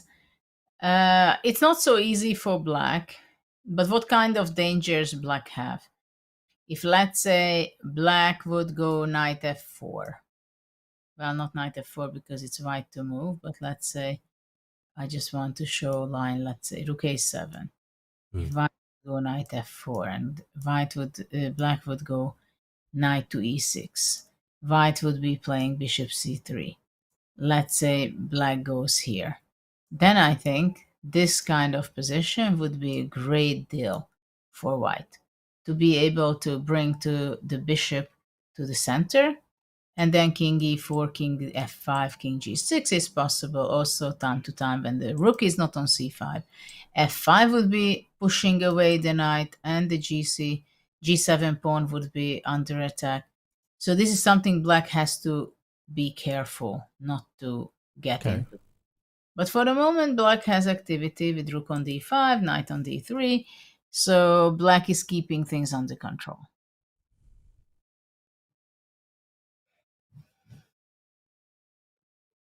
I'm looking to see if there might be anything else to watch out for, if there are any other tricks in the position.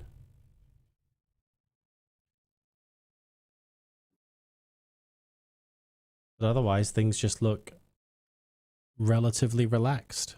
Well, as relaxed as they can be when your opponent's putting that much time pressure under you. Are there any other traps, maybe, that Jan can try to set so that you play a human-looking move in time trouble, and before you know it?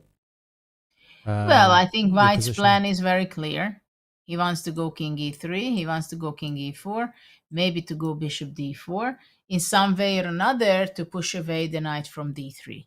So, and build up the position coming up, gaining space advantage. And of course, this the bishop on g7 is a problem. That's a problem, not e5. Knight e5. I thought black was going to consider knight f4 check there instead of knight e5, because if the king comes forward, you then have rook d3 if you want to swap off the minor pieces and just try to play the rook endgame. Yeah. And then you have rook d3 in this position, and you say, okay, well, if the minor pieces come off, do you still want to play rook and 2 versus rook and 3? Or something like that? But it's just a different form of torture. Well, yeah, it's not very funny. After bishop c3, knight f4. So knight e5 instead. Knight e5.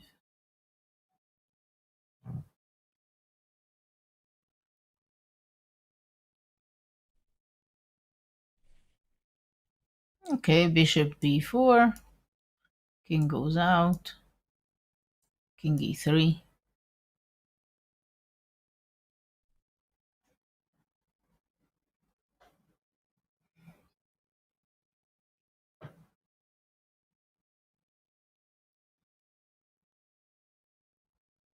And wherever you go, you have to block the line. Oh, you don't have to block the line of sight to g7, but I'd be worried about discovered attacks. Yeah. So I'd be playing like knight f7 or knight d7, or so that if the bishop goes back, okay. So now I think it's a draw.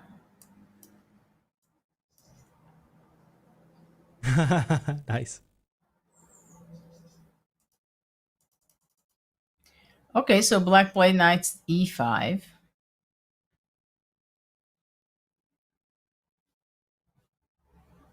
Okay. In Vidit's game, it's still going on. Let's move there for a moment. What do you think? That is board number 10. Yeah. He's pressing. I mean, Vidit, he's had a tough time converting some of these positions, so he would love to get a victory out of today's game.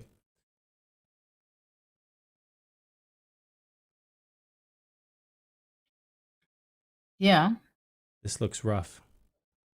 Well, it is rough, but you have one beautiful pawn on a5. That's the only thing black has.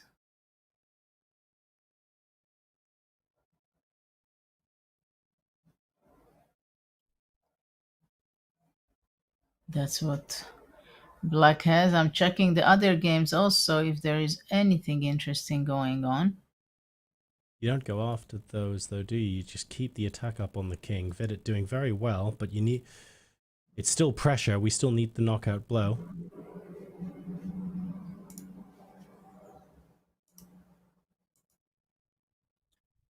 Yeah. Today, Divya made a draw with Sugirov. I think. Oh, nice. No. It was yesterday she lost.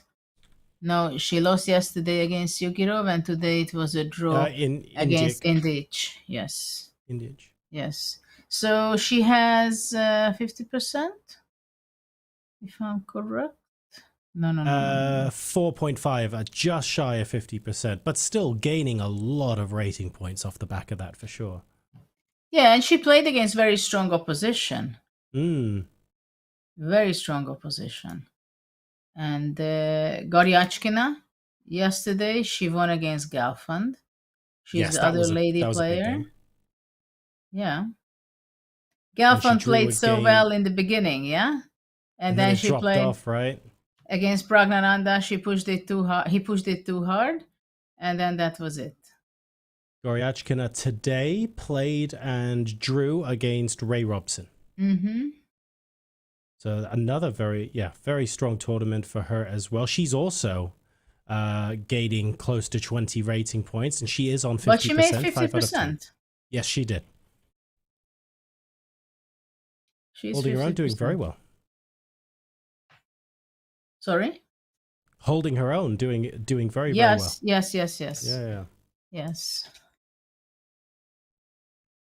Okay, so we have the other games. If we move back maybe to the bird's eye view.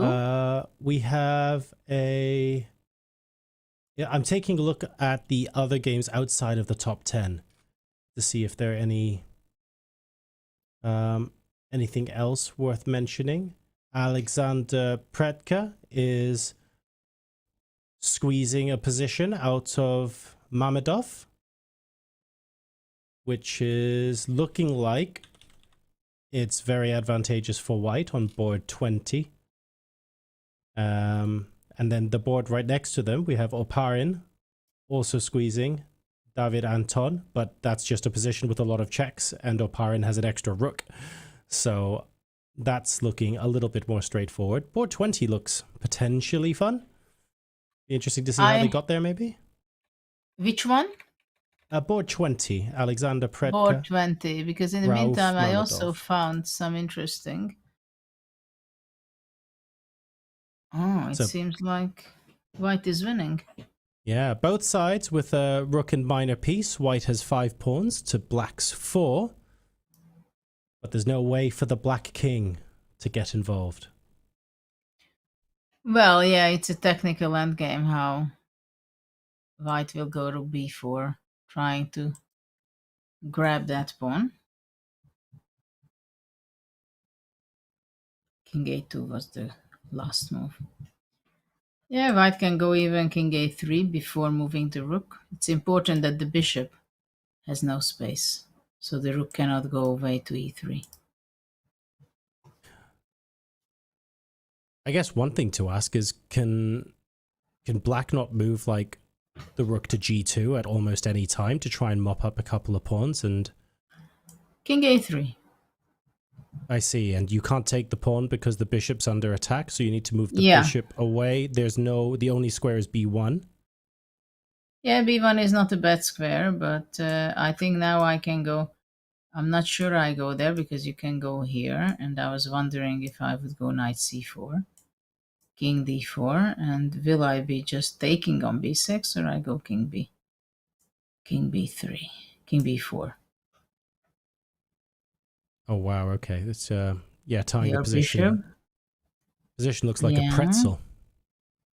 Or I can also try what's going on if I just take on b6. So that light squared bishop is a major problem because there just aren't any squares for it. Yeah. Fine, okay. There are too many problems, too many pawns down. That's the problem for black, I believe. So king a2 is nice. The knight on b2 is not standing too well, but as white has 2 pawns up, it's okay. I can tolerate it.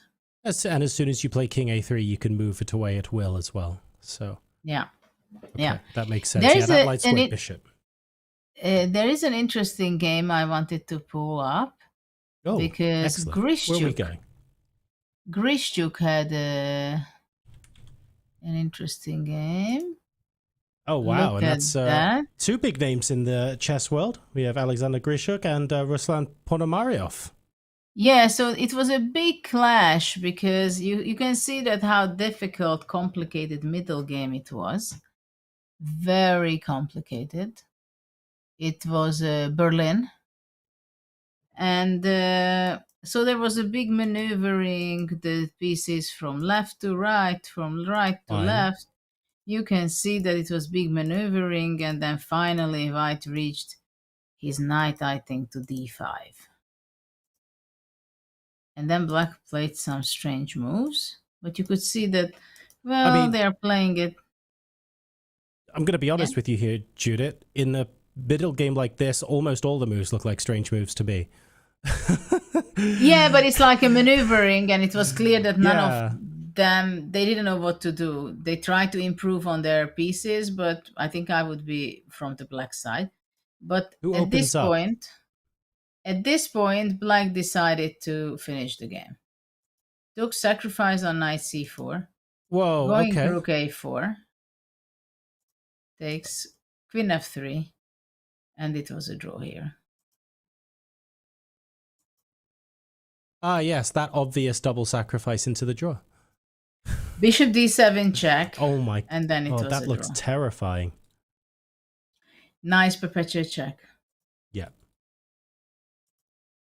I mean, with the material you've sacrificed on the other side of the board, you want to make sure you can see it through to the finish. But yeah, yes, very, very technical, that game. Surprised it was so complicated for so long, and the players not wanting to resolve. Yeah. Nice. And two very, very big names in the chess world as well. It's easy to forget just because we're not in the top 10 boards, but actually there are some big names all throughout this playing hall. Ivanchuk is going to be winning his game today. Finally. Let's go back to Keymer's game. Just for short before. Yeah, sure. Let's take a look. Let's take a look. Still pressing. That's the game of the day. I mean, out of the games which are running, because if that is going to be decisive, that's a whole different tournament situation. Keymer was winning. Bluebaum was holding. Bluebaum might have been able to apply pressure. Keymer was winning again. Bluebaum was holding again. Keymer is much better again, probably winning. It's this game has been all over the place. But look at that. He's just going to play knight f6, and what about this pawn?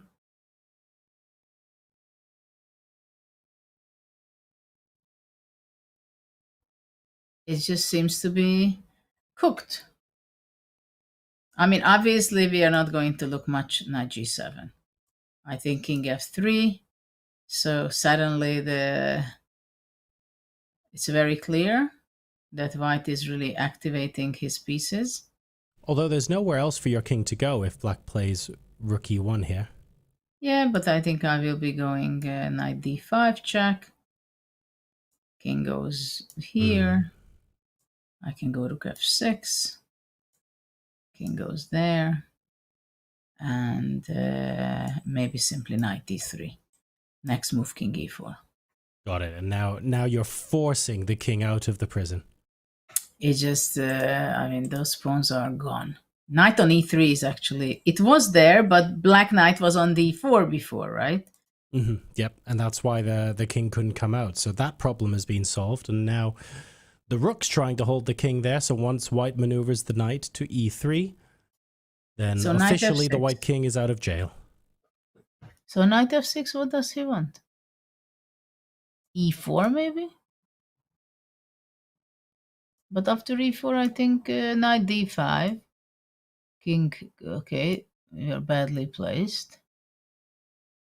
And maybe knight f4. No, knight f4 is knight e3, I think. No, that would be a blunder. So here, maybe rook f6.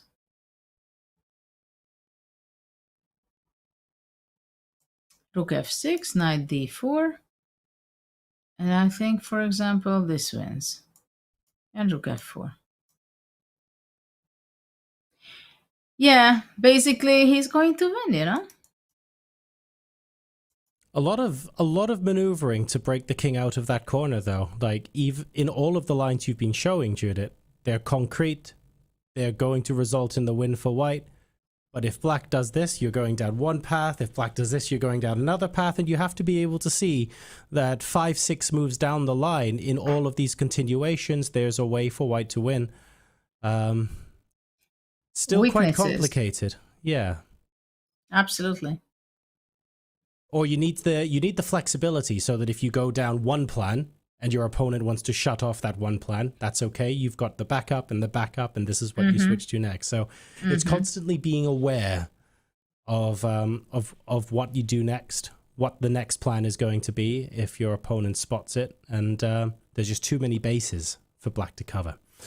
So Vincent Keymer continuing to press against Mishra-Vachier-Lagrave. This is the battle for potentially the sole lead of the FIDE Grand Swiss.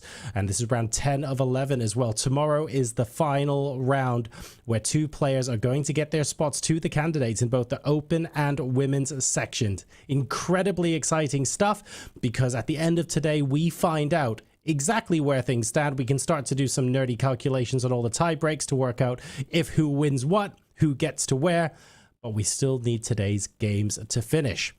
Speaking of the games today to finish, we've got the players there. We also have your participation later on in the month. Gotham Chess versus the World is happening, and it starts on the 30th of September. Hit !play Gotham to be in the team to take him on and see if Levy is another opponent you can potentially tackle before the end of the year. It's not just the big stars here, it's also you guys as well. It'll be a fun match to watch. For now, though, we're going to a quick break, and when we return, what might be the closing stages that will shape the leaderboard here at the FIDE Grand Swiss.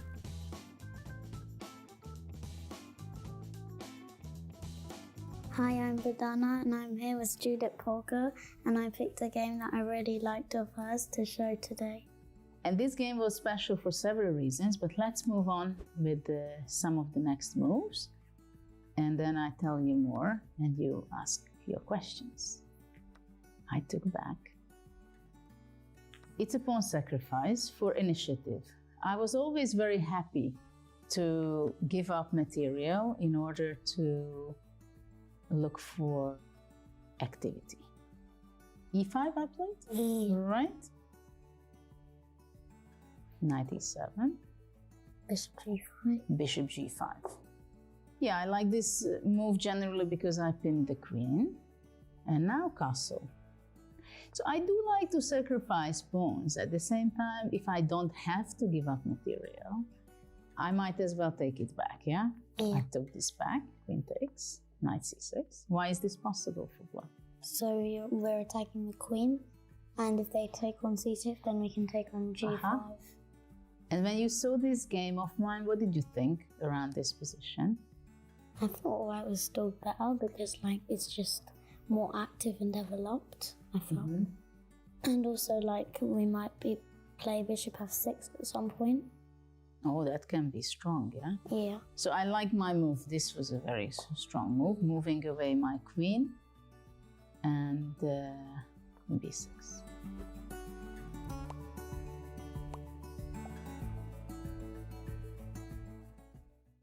Did you like it? Did you like chess? Was the passion of yours, or I loved chess. Was somebody else forcing you to play? I loved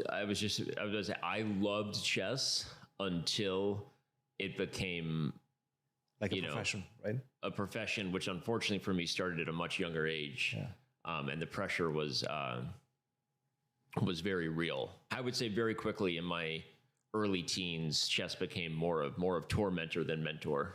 It was difficult. I still played, obviously, and pretty well for a lot of years to come.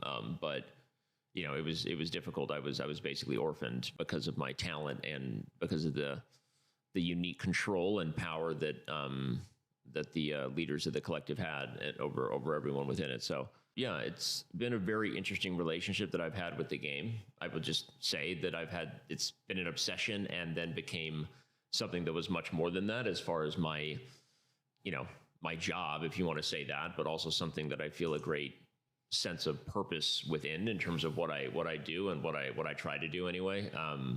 It also comes with a lot of scars. Yeah.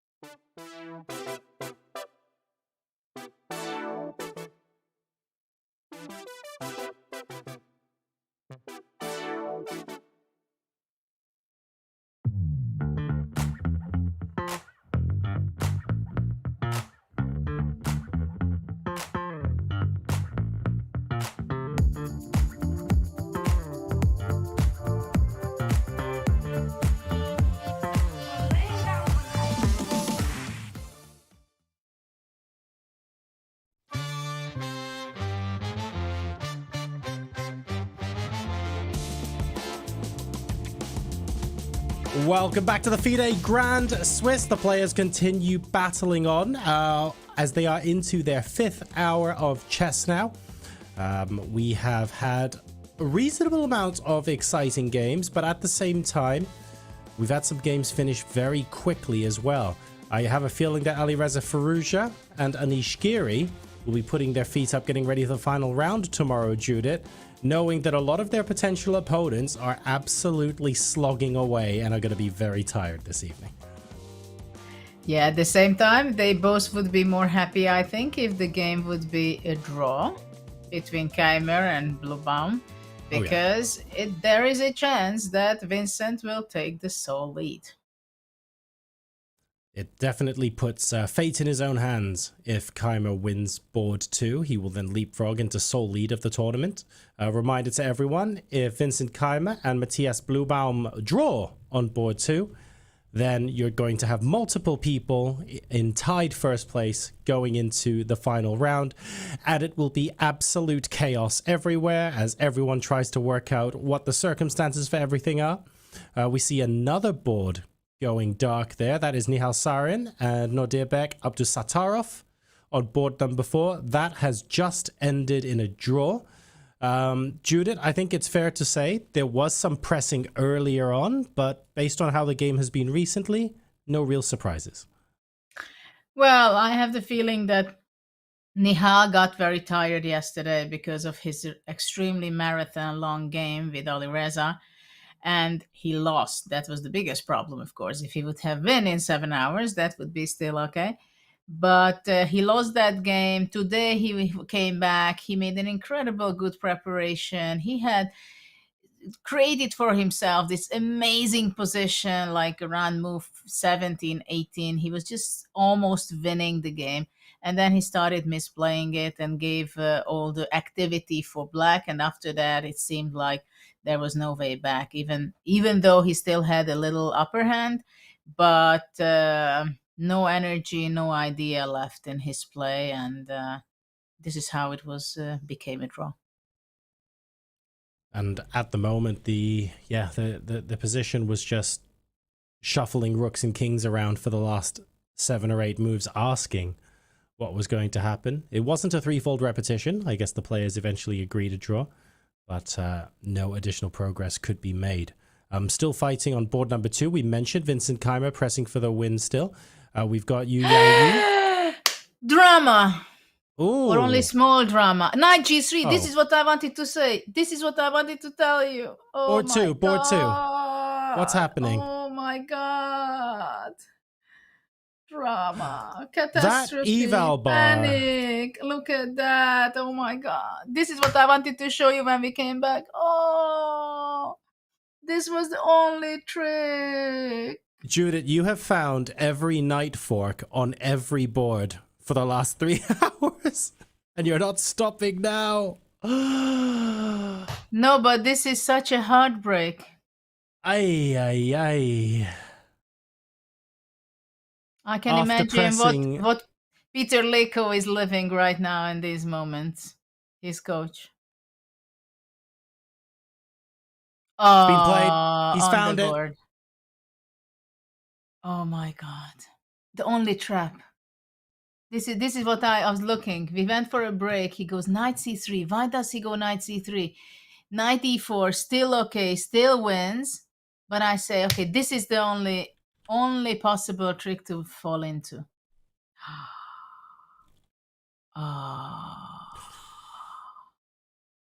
Well, folks, we're not going to have a sole leader of the FIDE Grand Swiss going into the final round tomorrow. Breaking news. Breaking news. Oh my. Well, some might be very happy for this blunder of Vincent. But yeah. Can we also just point out, after pressing, after thinking for so long in a position where, in a game, forget a position, in a game where you said it yourself, Judith, it feels like every move was a critical position. How long can you keep your focus? How long can you keep your concentration for non-stop without a mistake happening? That is rough. What do I say always whenever I'm teaching chess? What do I say? Watch out on pieces which are not protected. Because it can be a problem from coming nowhere where you don't expect it that it is. Of course, he's not going to play king f3 and play rook d3 check, right? But of course, they are playing already for 5.5 hours. No? Yeah. Yep. 5.5 hours. And they have this position for how long already? Let's see. Poor Vincent. Because he played so well generally the tournament. He had a lot of energy, ideas, everything, you know. This is the position. Let me see. So he created his win again. Well, not again, by the way, but his chances. What was this? Move 40. Move 40. And now we are 54. So they played only 14 moves. Yeah, it was crazy. Well, Yeah, the rook across to b6, yep. And knight f5 ideas to come back via e3. Yeah, this was it. And we were winning again. He created for himself everything he made. But you see, knight f5 actually was a mistake. It was a mistake. Why is the knight better placed on f5 than on d? Like d4 is just such a fantastic square. What's the reason? No, because black was afraid of rook h6. That was his problem. Okay, if that's it. But maybe black could just... I think we were looking this, something like king f7 and e4. And then e4 so that the rook's covering. Okay, so that's quite nice then. Then the rook can potentially play a role in covering both pawns. That doesn't seem like such an unreasonable way to defend the position. But anyway, knight f5. He went knight d2, rook c2, knight d4. So he's creating for him this lovely opportunity to go to f6 and grab on rook e2, knight c3, rook d2. Here I said knight f6. I think knight f6 had to be played. He did not play that. He went knight c3, rook d2, check, and rook h7.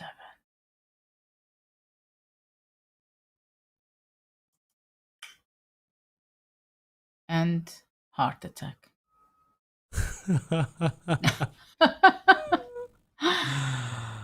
Oh, it will haunt him. It will haunt him. Yeah, and the problem is there is no way.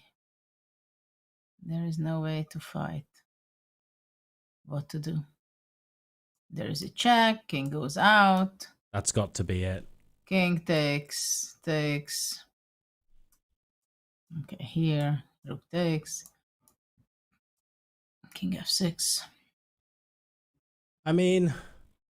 Draw. Look, Judith, what I would say is that at the end of that, it's rook and 2 versus rook and 1. And as we all know, all rook endings can be ground out into victories.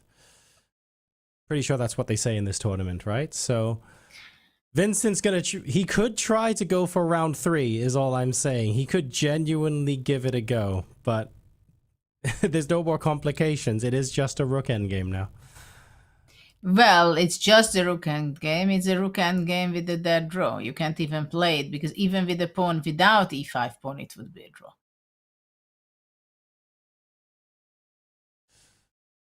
Oh, mate. This is... I don't want to be sat across the table from Vincent at dinner tonight. Chess is tough. Kofazan. Exactly. Grumpiest guy in the hotel. Oh dear, oh dear. So do they agree the draw now or later? Nah, of course they don't agree to a draw. They've got a final round to think about, Judith. It's I think it's a serious consideration how much rest you're going to get ahead of the final round now.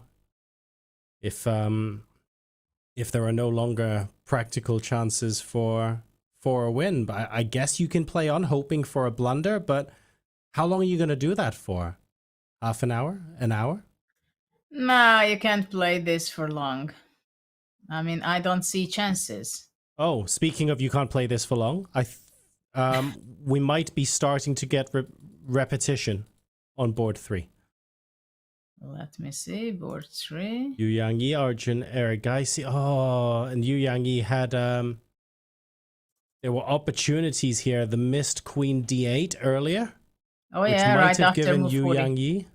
Yep. Instead, we reached a position where there was activity for both sides. Yu Yang-yi no longer enjoyed a comfortable advantage, and we could be repeating. The queen came from H8. It's been on B8. It's going back to H8, so we'll see if this game ends shortly.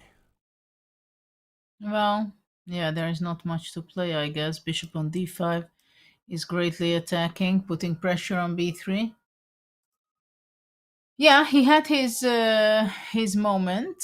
White, after move 40, he could be creating the win because the black bishop was very passively located on E8. Queen C5.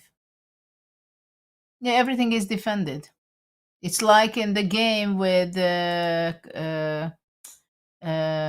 Katarina also. Yep, exactly. When the bishop was defending, right? The Spider-Man bishop, that's right. Yeah, that game was a draw also.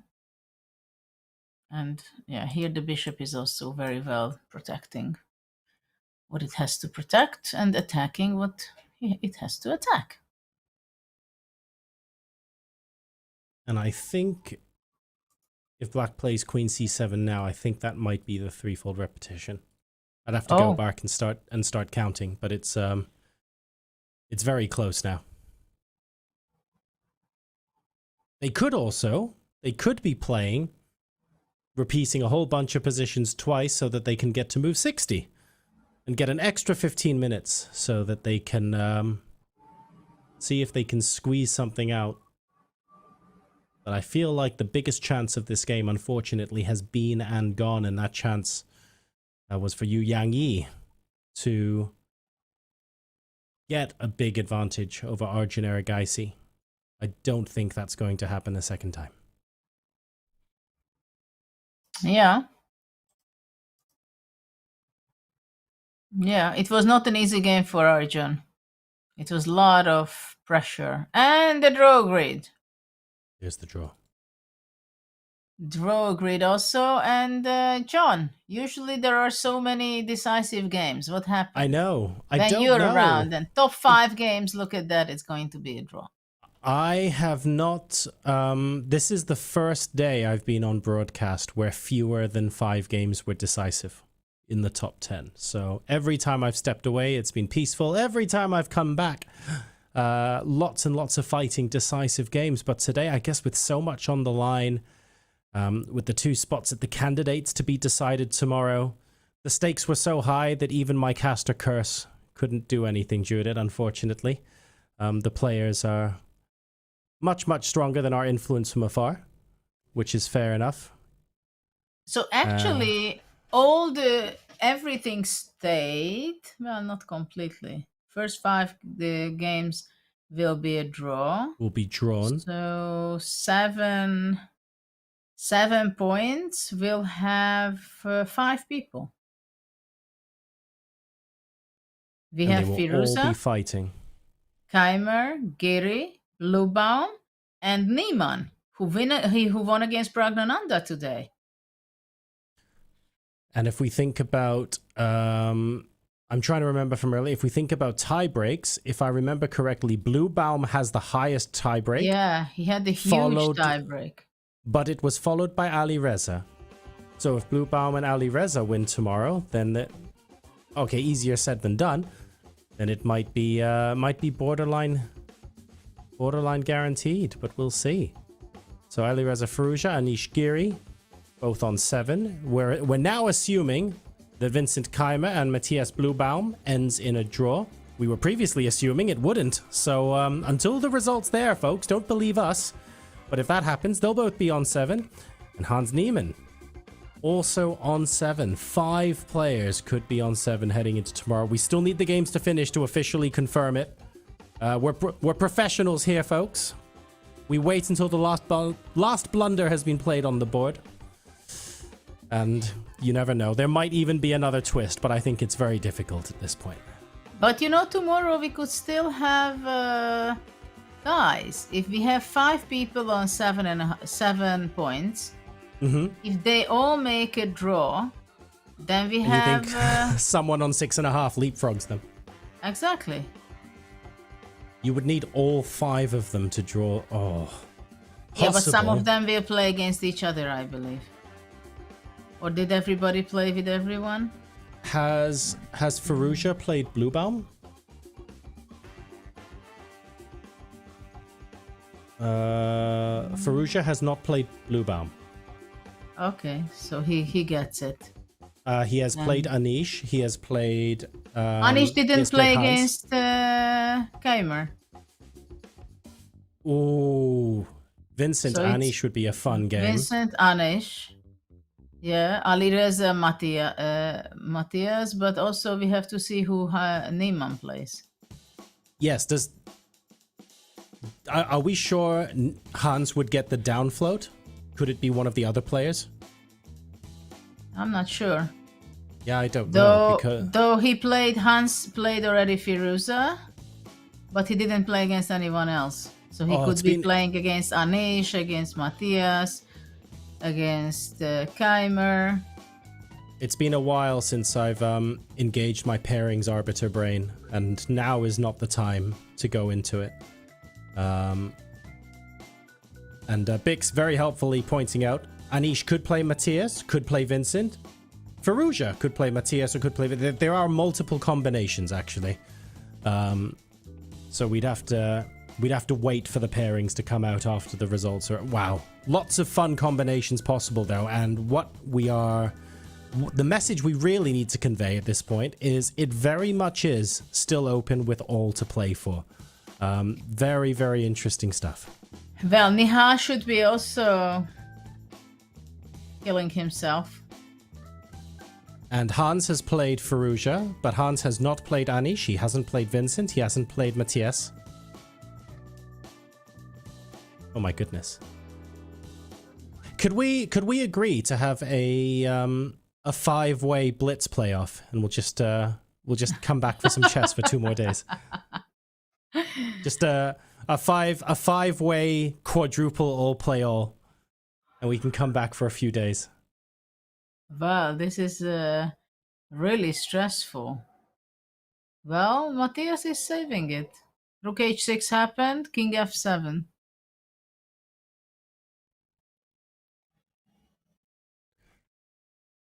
And for Vincent, it's he's going to be playing with black. So that's why actually he's not going to be playing with Alireza. Oh no, Bluebaum can play with Alireza because they switch colors. So on board number 2, Vincent still processing, but the summary is king takes knight was not played, trying to keep as many complications on the board as possible, but the reality is the pawn on g3 is gone. The material is equal in this game now. So Vincent is going to fight on, but he's fighting on in a much worse position than he was before. And I think... Well, the problem is, of course, he's not going to agree to a draw. At the same time, he also knows that he has less than 1% to win the game. Because this rook endgame after king g3, rook d3 is a really draw from many ways. It's simply no way of trying. That's the main problem. There's some games are equal, and then there's some games are drawn, and this is very much in drawn territory. Yeah, exactly. And we have this game going on with Yakubboev against Nepo. And we think Jan's going to be torturing Nodiabek for quite some time here. But I'm not sure how long he can torture him, because Black got his knight to f6. And they've already passed move 60. Now, if I remember correctly, folks, the DGT board, sometimes they can be a little bit funny. Sometimes they don't add the extra time until one player goes below 15 minutes. Sorry, not 15 minutes. When they go below 1 minute, it will add the final 15. So even though on your screen, it looks like it's 26 minutes, plays 8.5, I suspect it's actually 41 minutes playing against 23. This is, yeah. So just to let you guys know, it's not like Yakubboev is back down to below 10 minutes. I think both players are going to have some time. Okay, I picked that game then, just to look for a little bit of discussing. So the knight is on f6, blocking everything. Right? Pretty much. Rook on d5, cutting away the king. I just don't see how white can try.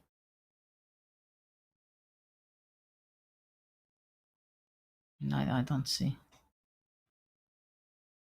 I mean,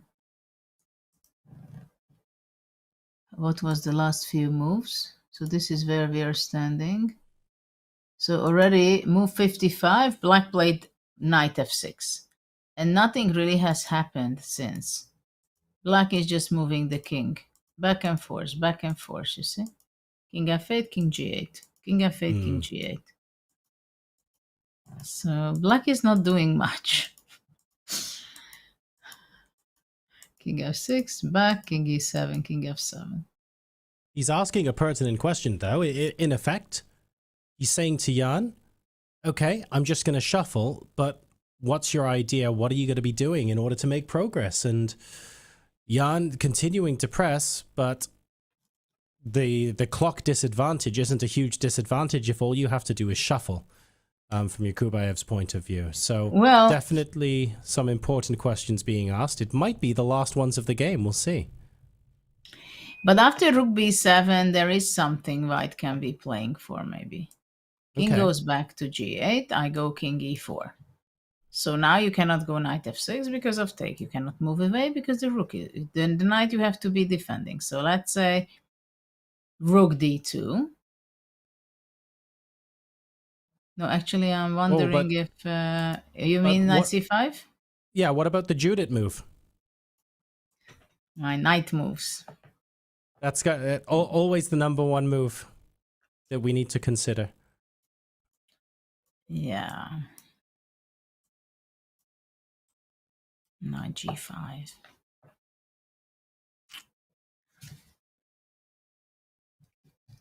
Yeah.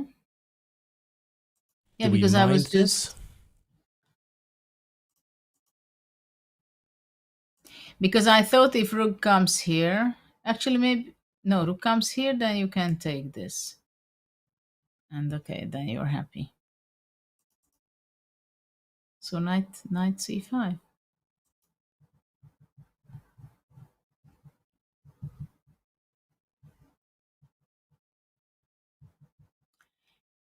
Well, knight d7, this is the position, the live board. Okay, and in the meantime, if we go back on board 2, this is the position. Keymer took on h5. Black is playing. He's got the extra pawn again. He's going to push. Yeah. So now black is thinking, should I be pushing the e4 or no? Well, I mean, he could, like you said earlier, Judith, did you not say that even with that pawn off the board, even if he just gave it away, it should still be a draw.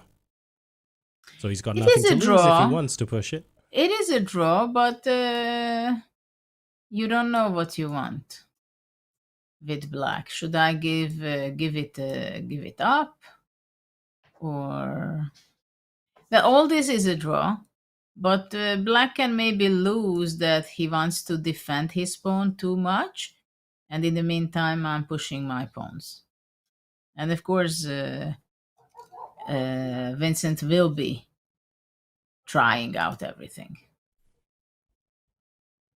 There's an argument to say then that the sooner black pushes the pawn, the fewer things that can go wrong with the position. If you end up swapping it off, then that becomes even simpler. And surely at that point, even Vincent Keymer can't play on and say, yes, there's a way to win this.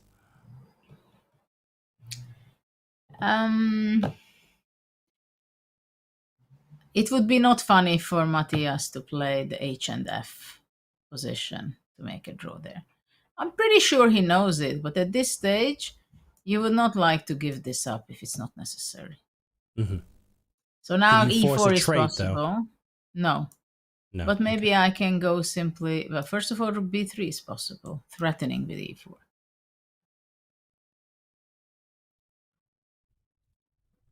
And that's what he played. Rook H6, King F5. Rook H5, King F6. Because this is the simplest. White goes with the king down, check, and back. So, of course, it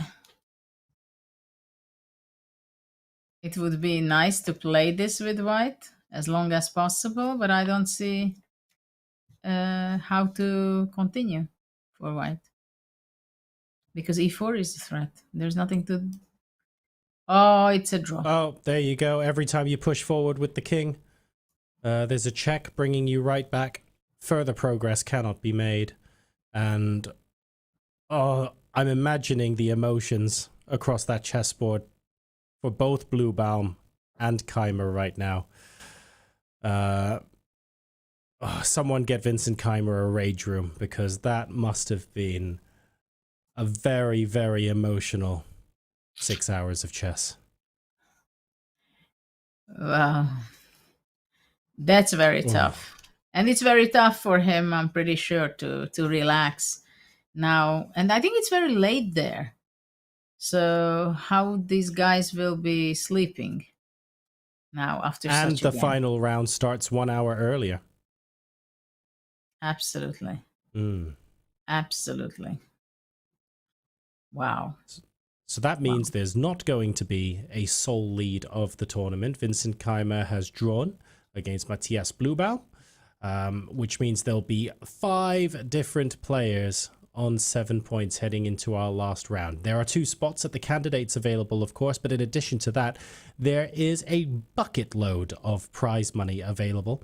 Let's go ahead and take a look at the prize pool so you guys know what is at stake. $625,000 total in the prize fund here.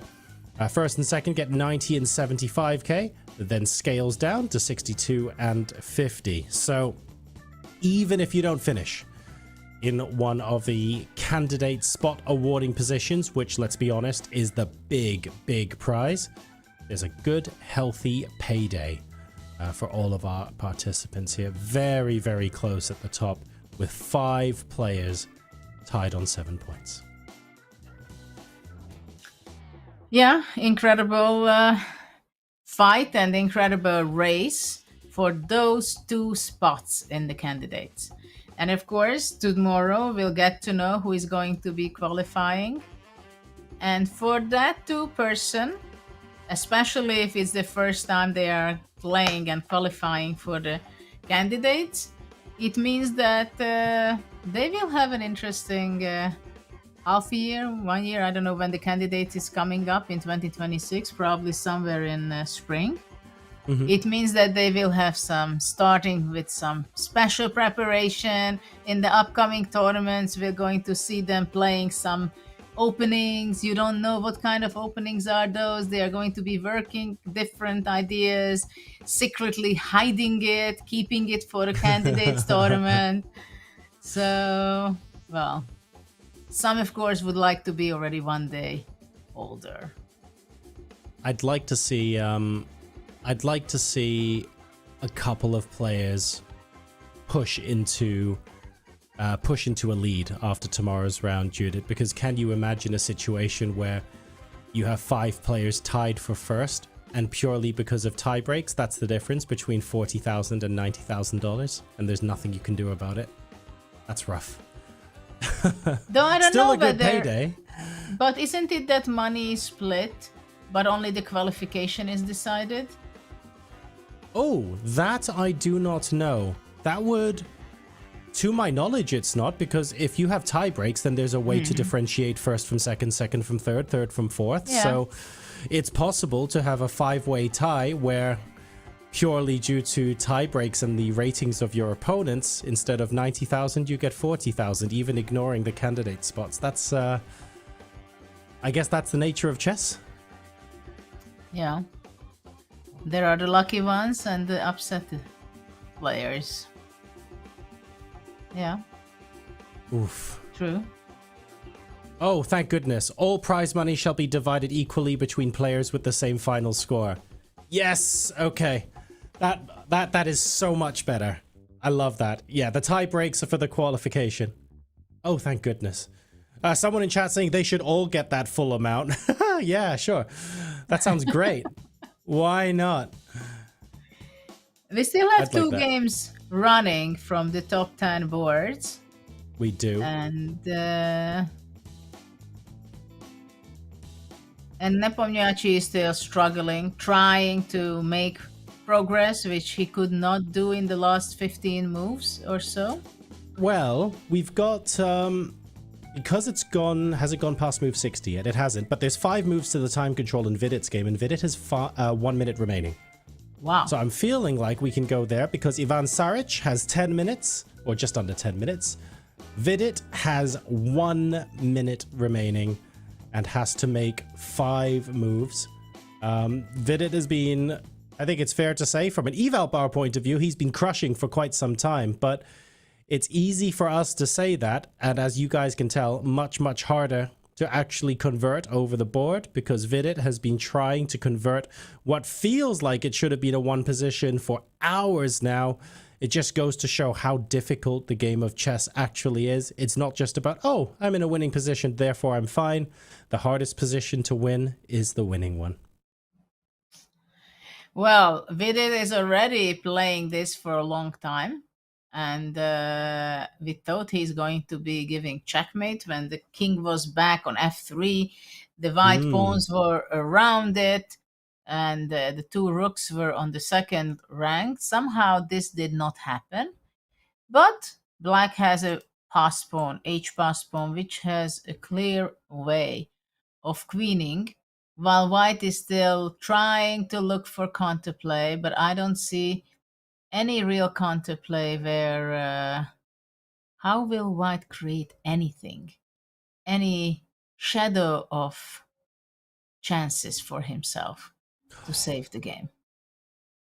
I've got a fun single moment from the game, Judith. Because there's so little time, I don't want to drag us away, but we were specifically talking about the position on move 37, where the king was on f3 surrounded by the pawns, and you said you need to create some sort of lift because otherwise it goes rook cc2. g4 was played, and immediately the following move, too late, rook cc2 was played, and that was a mistake. So that's where the nature of the position started to change. Just thought it was a fun bit of history there because we were talking specifically about this last time we were on this board. Yeah, so why is this a problem? Interesting. So was it just f takes g and rook h2 or something like that? Interesting. And white started to... because he could have taken Oh, because you could have played rook takes g7. Yeah. Wow, almost saving the game. And that gives you a bit of space. Interesting. Wow. But anyway, yeah, five moves to play with 1 minute on the clock. But maybe it could have ended a lot sooner. We're not to know now. So this is the position they could have had, and then they ended up playing out. Now the position looks very different to back then. Obviously, the white king is no longer stuck on f3. It has ventured all the way across the board.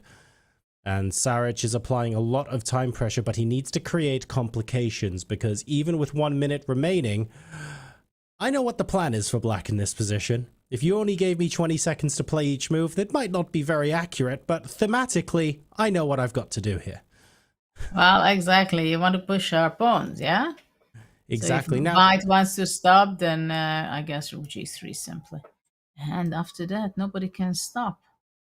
Is there any saving grace that the light squared bishop is at least looking after h1 as the queening square, or does that not matter at all? I don't see any way that the white bishop can hold up that passed pawn. It looks completely hopeless, while white has a lot of time, 6 minutes, and black has only 1. But I don't see how black can go wrong. That's the thing, and that's the important part. That I don't know how white can try to save it. And I would be even more happy not to have this pawn on a5. Oh, really? Why's that?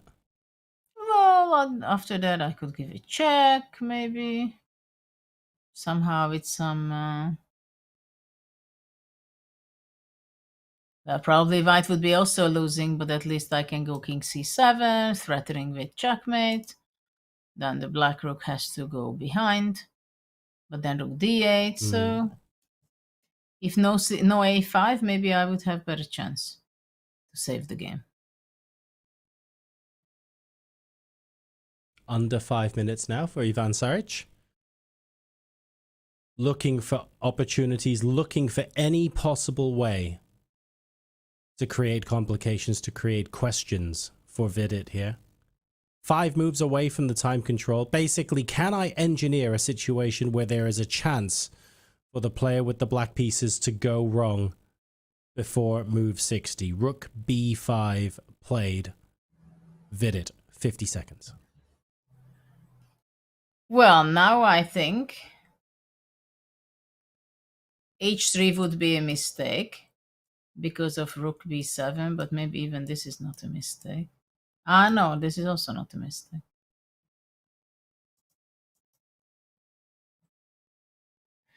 But I thought that also possible just to go here. I was going to say, you have to stay in touch with the bishop, right? And the danger with this is if you stack it. Exactly, like white can defend with rook b6, but then you just take the bishop, don't you? Yeah, rook d1 is played. Yep, and if king c7, you play the rook to c1, rook dc1, and no matter what white plays next, you're taking the bishop. Exactly. Take, chop, chop, chop, chop, chop, chop, chop, and push a pawn. That's got to be it. Exactly. So after rook d1, king c7 on the board, rook dc1, playing it out. On the board. On the board. Move 57. I don't think this makes it to move 60. Should it? I don't think so. I think this is the moment where white's going to resign.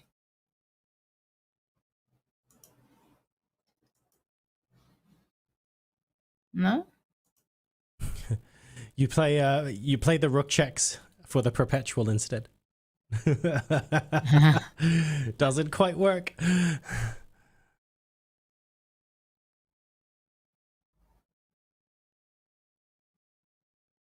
There's no perpetual because you've got king takes a5. But yeah, that's I think you've run out of moves there. King a8 would be a bad move. Yes. Exactly.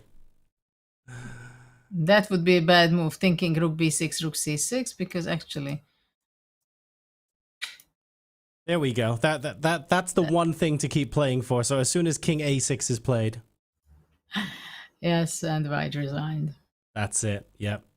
The last possible trick, king a8. Nope, absolutely not. So we have a resignation and Vidit with seconds on his clock, but it doesn't matter. Doesn't need to make it to move 60. Vidit takes home the full point. Okay, and that means we've only got one game left to go in our top 10 boards. It's Jan Nepomniachtchi playing Nodirbek-Yakubboev. Still going to be fighting there. So let's go ahead and take a quick break. When we come back, we'll see what happens with the conclusion of the final game in our top 10. Catch you guys on the flip side.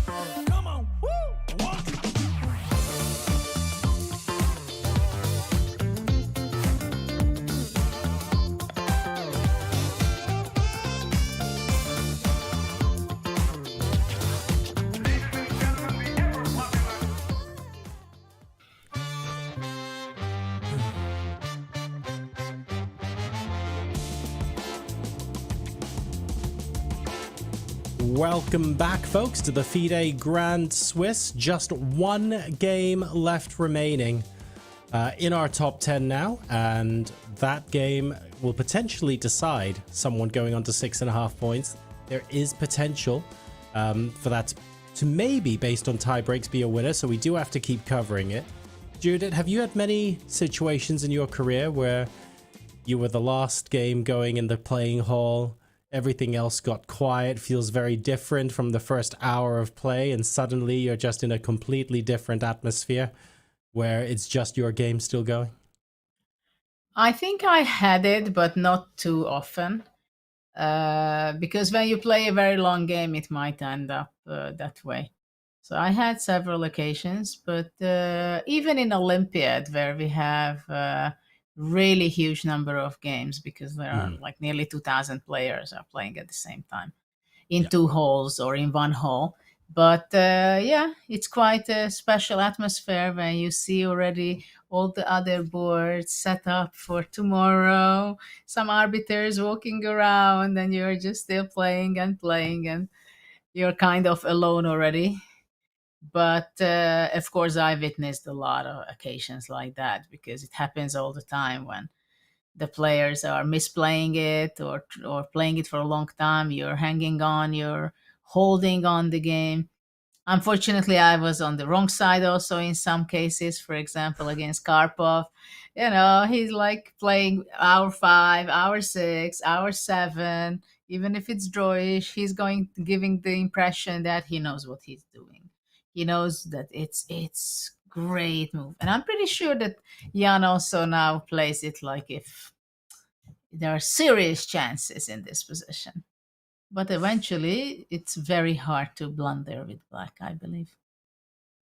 So let's take a look at the position in the game now and see what's going on. Jan Nepomniachtchi trying to press against Yakubboev. And this is... well, okay, there's some chances to make a mistake if you accidentally allow the rook and bishop to wreak havoc via g7. I'm sure there are ways to lose, but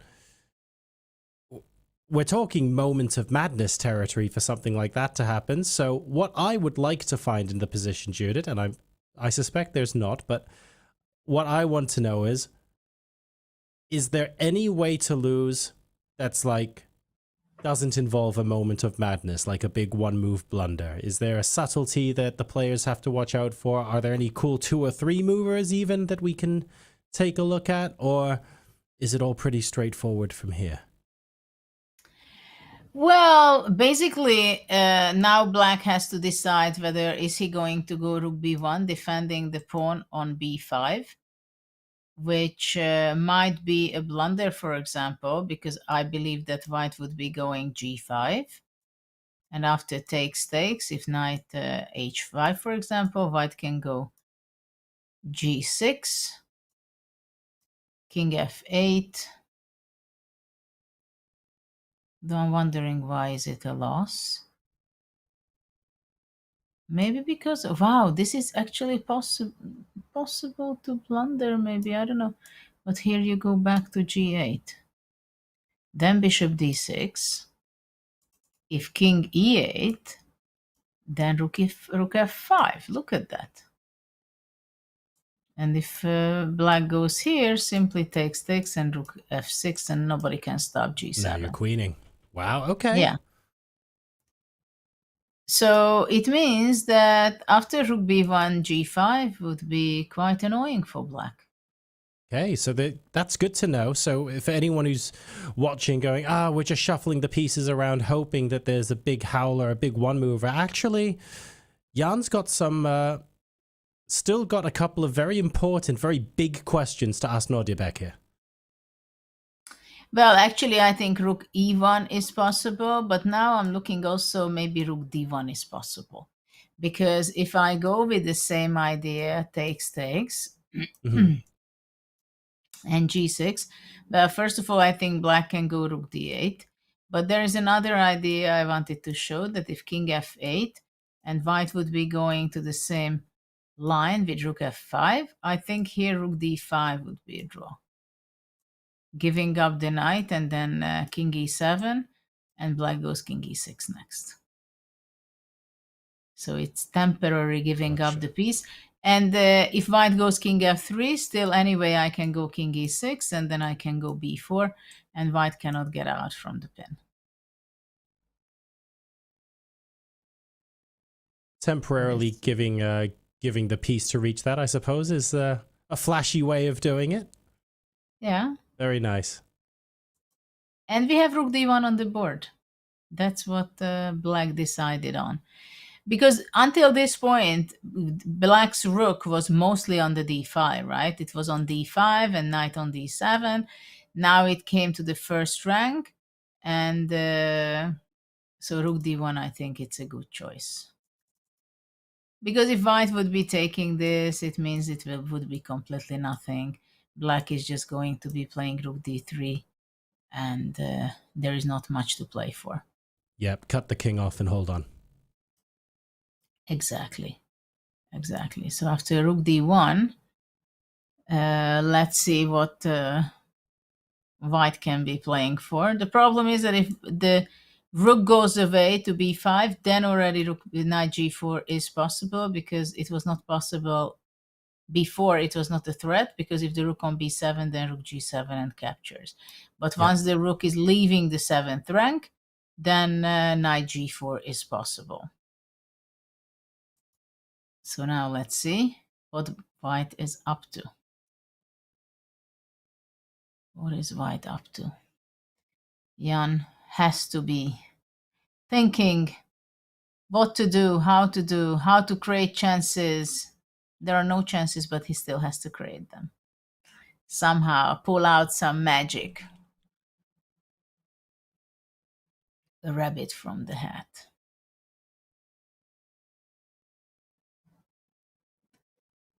So let's remind you guys what's at stake here. We've got 2 players on 5.5 playing to, well, if we get a decisive result here, they could be on 6.5, and that puts them within outsider shouting distance of potentially getting something out of this. Is also, of course, to be fair, a reasonable chunk of prize money involved as well. Let's take a look at the standings just so you guys can see exactly what's going on.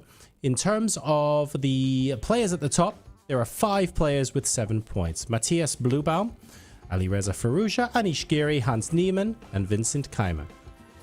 And they will all be on 7. And then we have a chasing pack of 6.5. So if Jan Nepomniachtchi wins this game, he will be on 6.5. If Niemann-Praggnanandhaa wins this game, he will also be on 6.5. The most likely result is a draw, but Jan is still pushing with the white pieces because he wants to be a part of that crew. And at that point, we start talking about tie breaks. But I think there are several players on 6.5 with better tie breaks than both Jan and Niemann, including Mishra, for example. Andy Woodward and Arjun Erigaisi all have stronger tie breaks. So yeah, it's rough. Yeah. Jan just wants to win again. Jan just wants to win. Yeah, he just wants to win. It's not that he had so much chances throughout today's game, right? I mean, they are playing this for such a long time. But he has the fighting spirit. This is still the game.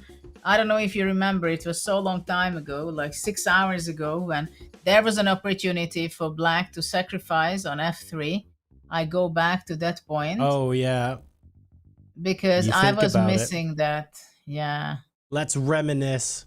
And actually, I should point out as well, that difference in 6 points versus 6.5 points. We're not going to bring it back up, but you guys remember the prize money graph from earlier? That could be the difference of something like 7 or 8 places, if not more, in the final standings. And actually, the amount of money that you could win by sitting and grinding out this game, just even if there's a 1% chance for the extra half a point, it could be a very, very profitable 1 or 2 hours. So you have to keep trying. Yes, and well, that's how sport people are. We have our fighting spirit, and especially if you're angry at yourself that you had your chance or you thought you missed some chances in the tournament, you're sitting there because you want to try it until the very last moment, until you have the feeling that maybe one more try, because especially in these kind of games, if we go back to the game itself, what's on the position. I mean, here it's obvious that it's not black who is trying all kind of ideas. Basically, it's white trying from this side, trying from that side. Now, in the last few moves, white has pushed f4. He reached the bishop on e5. So it's always black who has to fight, not seriously and not so difficultly, but still it's black who is playing for the draw, and white will be the one who offers a draw. Let's put it that way. If black would offer a draw at this point, it would be kind of insulting for the opponent. So it's going to be white who is going to be saying, okay. That's why black tactically offers the draw to put white on tilt, in the hopes that makes white make a mistake. You're sports people, right? You got gamesmanship is all part of it. Yeah. Oh dear. Okay. So rook d1 on the board. Are we going to see an immediate g5, do we think, from Jan? What is he going to do, you think? When are we going to see the g5? Do we think it could be immediate? Do we want to try it now? Straight away. The thing is actually that g5 will not work for different reasons, you know? Because if white goes, we were discussing this, that takes, knight h5, g6, and then I went king f8. But because the rook is on d1, black can also just go rook d8. After that, he goes back knight f6, and it's just over. So black does not have to give up the piece or anything like that. Black can just do anything. Okay. So that covers it off. Yeah, if he goes g5, it means that it is a draw for.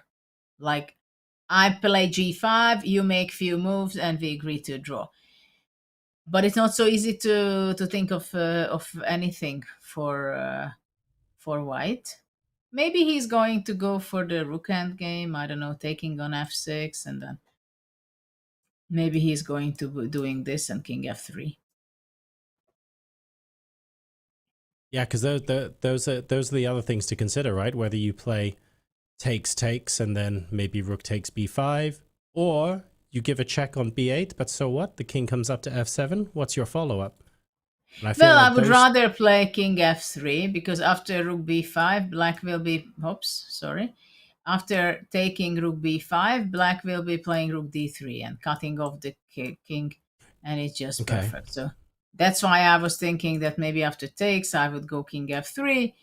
So I have some hope to go to e4 and f5. So now black can go rook d5, for example. Here, rook c5, king d4, then rook c4, and again we are draw. Isn't it the same thing if after you go king f3, you just play rook d4 instead? So you're still giving up the b pawn, but you're cutting the king off still, and then that way you can shuffle to the a file or something. That's also a draw. Yeah, that's also completely a draw. So there is hard to make a mistake, but still you have to pay attention on some of the moves. A couple of moves have you been better played. pay attention. Yep, we've got after rook d1, white was trying to see if he could maybe sneak in another way, and he went to king g3, but then we just gave a bunch of checks, and we're back king f3 and rook f1 check again. So, not giving the king any peace. Move 81, by the way. And now I guess, I was going to say king e2 is possible, and then you can't move the rook back to d1, but so what? You go to g1, threatening to take the pawn.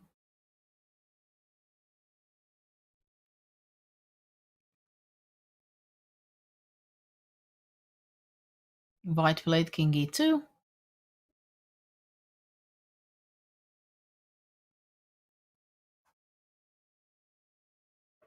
There are actually 4 more games going on in the playing hall still. This is not the only game. There's 5 games. Yeah, actually, there is a rook end game. Two rook end games. 2 rook end games, of course. Yeah. Just 2? Let me see if there are anywhere someone's in a time scramble. We can check that out. That could be fun. Nope, that one's moved 64, so they've got their time. That's fine. Also moved 64. But it's interesting that one of the games were actually misplayed in move 59. It was a draw rook end game, and White went on to losing. Oh, well, how about we take a look at that then, and we let continue me pull that up. Today's endgame lesson. Yeah, let's see. Which board is that? It's Vakidov. Was playing with White. So this is the position. And Black is winning. But if we go back to this, just several moves ago, it was this position. Oh my God, poor White. So Black played King C6, Rook H7, B5.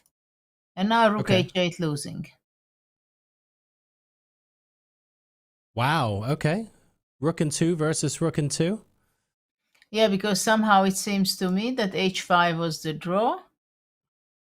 And, well, on King D5, it seems like simply Rook C7.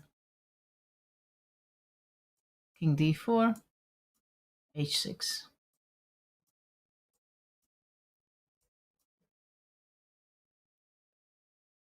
So probably it's just... I mean, pawn on H7 holds up the rook. So it's a draw. So instead of this, he went Rook H8, losing time. And then King D5. Rook A8, wasting time, I see. B4. Rook check. He thought that he is going to be chasing the king, but the king went to D3. He did not take the rook. He didn't take the pawn. No, that's a draw because White gives a check. And White completely misplayed it because he thought the pawn will be taken. King D3, King B3, Rook F1, because there is no check. Rook G8, check here. So Black is still playing, hesitating what to do. I think simply, I don't know if B3 is also. I think simply you go Rook H2 and game over.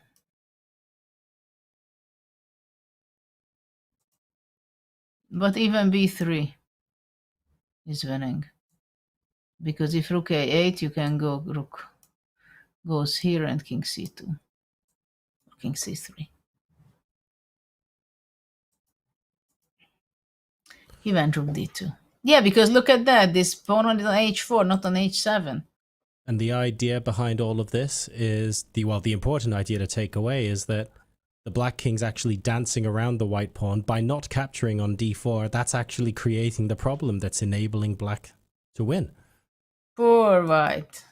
Losing such a position. Oh. There are quite a few dramas. The only difference is that for Keymer, he pays a lot for this lesson. Yeah, exactly. He really pays a lot. Poor guy. And you have to cast that was an expensive one. You have to cast that out of your mind for tomorrow as well.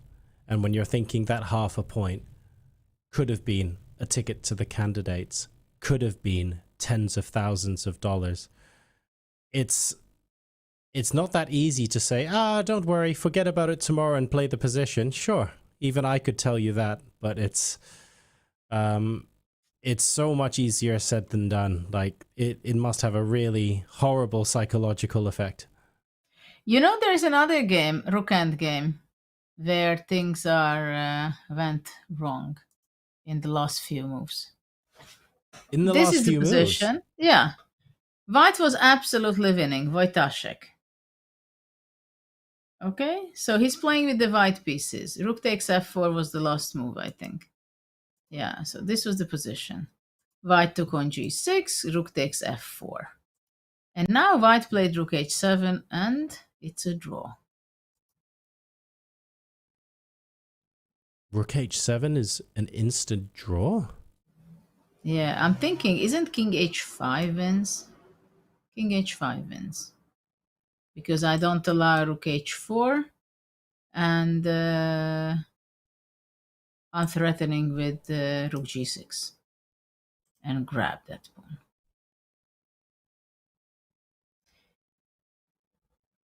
So white played rook h7. And then rook b4. b7. And the problem is for white that black can just give checks.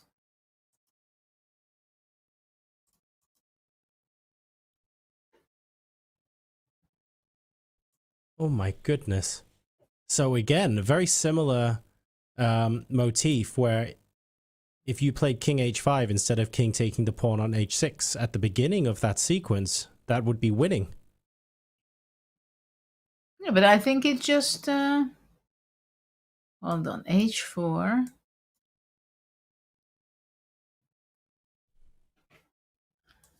h4. This would be losing because I go to h6. Yeah, this would be winning because of h5, h6, rook there. No, I go here first.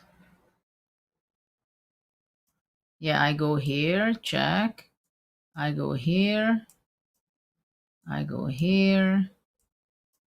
King f8, rook h1, and then we play rook h8 here and king g7. Okay, so this is a win because this would be a draw only if the black king would be able to go to get f7. to f7. Yeah, because after this, the famous win. White can just go here, king goes here, and the white pushes. And then the pawn queens, yeah. Okay, so what did I do? I played... uh-oh. Rook b3.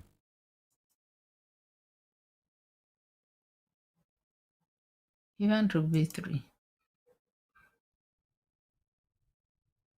Chess is hard, Judith. It's not an easy game. I'm actually I'm beginning to wonder now if the players have detected like the swings in the evaluation. Because it feels completely and utterly normal. You have to go on the side.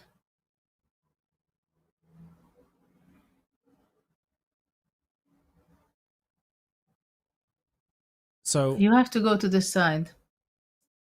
Judith, on rook b3, I've just taken a look at what the engine says, and I have a question to ask you because I think I just need to know the answer because I can't calculate it for the life of me. The engine reckons rook h8 check, king takes pawn h4 is just overwhelmingly winning. Game over. But h4 is a mistake. h4 first is a mistake. Rook check first, giving up the b7 pawn, and then h4 is winning. Why?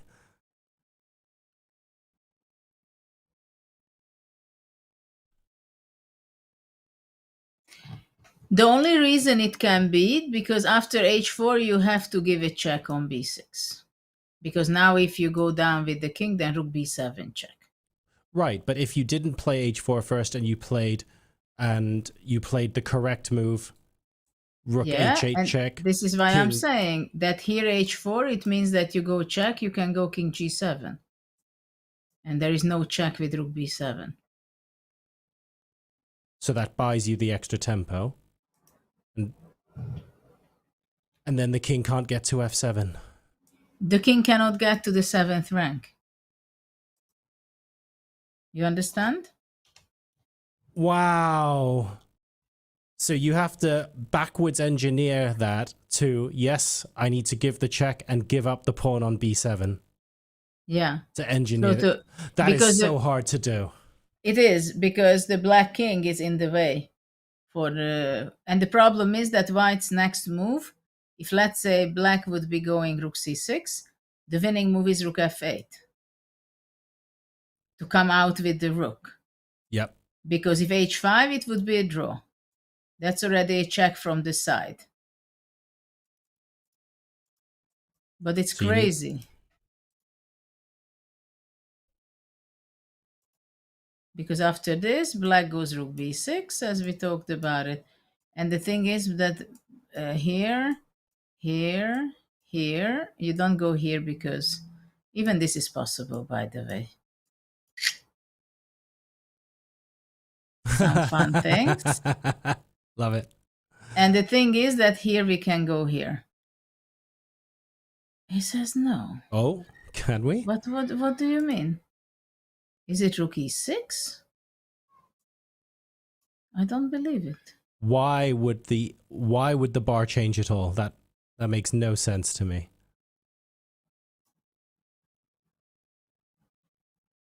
You're joking. Is it that sharp? What's going on?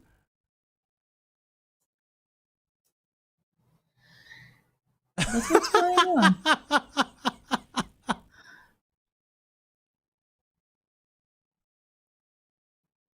But I was before, I had my rook f3 and it was, no, it was not rook f3, it was rook f4. When, so what do I want? That is bizarre. Do you understand this? No, absolutely not. And I don't have the analysis up in that position Rook either. b6, So. here.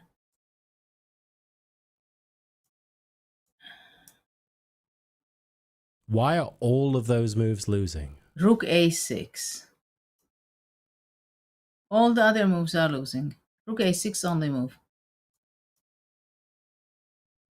Only move. Why? Because the king is going to be too near. That after rook e6, for example, king d5, and the black rook, white rook can move away. And if rook b4, then I don't go back, but I go rook e4. Because that's always winning when I can bring out my rook and defend it from the side. That's the problem. So, which means that rook a6 is the move. Rook a6, only move. Only move. And the thing is that after h5, we can go here. And on king c6, we can go check again. And on king d7, I think I go back again. And if h6, I'm going to go rook a6. Rook h5 would lose, I think. Because king c6 and checkmate.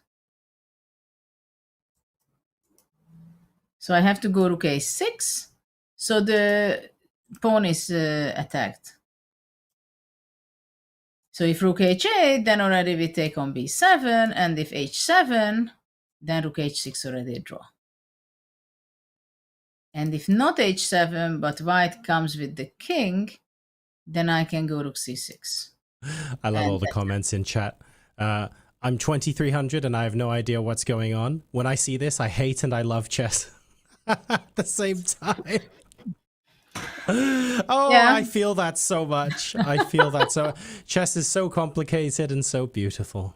Absolutely right. So what will be the outcome of the game? Actually, there were moves, you know, and continuously blunders. After h4, rook b4, again lost. Don't worry, we've got king e5 to save it. This evaluation bar is going to look like they've gone over a rumble strip. But you know why it would be winning? Because white has to go h5? No. Why not h5? Is it the same idea as before? If you play the check first and the king's on the 7th? I know the problem. Yeah, the problem is yes. I think you're absolutely right. I think you should be correct. Look, I've only got one idea. I've got one thing to hang on to, Judith. Perfect. That's all I'm gonna be. All I'm gonna be saying. Yeah. It's the same story. Well, but that's logical that they make the mistakes because it's the same idea.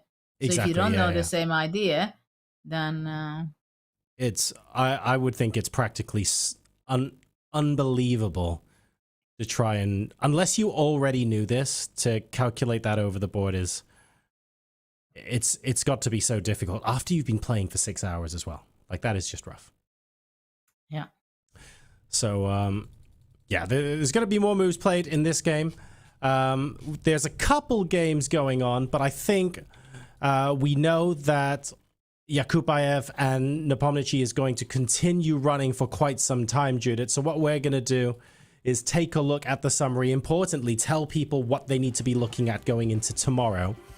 And we'll be wrapping it there because we actually don't know how long that's going to be going on. What I will say, though, before we talk about the summary of the day, if you would like to check out the remaining games that are happening, go to chess.com/events and you'll get to see all of the live games that are still going on.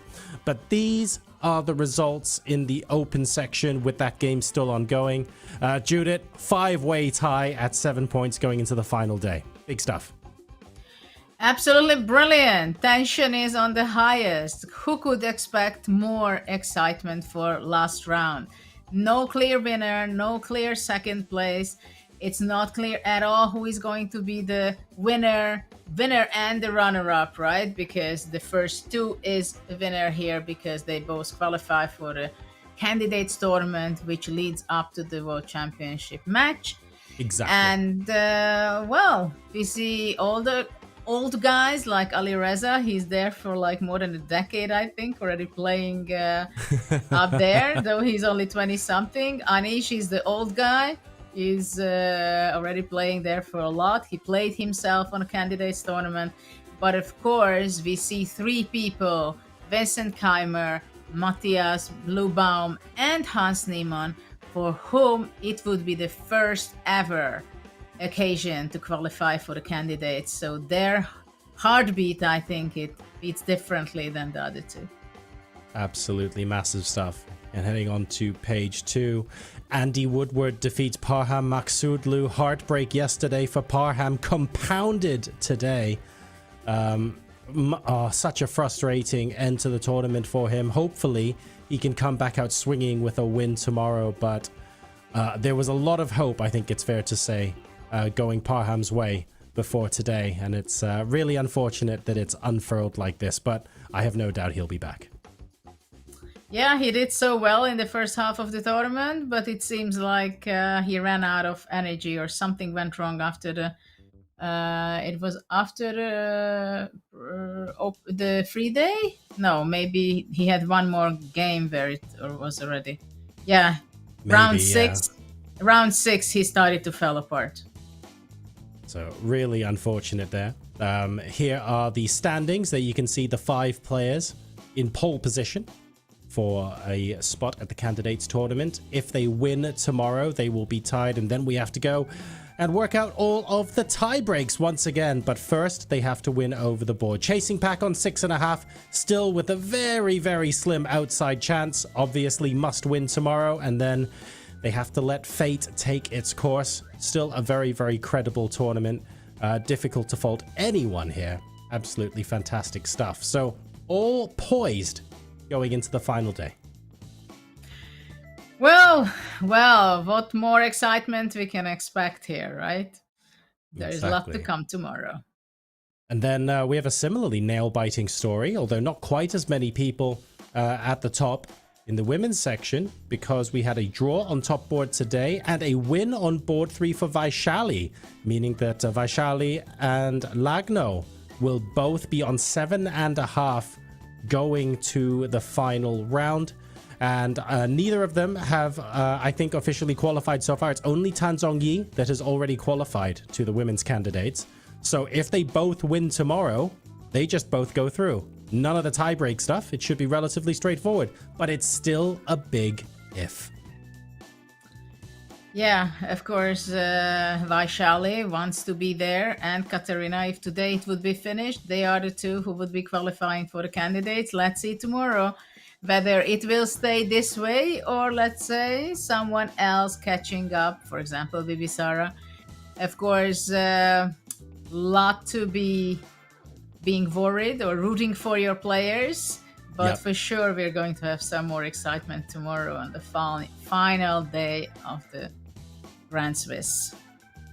10 rounds down, only 1 round remains. Nearly $1 million in prize money and tickets to the prized candidates tournament will be given out at the end of the round tomorrow. It's all to play for, folks, and make sure you continue to tune in. It'll be the last stream of the tournament tomorrow. Judith, it's been absolutely fantastic having you with us. Thank you so much for saving my bacon, as well as everyone watching who couldn't make heads nor tails of some of those positions. It's been fabulous having you here. Any words to close out the day?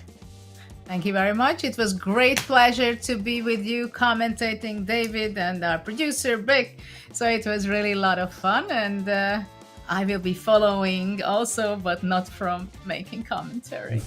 So enjoy. Everyone enjoy the last round, because there's a lot of action and nail-biting moments, I think, coming up. Absolutely. The final round, I believe, starts 1 hour earlier than today's broadcast as well. So if you're listening now, make sure you set your alarms an hour earlier for the last round.